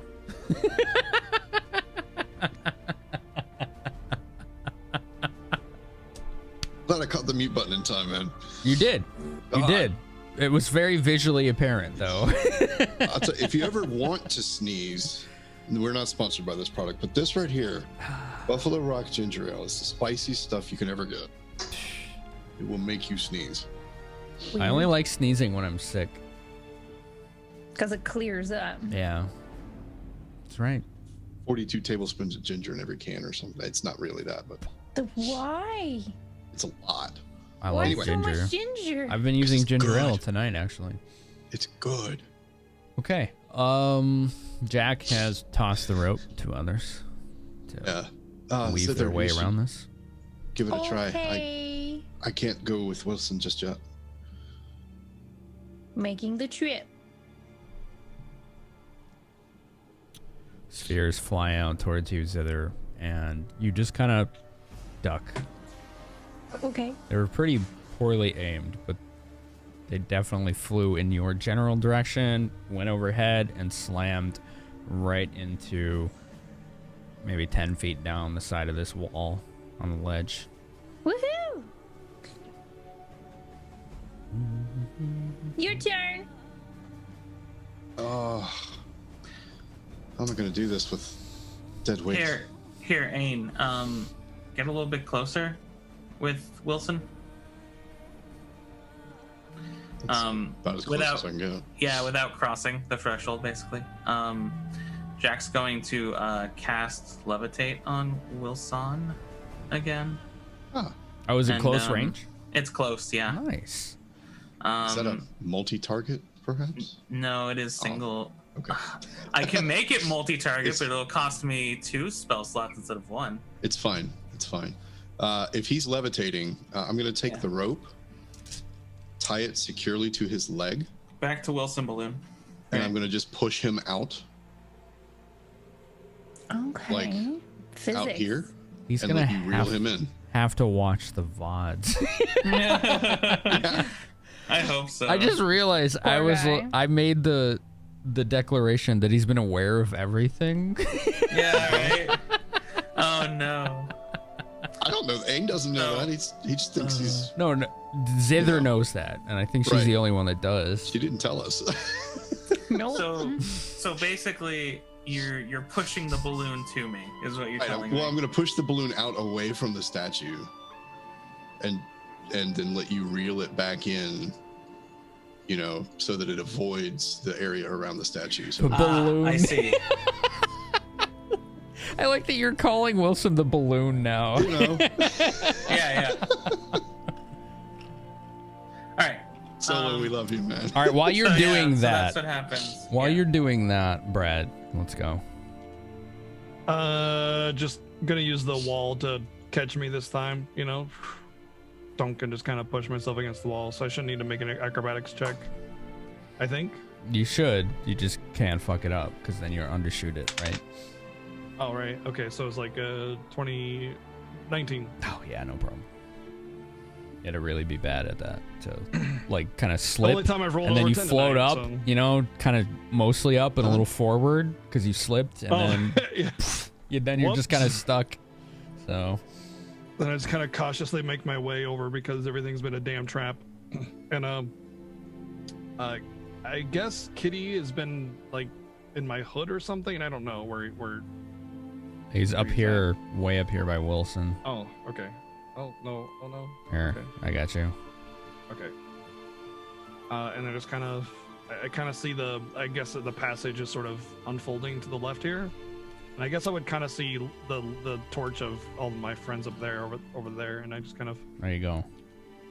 Peer around. So what you see right here on this opening, you recognize as a door, a stone door slid into the wall to reveal an opening. And it looks like a tunnel that's quite lengthy.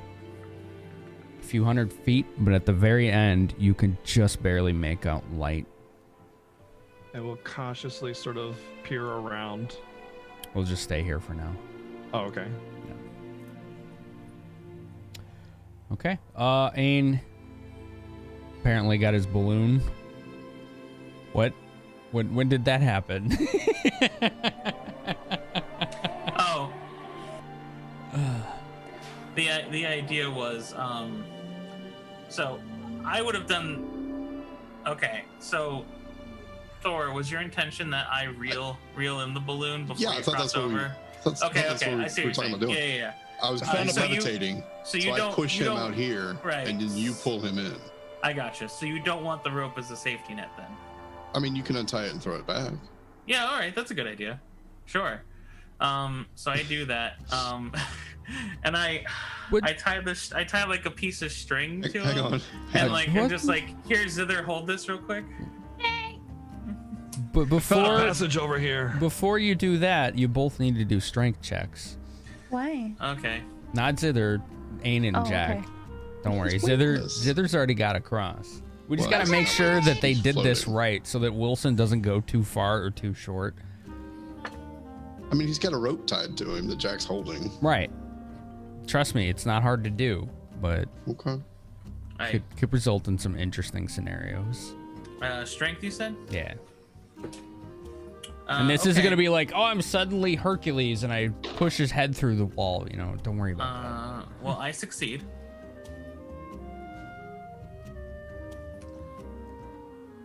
I rolled a 20, so total 21. Okay. Nice.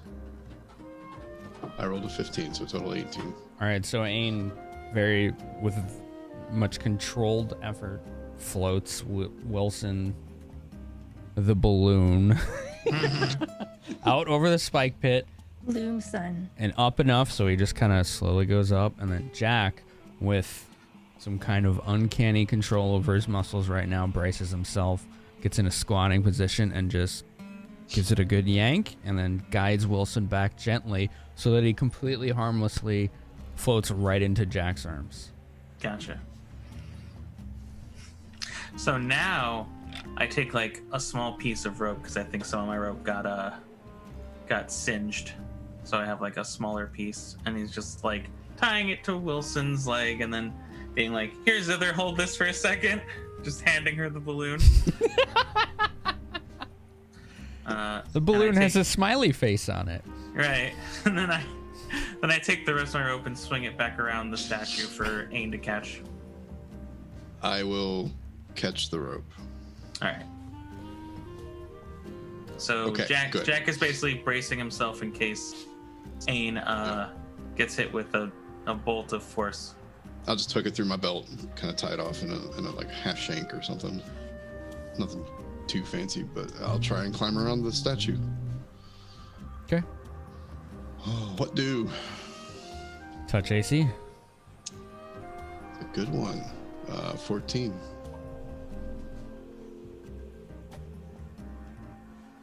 I'm gonna be the one, aren't I? Bounces off your shoulder, just glances off of it. Nice. If you weren't paying attention, you think it would have hit you square and knocked your ass back. Oh, that was too close.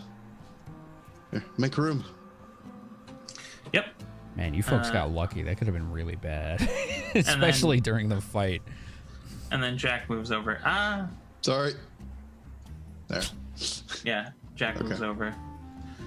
All right. All right, let's go join Brad over here. Well, toss me your end of the rope. Yep. Wait, why am I tossing you the end of my rope? It's my rope. Draven. Oh, right. So he does. Your turn, big guy. Oh. I usually only do this kind of acrobatics when I'm drunk. Do you need to be drunk? Well, I mean, it would help if I fell. Please don't fall. Here, catch. I'll throw him the rope. All right. So you don't fall. He lands at his feet. He kind of picks it up. Okay. Sidles along. Here we go. What is Draven's touch AC? Fun. That's actually really good. And he just kind of, as this ball flies right at his head, does this deft head whip to avoid it. He's like, well, these things are ornery, aren't they? Who the hell made these things? Whoever worshipped Joaquin, I would guess. Stupid wizards. Joaquin? She doesn't try to kill people. She tries to turn them into customers. Yeah, I get this feeling that this temple was reclaimed for other things. Oh, that's the worst kind of blasphemy. Don't tell the merchants guilds. I won't. Wouldn't they want to come in here and repair this thing? I think they're all dead. I mean, if there's profit in it, I'm sure they would. Wouldn't there be profit in paying homage to your god to get the blessings? Probably. So there you go. Well, they can do that in safer places. I say no one needs to know about this place. That just lets the evil that is permeated here have a safe haven. Well, if you ask me, the evil is permeating the air pretty well right now. God damn. Smells like somebody shit their pants. Your pipe crap isn't helping. No, trust me, it's helping. It's helping me, that's for certain. Not on my end. Anyway, let's get the hell out of here. And I start to... Zither, do you want to keep the balloon? Do you think that... No. Okay. I'll take it back. Do you think that's the sound we heard earlier?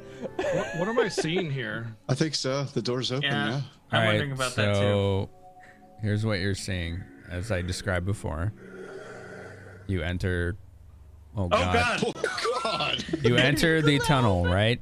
The Which giant looked like it was a few hundred feet long, and at the very end of it appeared to be light.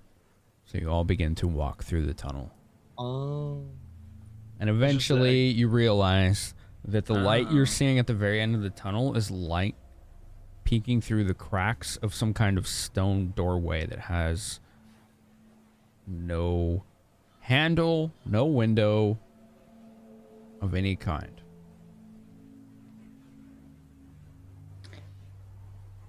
But you can definitely see light coming through the cracks around the frame of it, if that makes sense. It's a door. We just need to figure out how to open it. You want to try that word again? Yeah. Erider. And the sounds of stone scraping on stone and gentle rumbling below your feet. And it begins to scrape open until, after all this time underground, in a prison, spellhold, and this tomb, the sunlight is just blinding right now. It is overwhelming. Blessed Mother. And you find yourself outdoors to the sounds of, let's see, what kind of sounds would it be? This sound. The sounds of birds chirping. The gentle rustling of water. Cover my eyes a little bit as the unyielding sunlight pierces through us, much brighter than the dull lamps that we've been used to for the last several hours. Okay. I'm home. It's good to be out of that place. Fresh air. It's At least we're not there anymore. As your eyes begin to adjust, those of you with keener vision notice first that you're in a place that is designed to emulate nature. There's planted trees, bushes, gardens, things like that. But all around you, other than that, are tombstones, mausoleums, gravestones, and markers. We're not actually outside. What the hell? You are outside. The sky is bright and sunny right now. It's a bit cold. It's like a cemetery then. So the trees are orange, yellow, brown leaves, many of which have lost all their leaves. Yes, zither, you think you're in a cemetery. Yeah. An right. outdoor cemetery. It's a very metropolitan-looking cemetery. Oh, good. Stone walls on the edges. Walkways made of cobblestone, well trimmed and groomed. Appearance seems to have been very important for this cemetery. Wow, this place is so pretty. This is definitely where some of the dead rest. So are we just in like a courtyard, like between tunnels, or is this like an actual exit? Like, is there a... So as you ask this, you turn around and you realize there are terraced levels in this area made of intricate stone with mosaic patterns, varying doorways and entrances that look like they go into different mausoleums, each with their own symbols or heraldries or notations on them or names. And you came out of one of them. Wait a second. This is just a city graveyard. Wonder how long it's been here. Unknown. No, I think we're in a city. I think we're in like an actual city, and this is just the graveyard district. This is just one part of this huge... Look behind us. No, I see. There's all sorts of sections for different graves that like the exact replica of what we have right here, all across there. There's more here. This is a city. This is a I think this is the official Joaquin graveyard for priests or something in the city, whatever city we were in. It's likely, but it would be ancient. The secret to getting in must have been lost years ago. And thinking of that, he turns and looks at the door and says, "Heredor," or whatever the word was. And it begins to close. We should leave it closed. Yeah, that's probably for the best. So what do we do now? Maybe you can dispel the magic on that door so that nobody else can get in. You lock them in there for when they try to teleport in from the castle, and then when they try to enter in to do their evil bullshit, they can't. Can you do that? Can you dispel the magic on the door? Lock it out from them? Maybe? I can try, but what if somebody else gets trapped in there? What if... Well, the portal Zither, in we were is just closed. in there. We were just in there, Zither. There's nothing living in there. The portal has no power. Right, the portal in has no power. They would have to teleport in from another source, but they could still theoretically do that. You'd have to mean to, though. Right. At the very least, it would keep the mummies inside, in case they decided to go wandering. True, I feel like they might be better getting lost in here. Well, sure. Plus, and Jack's holding up the paper, I think I have the only copy of what would alert them to how to get out. So... she'll walk up to the door and put her hand on it and cast the spell magic. Okay. I got rid of it, but do you want me to roll for it? Yeah, you're gonna have to. Dispel.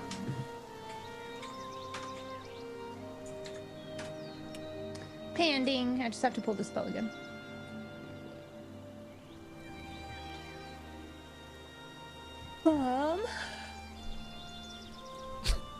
You make one dispel check, 1d20 plus your castle, and compared to the spell with the highest castle level of the door. So I make the dispel check. You do the other one. All right. D20, put your plus your caster level. Plus 10. 18.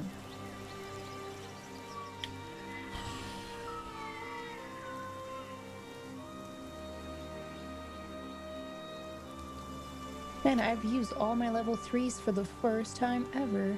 Nice. I used all my level 4s. And level 2s. You said 18? 18.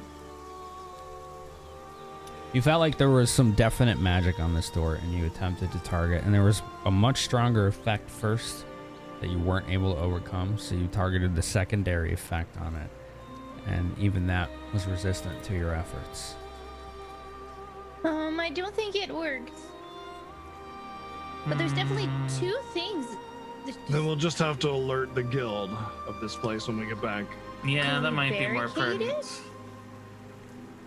pertinent. What'd you say, Zither? Could we barricade it? Well, I might just call more attention to it. Not without defiling the True. tombstones before us. Yeah, let's not ever do that. If you want to come back later, you could maybe shape the stone to come in front of the door and make it look like it's part of it. Jack's gonna take out like some parchment and just start like writing some stuff, and then he's gonna like how would I actually do this? I guess take something like one of the pitons, and then just hammer the parchment right next to the door, and it says "Beware, mummies inside." And speaking of calling attention to it, Well, it's better. well, I don't want someone to just walk in and not realize. well, how are they going to walk in? I agree. They don't know the word. They don't need to know the word with enough motivation. Well, no one's been in there except the evil people for a very long time. That we know of. Sure, but if they have been in there and already know about this door, they probably already know the word. I'm warning anyone who might happen upon it out of random chance. We should find out where this is. So that if we do want to come back, then we need to know where we are. Okay. How do you want to find that out? I have an idea. I'm gonna turn to the ranger and look at him patiently and be like, all right. So first I'm going to turn to face north, because I always know which way is north. Okay. I want to take a look around very carefully. Sure. Just to see if I recognize any landmarks or anything around us, buildings or anything. Perception? Should be pretty easy. Yeah, that's going to be a 36. There is a mountain range to the north that is very familiar to you. Well, that looks like the Cloud Peaks there. Yes, it does. That might be Spear Top off in the distance in the haze. Are we home? Are we? And I'm going to cast a spell. Sure. Just because I want to. I haven't gotten to use it yet. It's called Eagle Eye. Eagle Eye. oh no. Yes. Oh no. So, Eagle Eye creates a magical sensor directly above you. The sensor can appear anywhere above you to a maximum height equal to the spell's range, which is 400 feet plus 40 per level. I'm caster level 6, so that's 640 feet. You can see from this vantage as if you were actually there, rotating your viewpoint 360 degrees. You see normally, but you can see for a considerable distance. Right. Visibility. So you'll see kind of this glow of energy and this little magical looking ball of light with almost a really bird-like looking eye kind of rotating around it, appears above Ain's head and just zooms off into the sky. I'm going to send it up to the max height and just take a look around and see if I can tell, exactly where we are. Sure. Just 1 second. So you begin to slowly realize what you're seeing here. And that is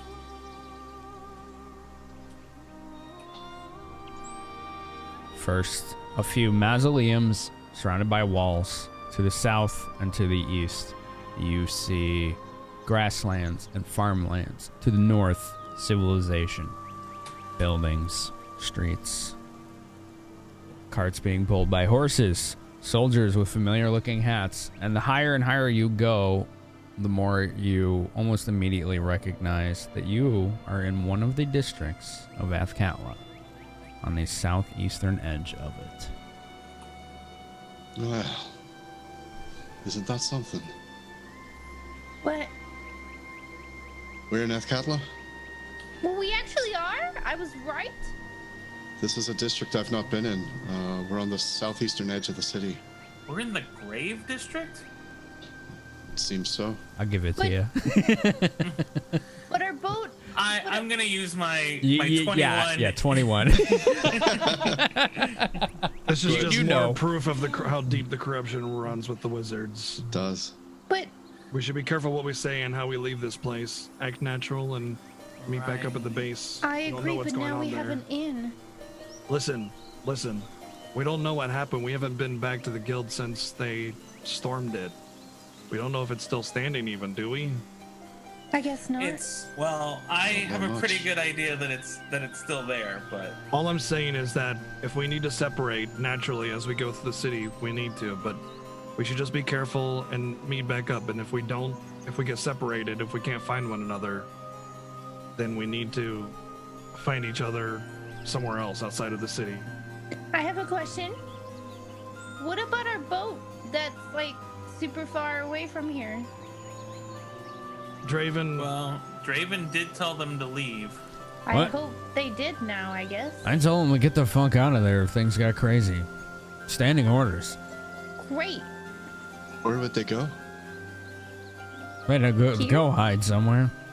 We have plenty of places. Melanther Isles, various coves, the open sea. Other places I ain't gonna tell you unless you have lots of money.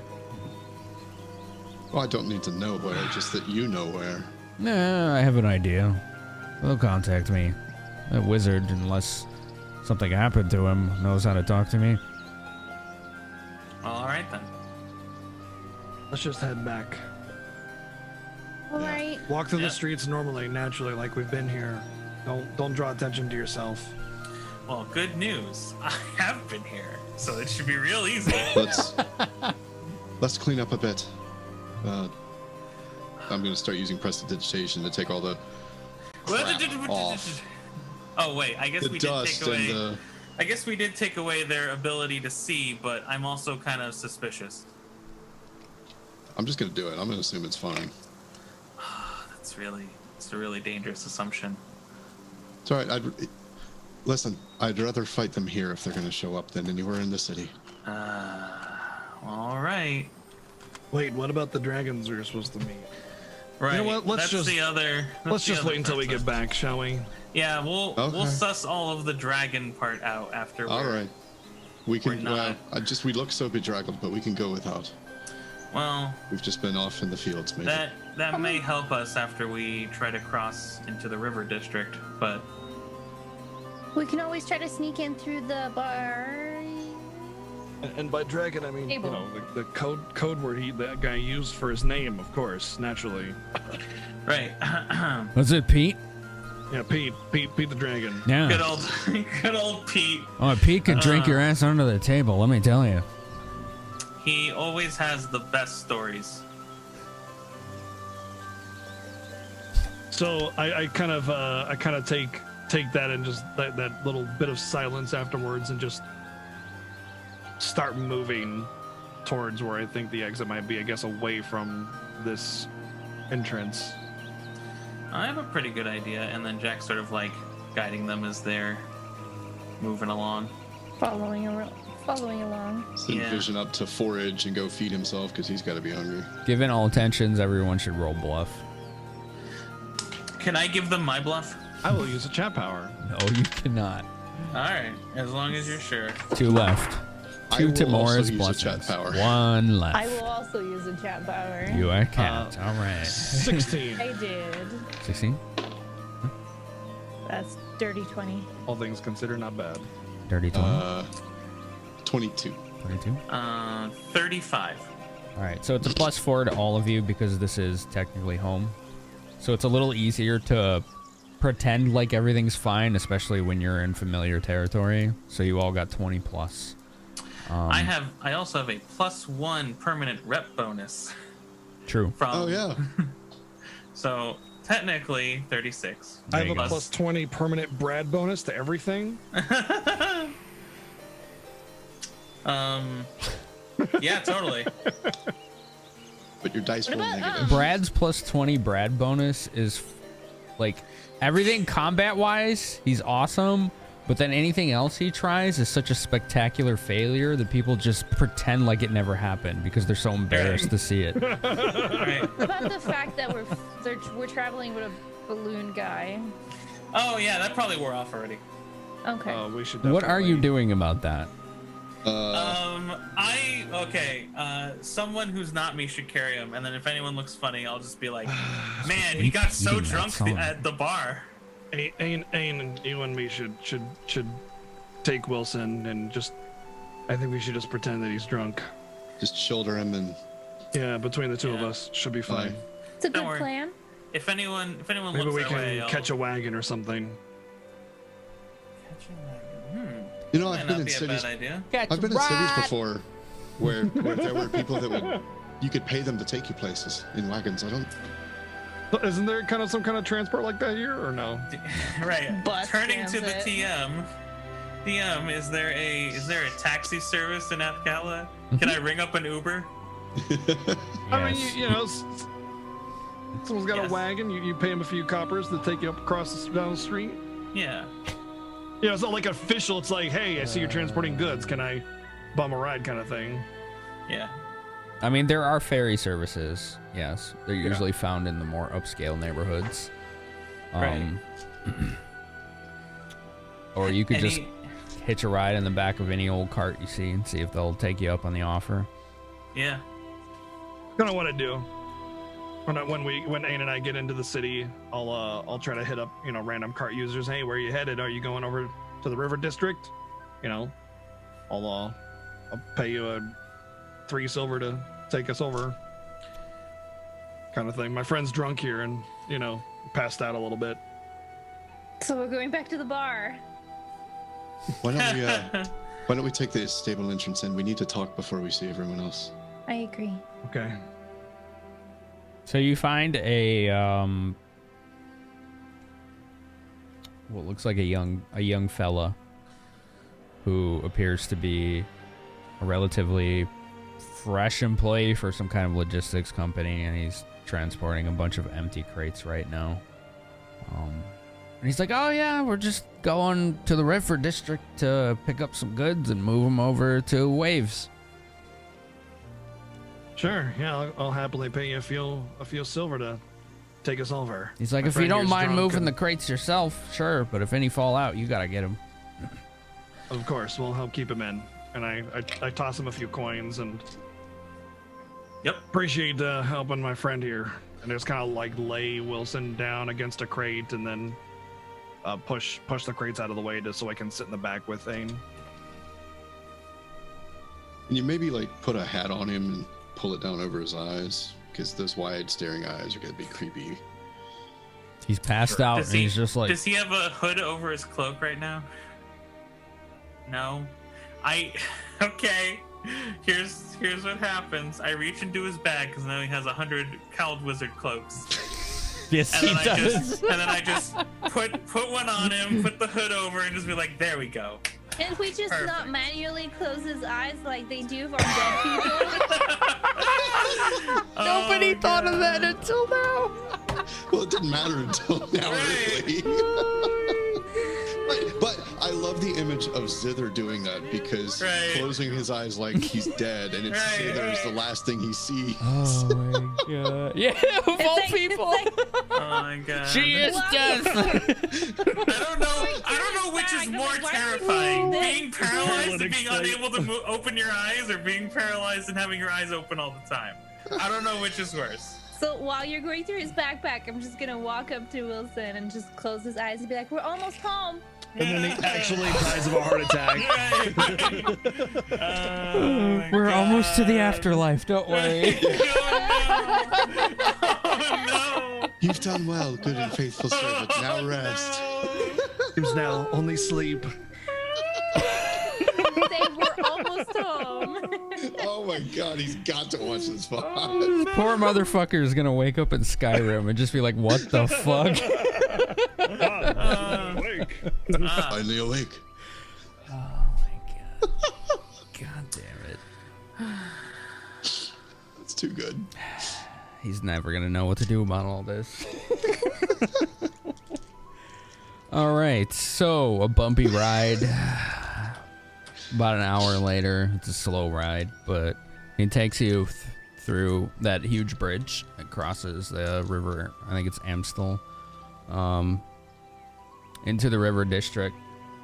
As soon as he breaches the end of the river district, he stops. He's like, "All right, river district, that's where you wanted to go." Yep, that'll do. Thanks. Thank you. And I toss him. Much obliged. I toss him another 5 silver for his expedited and kind-natured, like help without actually telling him that. And he takes the money and he does this like incredulous eye roll and he's like, "Wow, your pa was right. Fairy and rich folk is where it's at." It sure is. And then, well, take care of your pa then.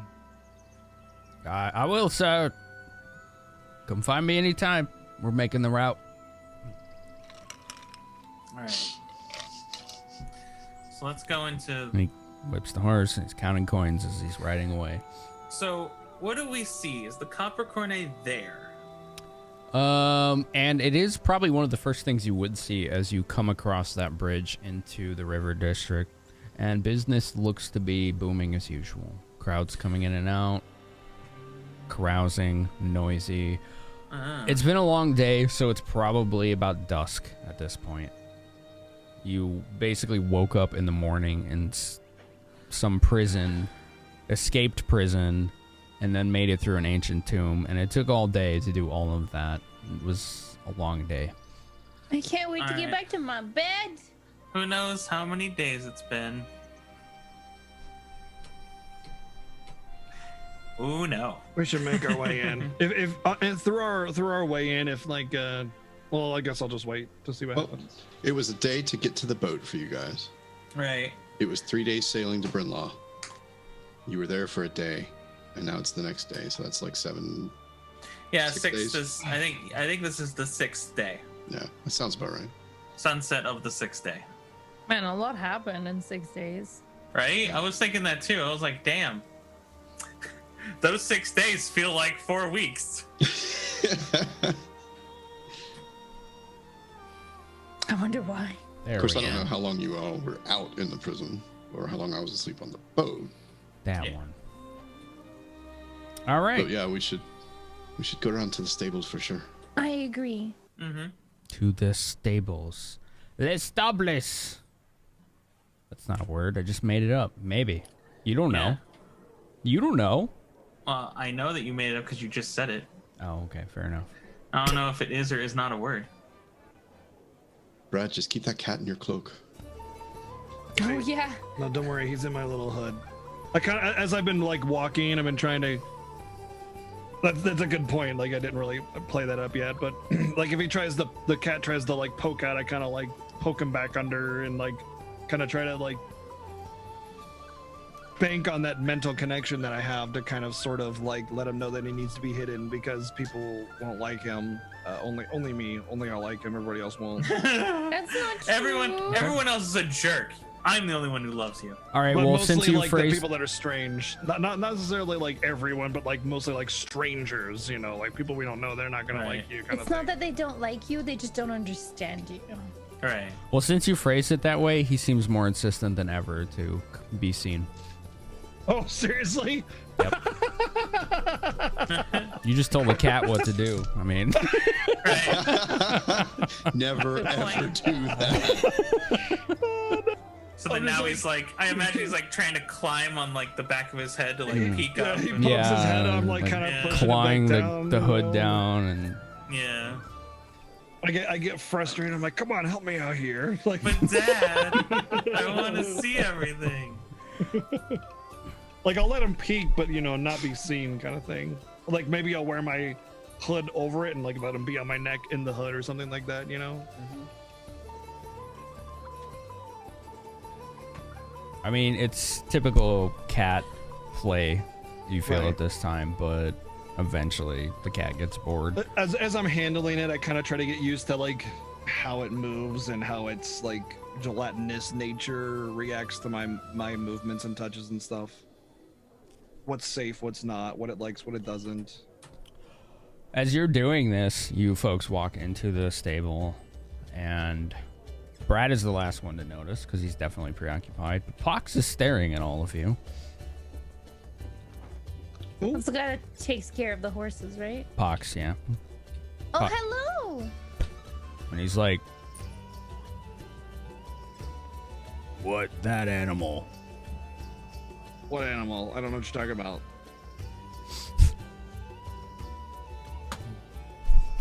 Sorry. Oh no, that's we don't have any horses. Don't worry. Wait, where's Daffodil? We left our horses before the boat. Oh no, I'll have to retrieve her. She should know how to come home though. Yeah, didn't we had the horses just before we turned the cove. We probably should have done something with them before we got on the boat, but whatever. We don't do details here. Did you leave them there? That's a great question. I don't remember if we sent them back or not. I thought I recall someone that we sent to go back to the town to get people to collect all of the goods that were stolen. Yeah. I thought I remember telling someone to do that. Did do that, yeah. That is right. One of the sailors. Somebody, yeah, one of the people on the boat that we rescued. I swear I Did you sent do that? someone. I don't know if I actually did, but I know I talked about it. I don't We remember who they definitely- sent, but they sent somebody. We definitely talked about doing it, yeah. All right. Can we assume we did it? Sure. Great! Does that mean Daffodil's in her stable? Yes, because it took 3 days to sail to the island. And the There's my cove girl. was a day-ish away. And just like I go up to Daffodil and I pet the side of her head and give her a carrot and I'm just introduce her to her new friend. I'm like, look, I got a new friend. And kind of let them sniff each other or whatever they do. Okay, QB Cat seems completely uninterested. That's fine. And Sounds about Daffodil gives it a sniff or two. Gets a little close and then goes like this as soon as it gets really close. Did not like it. He'll get used to it. Pox, would you mind giving us a few moments, please? Yeah, but he's still pointing at Brad. Oh, okay. It's just a rare cat that's actually green instead of normal colors. Don't worry about it. Okay, roll diplomacy because that's technically not a lie. Very rare cat. I mean,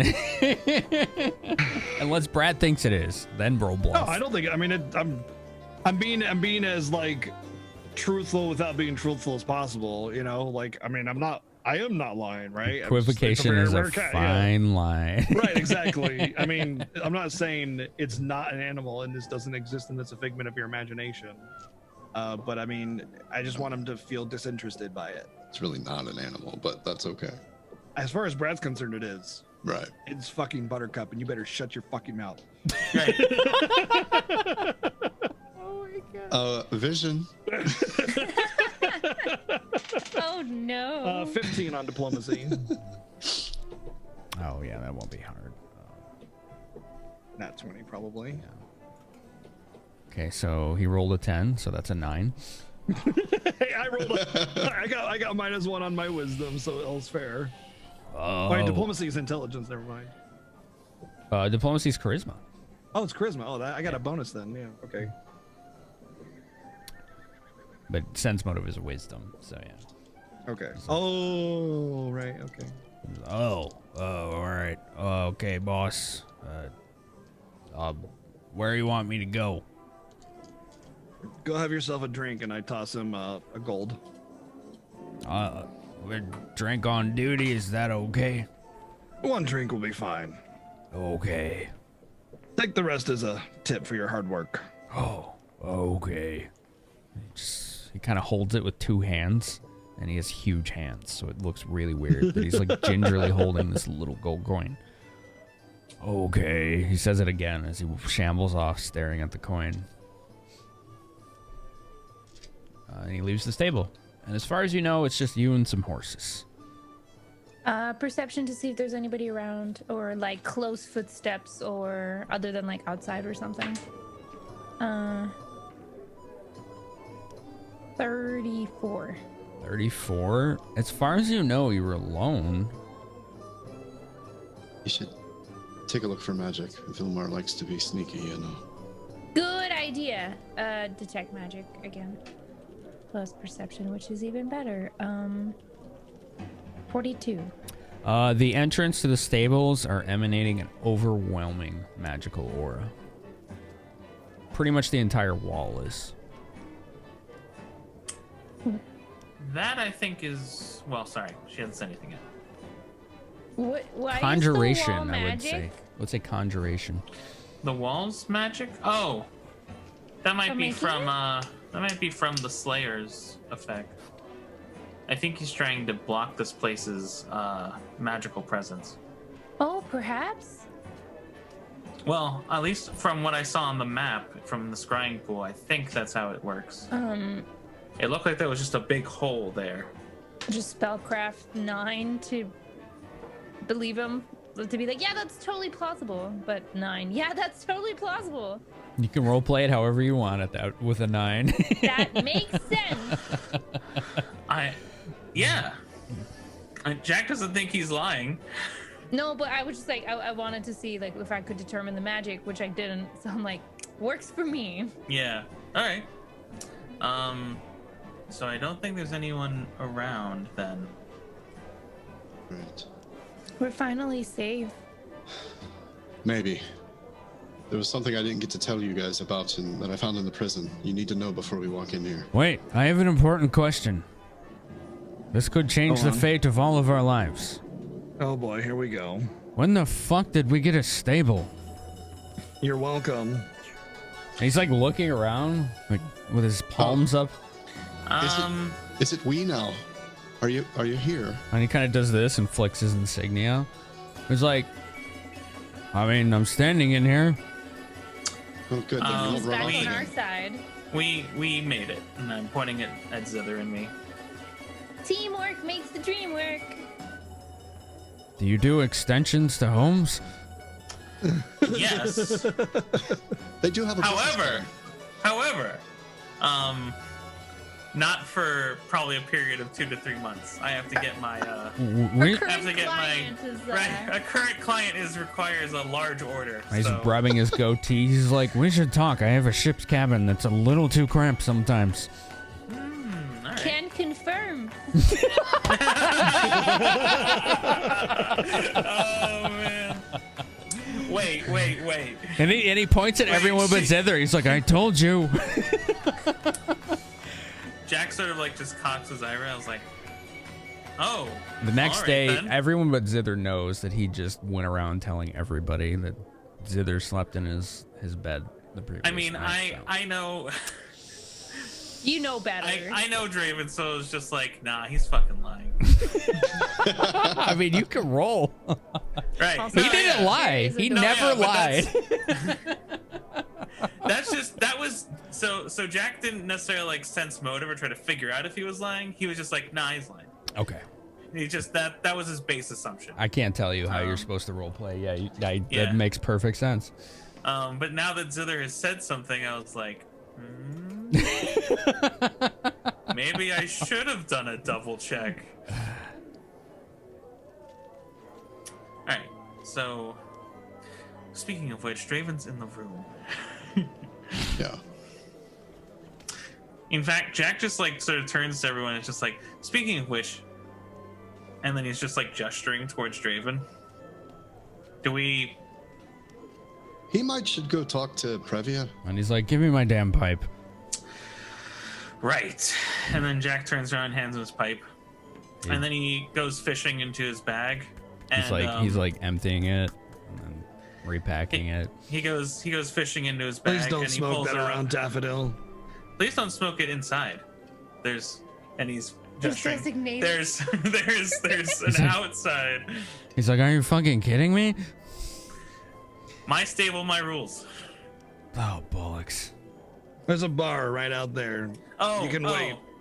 Before you go, and Jack basically like writes something on a piece of paper real quick, and then pulls out like a small jar, and he's like, "Here's for what I smoked, and if you want more, here's a letter from me personally, and you can go to the oh my gosh, the adamantine mug. Thank you. Your oasis of knowledge.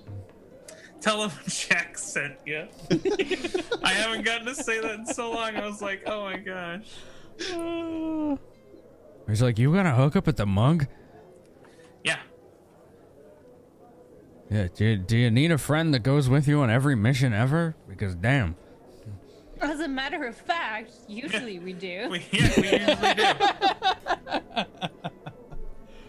He's like, it's a deal. But one question, why are you acting so antsy right now? What are you talking about? I'm so happy to be home. He couldn't wait to get rid of me. What, me? He's pointing at Jack.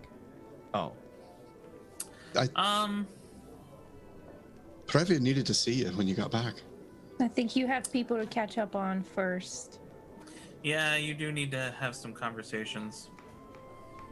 Is that gal with the black cloak still hanging around? Yeah. Oh, Saya? man. Yeah. Let me tell you, she is the easiest person on the planet to prank. Oh God, the last part of it changed everything. I was waiting. I'm like, where is this going exactly? Yeah. Ooh. Okay.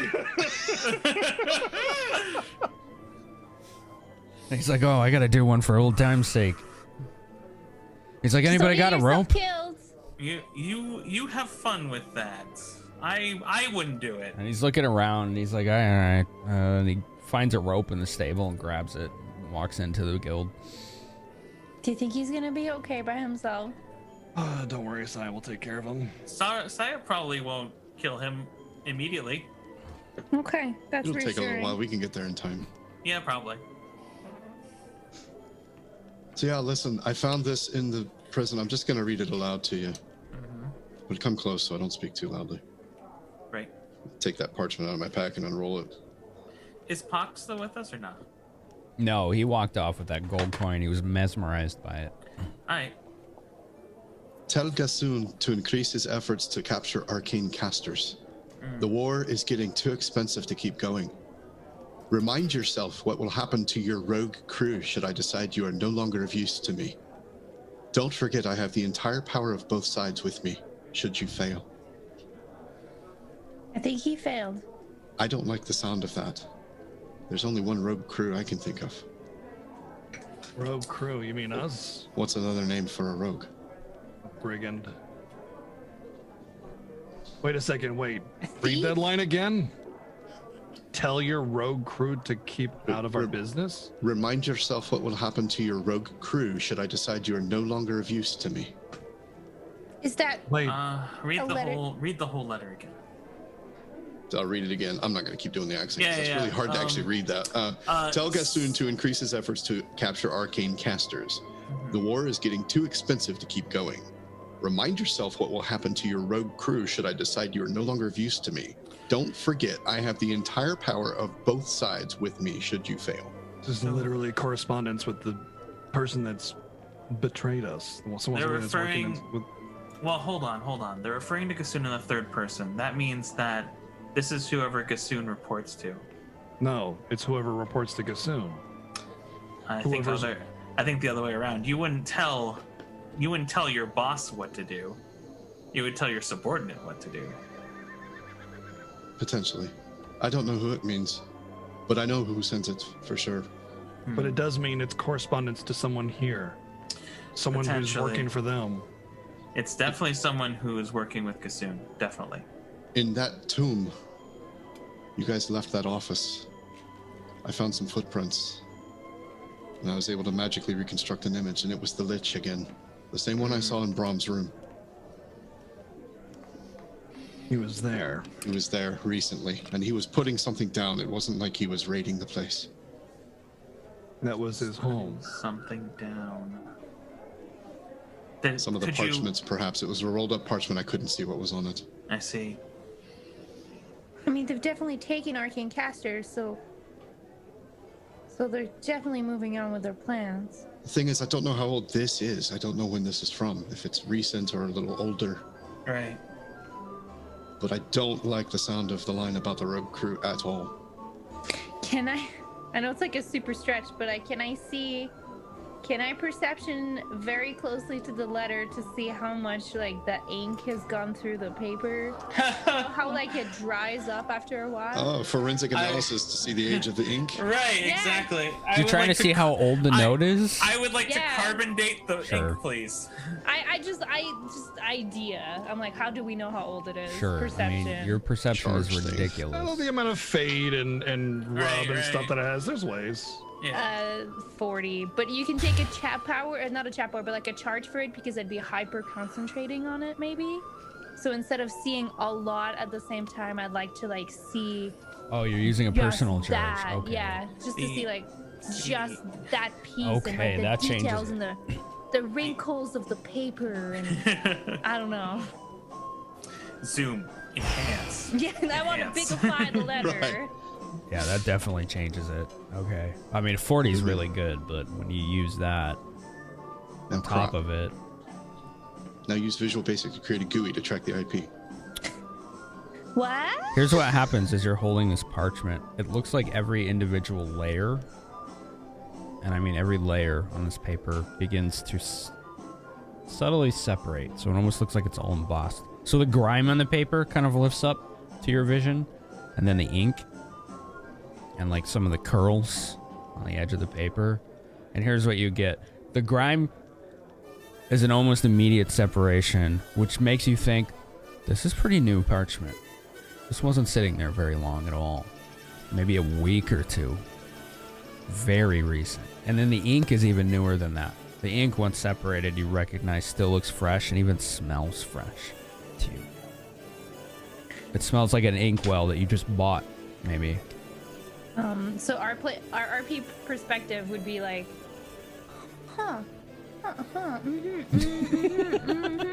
Nope, this is pretty fresh, I think. About a week or so, maybe, perhaps? Don't forget to lick it. It's not rocks. What are you... No, I don't lick trees. I lick rocks. It's Well, maybe different. Aim needs to then. Yeah, give me that back.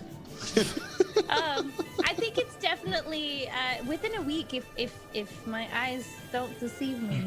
I take note of that and kind of like glean a little bit of insight on that because I just thought she just licked things randomly to get knowledge. You know, that was my first impression, but now she's specifically said rocks or stones or whatever. So I'm just kind of like making a mental and note. Stuff, yeah. Note is about 1 week old. You know, them on the forehead, it works better. Lick on the forehead? Is that what you said? Mm-hmm. It works better that way. That's only healing, silly. This note is pretty recent. If it helps. Oh, that is very concerning. I don't know what we're gonna find in there. It means we've meddled in their affairs and they're not happy with it. It means we're doing something and they don't like it. That makes me happy. Oh, I also found this that was left in the chest. Pull out that bag of platinum. How much is in it? Money. It's like 250 gold, so 25 platinum. Okay. Little hatch under the door we missed. Little note said it was just a travel stipend for emergencies, but I figure this is big enough emergency we can just take it. I'm fine with that. Looks like there's about 25 here, so. 5 apiece. Yeah, true. Thank you. Because 5 for Draven. Yeah, that's 5 platinum. Yep. Should we? So 5 each, right? You said? Yeah. Should we take a moment to take stock, or should we get going? We should head into the base, report. Yep. In confidence. Yep. Or what's that word in where you're together alone? Is it we should be alone. Right. You know, with Private? With the leaders. I see. Yeah, in private. That's right. the one. We should do that. I agree. Yeah. So let's go do that. Because there's no clearly states that someone. Wait a second. Yeah. Now you begin to see my worry. Hold on a second. No. Like, this note makes it feel as if the leader of our Bronze Brigands is the one that was working with them. Which would kind of give value to why his room was ransacked, because he failed. Or he was kidnapped. I think it's Elmdor, just out of nowhere. It's Elmdor. I don't trust that motherfucker. I mean, everybody says Braum would never do this, but what if he had no choice? What if he was pressured to do it? What if he was threatened to do it? But we saw the magical energy. You think that they would trap his soul for failure? Yeah, I do, actually. He's not an arcane caster. So he's powerful. No. What other reason would they have to take his soul? We gleaned before that it doesn't have to be an arcane caster, just have to be someone powerful. They can take the place of an arcane caster. Braum's the leader. He was a war hero. Of course he's powerful enough to sustain them in the same way. Well, that's what I'm saying. I mean, if they wanted to make an assassination, they would have just killed him. They had to have taken him for a reason, and I can't think of any other reason to take him than punishments for failing if he was in charge of whatever this effort is. Otherwise, they would have left his smoking corpse on the floor for us to find. Either way, there's only a handful of people we know we can trust here, and even then, we don't know.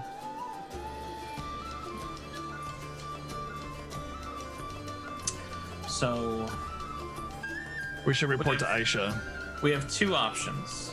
Either none of the officers knew, which means that essentially Braum was hiding this from everybody, or all of the officers knew. In which case, we may have been getting the runaround from Aisha and Vilmar and Previa. Aye. You really think it's Braum? I thought we were trying to save him. We were, but we just don't know. That's it. That's all there is. We just don't know. The other thing that concerns me is we entered Spellhold Prison and we could not find him. Which means that he's not with the Keld Wizards right now. He's somewhere else. He's in a rock, right? Yes, he's in a crystal. We only found one, but we know the melody is in one too. There has to be another. There must be another location that allows them to, wherever they're storing or using these crystals. I wonder if there's a way to recreate that scrying pool they had to look for powerful magic in a bigger range. Or a different location. Right. Meanwhile, did we destroy that pool? We totally killed it, right? I dispelled it. They could have more. Yeah. They could certainly have more. As far as crying goes, I could give it a shot after we rest. You have access to Divinitation? Scrying is a level 5 spells. I have level 5 spells. Oh, wow. That would be interesting. Turn it around on them. Freaking full cast. I can't make like a permanent scrying, but I can do a base scrying. I'm going to need a silver mirror though. They can't scry in here though because of that protection we have. Probably not, which means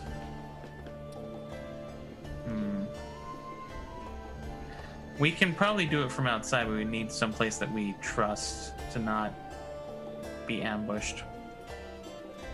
There's a basement we know. That's true. There is a basement we know. It's a new like secret base. Yeah, right. It's the base away from base. Speaking of which, have the people who own that place ever come back? Like, are they just are they dead or on a really long vacation or something? Said it was still closed the last time we went there. Yeah, I guess so. You're right. Right, so. But if we do it from the inside, then they can't find where we are. True. Assuming that scrying can go out the protection and not in. I don't know. We'd have to. Why don't we ask, and I'm pointing towards the door, the Slayer when we go in. Hopefully he's still around. There's someone knocking at the entrance to the stable, the inner entrance. Who's there? And it's Aisha sitting there. She's like, "You're alive." Of course we are. For now. Of course I am. We sure are. How are you? Well, it was a shock to see that man-child walk through the doors to the war room. But we brought him back. Oh, give him a break. He's not nearly as bad as Jack. She's like, "You haven't known him as long as I have." Well, we've been with him for 6 solid days, so. Somehow we didn't kill him. Now that sounds more accurate. All right. Well, at any rate, I guess we got to go report. Well, we can report to her right now. Yeah, I suppose Aisha's standing like right in front of us. We can test. Listen, we were sent to that island to investigate some kind of wizard or whatever, but I mean, we never really got around to that. Well, no. We were on that island to find the HQ of the Cald Wizards, which we did. I guess so. It just happens to be home. By the way, Spellhold Prison isn't operational any longer. That's true. I'd love to believe you about that, but there's no way that's true. Well, one of them. But it is. I can assure you that's true. I was 6 inches from the face of the ancient white dragon that helped destroy it. Whatever. I don't.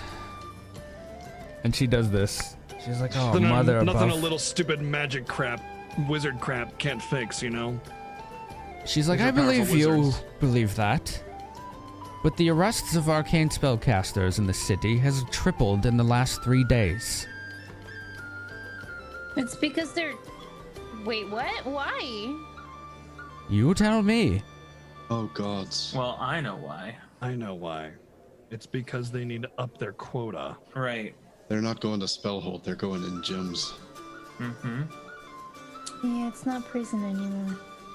It's execution. We were in Spellhold, but I don't think any of the people that they're taking have made it to Spellhold. No one ever comes back from Spellhold. You made it out? Are you sure? It was Spellhold. Pretty sure. I don't even know what Spellhold is, but it was a magically sealed prison, and then I used my expertise and muscle to get my way out. Also, there was a white and a green dragon. Yes, Brad's They have dragons incredible. now? No, Well- the dragons were kind of on our side. sort of. Yeah. Mostly. They were mostly on our side. There was a picture on the floor. What was that? The hand, the finger. Who was that? The goddess of the trades. Thank you. No, forgot her not name. not Joaquin, the hand Joaquin. symbol. The You were that right. was You were right, the- Andy, about the tomb, but there was another one in the prison. Oh, my bad. I can't remember the name. That was like Pursuit of Knowledge, right? Azuth. Azuth. Azuth. The pursuit Azuth. of magical knowledge. Right. Yeah, symbol of Right. Azuth on the floor. Cald wizards everywhere. Oh, that sounds like it checks out. Yeah. Magical scrying pool where they could see the city of Athkatla. There were very, very few prisoners, because I'm pretty sure it was just us. Mm-hmm. Pretty sure they were all dead. And you managed to get your way out of there with Mick Boozahall in tow? Yes. Well, he was sober. He's quite helpful. That's true. He's he was never sober. sober. He was forced had to no be choice. sober. We convinced him it was better to be sober. He's sober, right? Well, he's probably not sober anymore, but he was when he walked in that door. He was alchemically sober. That's the only way to do it, isn't it? I think so, yeah. So we got a message while you were gone. A good one, I hope. From someone called Mother, who I believe was that woman that was here with the claws. Yes. Oh, my. Sure is. Theoretically, that is good. Yeah. Why don't you tell me about your whatever it is you think you need to tell me, and I'll tell you what the message was. Jack, you're good with the word stuff. Yeah. Now I'm trying to think. Sense motive on Aisha. Sure. Hold on while I look at my character sheet. I'm like, I know it's giant, but I keep forgetting. What does a 39 get me? She has this stern-looking mother's glare that you have seen in so many female bartenders and matron-like women that just reeks of, I am really suspicious of you right now, and I really hope you're gonna tell me the truth, or there's gonna be hell to pay. All right, and then Jack sort of motions to Ain. He's like, Ain, give me the thing. I hand him the parchment. And I subsequently hand it to Aisha. I just handed it to her myself. Right, but I was doing it with my words. Okay, there was a lot going on there. Aisha is now holding the parchment with the note on it. Yeah. Which note? There was a lot of notes. The one I just read them. The note about the rogue people. Oh, you fucking people are gonna kill me. Oh my god. She takes the note. She reaches in her pocket while she's kind of doing this, like letting it unfurl. Okay. And she looks in the back and she's like, the bloody hell happened to him? And she's pointing at Wilson. Oh, he's fine, don't worry. He's only slightly, completely paralyzed, but still breathing. Just need to get him into a bed for a good night's rest. Yes, of course. He messed with a trap statue in an ancient tomb. By the way, there's an ancient tomb. Yeah, did you know there's an ancient tomb to Joaquin literally in the Grave District? No. You do now. There's mummies in it. She hands Zither something. There was a beholder too, but it's gone. Was this? It's a new insignia. Honestly, beholders are overrated. Could you not Everybody was bring saying up they the were so beholder? scary, but that thing was easy. And then It sure did smell bad. She looks at Wilson, just shakes her head like, oh, bugger. And she takes his insignia and puts a new one on him. Promoted! Well, it's not very ceremonious, but it'll do. It'll be a nice present for him when he wakes up. She starts to read the note. So this is the one about the rogue. Yeah. Yeah. Both sides of the war. Where's the note? I don't even know where I put the It's damn... it's in Discord. I put it in the channel in Discord. If you want to just go there. There it is. He's like...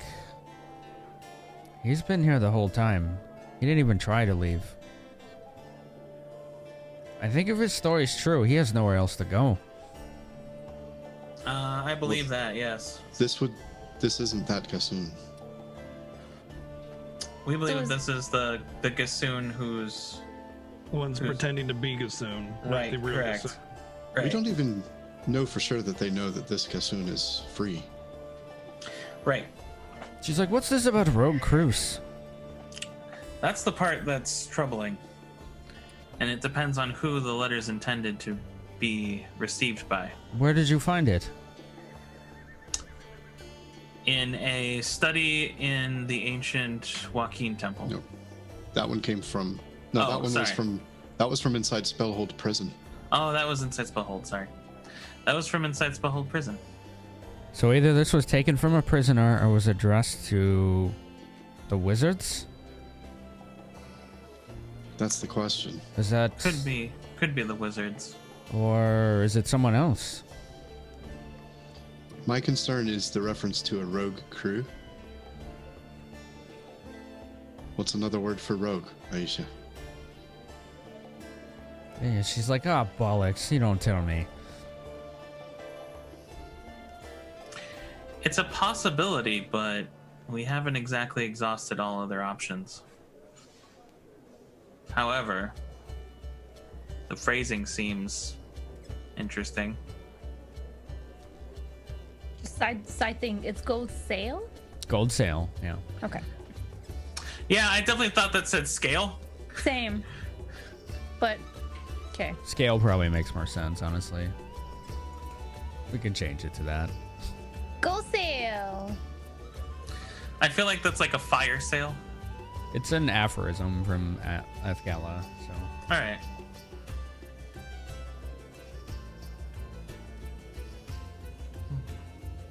Your pay goes up.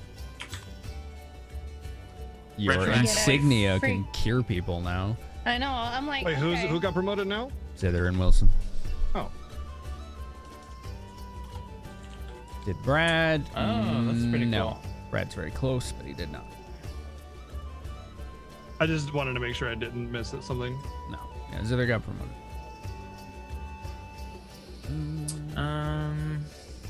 Well done, Zither. Yeah. Hey, thank you. So the note Well from done, Mother, and I must say, I find it hard to believe anyone in this place would be working for whoever's masterminding this. Yeah, it is a. She looks a little sad. It is a tough call, right? I don't think it's. Honestly, I'm unsure what to think, honestly. This whole business with Brahm is strange. Listen, this note clearly points to correspondence to someone within the Brigands. It means that someone higher up is working with this Kassoon character, this fake one. Right, And that fake means Kassoon. that everybody that we think we can trust, we can't, including each other. Well, I mean, You can trust me. of course I can trust myself. I can guarantee we can trust Zither. She's like, put me through every damn scrutiny you want. I'm not working for no damn evil wizard or whatever the hell this is. You weren't I even believe around. her. You Pretty weren't sure even that around if for a you lot of this. were, we would have been in a lot more trouble by now, so. What does that note say, sister? She said she has a lead for you. Oh. Supposedly there are reports of another wayward kin. Does that mean anything to you? That's the phrase, wayward kin. Yes, we definitely need to be aware of any wayward kin we come across. Well, she said it's in a place that most people avoid now. So like everywhere else we've been. Yeah. Right? Correct. What's new? It's supposedly haunted. All right. Well, that's kind of new. Have you ever heard of a place called Castle Spolzir? No. Well, Knowledge local. Same. Castle what? Sorry, I'm writing it down. Spolzir. Spulzeer. Since this is kind of folklore, I'm gonna take my 10 and. I've never been in Castle Explosion before. I'm gonna take my 21. Although that place at Spell whatever, there was a lot of explosions there, and we made it out just fine. I rolled a 19, so 22. Oh, nice. 21, This is crap, 22. but Did you 21, roll or no? 22.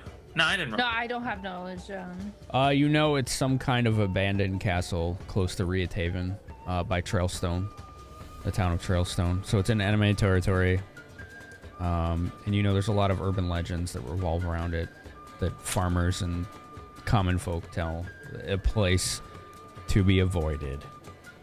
Ghosts and things of the like. There's the rumors. I am. Gotcha. Sorry, I didn't mean to keep cutting you off. Well, I'm very excited to check out a haunted manor of some sort. Why are we going there again? Oh, right, because we think there's a dragon egg. Is that what that means? Oh, Jack. Yeah. Wasn't gonna say it. Oh, I was gonna say it. It's not like we don't already have a couple, 3 of them. We have literally been showing them off to people. More than half the guild knows that we have at least one. Yeah, I'm pretty sure most of the guild knows we have 2. Oh, you're pretty good at painting targets on your own damn backs. Yeah, well. You could say we specialize in it. Well, The she more wants you targets to there go are, find out. the easier it is to find our enemies. It's not up to me if you go do that, but the last time she was here, she did something that impressed the hell out of Belzepho, to the point where he thinks it's worth looking into. It certainly is. We also have a different problem. And I have another note here. Hold on. The note was... Well, I'm paraphrasing because I didn't write the exact wording. One of the 6 may have defected to the rebellion. Dispatch a cell to retrieve them at all costs. Least even to their lives in exchange for secrets of longevity.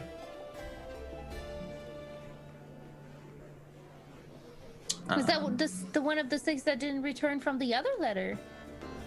I think that's referring to one of the council members, right? There's 6 of them. And we do know of one who has, let's say, recused themselves off to a small town that's currently being blockaded.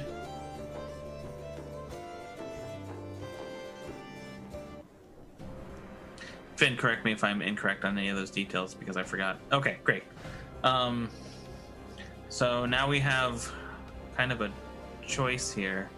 We also know that our enemies are also gathering eggs for their own experiments. Look, no matter what we pick, we're putting a cork in one of their plans, and I think going to this manor is more important. True. I mean, we still want the dragons on our side, so I agree. But do we? Well, yeah. For now, I'm concerned about deepening them deepening their roots into the government itself. But it might just be better for us to retrieve the eggs, since that will draw power away from them. I wonder if it'd be worthwhile for... You could go check out the manor, and perhaps I could take Saya and Rake and go recon Moran. She's like, good luck. You have to go through enemy territory to get there. Can you do it? A small group of people who specialize in not being seen in places could probably do that. I'll think about it. I feel like we should probably perhaps make sure Wilson gets some care. So there's some, before we head out anywhere, there's some stuff we need to take care of. We need to dump some items off. We need to figure out what some of this crap is. We need to take care of Wilson, and I have some research I want to do. Take care of something else. Seems fair. I feel like I want to document everything we've seen so it's in paper, you know? Mm-hmm. And then we can have Ferandul cross-reference it perhaps with her findings. Oh, that's a great idea. Yeah, it does seem like a good idea. Help find some knots in the threads that we've missed. That does seem like a really good idea.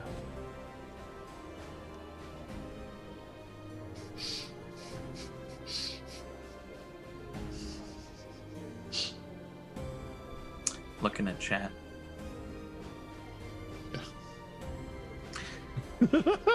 Apparently Brad and Slimecat are Scooby-Doo now.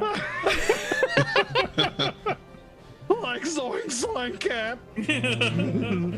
Oh my god, that's so good. But is either Daphne or Velma? She's like, all right, Probably Velma. Oh, okay. She has like no sex appeal. You so. take care of your errands. What? Says who? And Pretty Boy She's wants... like a tiny nerd. Pretty Boy wants to talk to you tomorrow. He looked like it was really important. No. Not Oh, that greaseball. The one from the opera. Oh. Elm door? Yes. Yes. Whatever. Can I choose not to?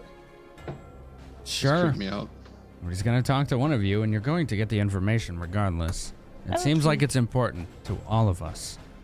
So take care of your errands. He'll talk to you tomorrow, and we're going to find out just what the hell it is that's so important to this guy who won't give you the time of day unless you have something he wants. And that's where we're going to call it a night. Thank you, everyone, for being a part of the broadcast of the Bronze Brigands. I hope you had a good time watching and hanging out and chat. I had a good time streaming it. It's always fun. We might not be doing this next week because 3 people won't be around, and that kind of puts a stop into things. But stay tuned for Twitter and Discord for announcements related to that, just in case.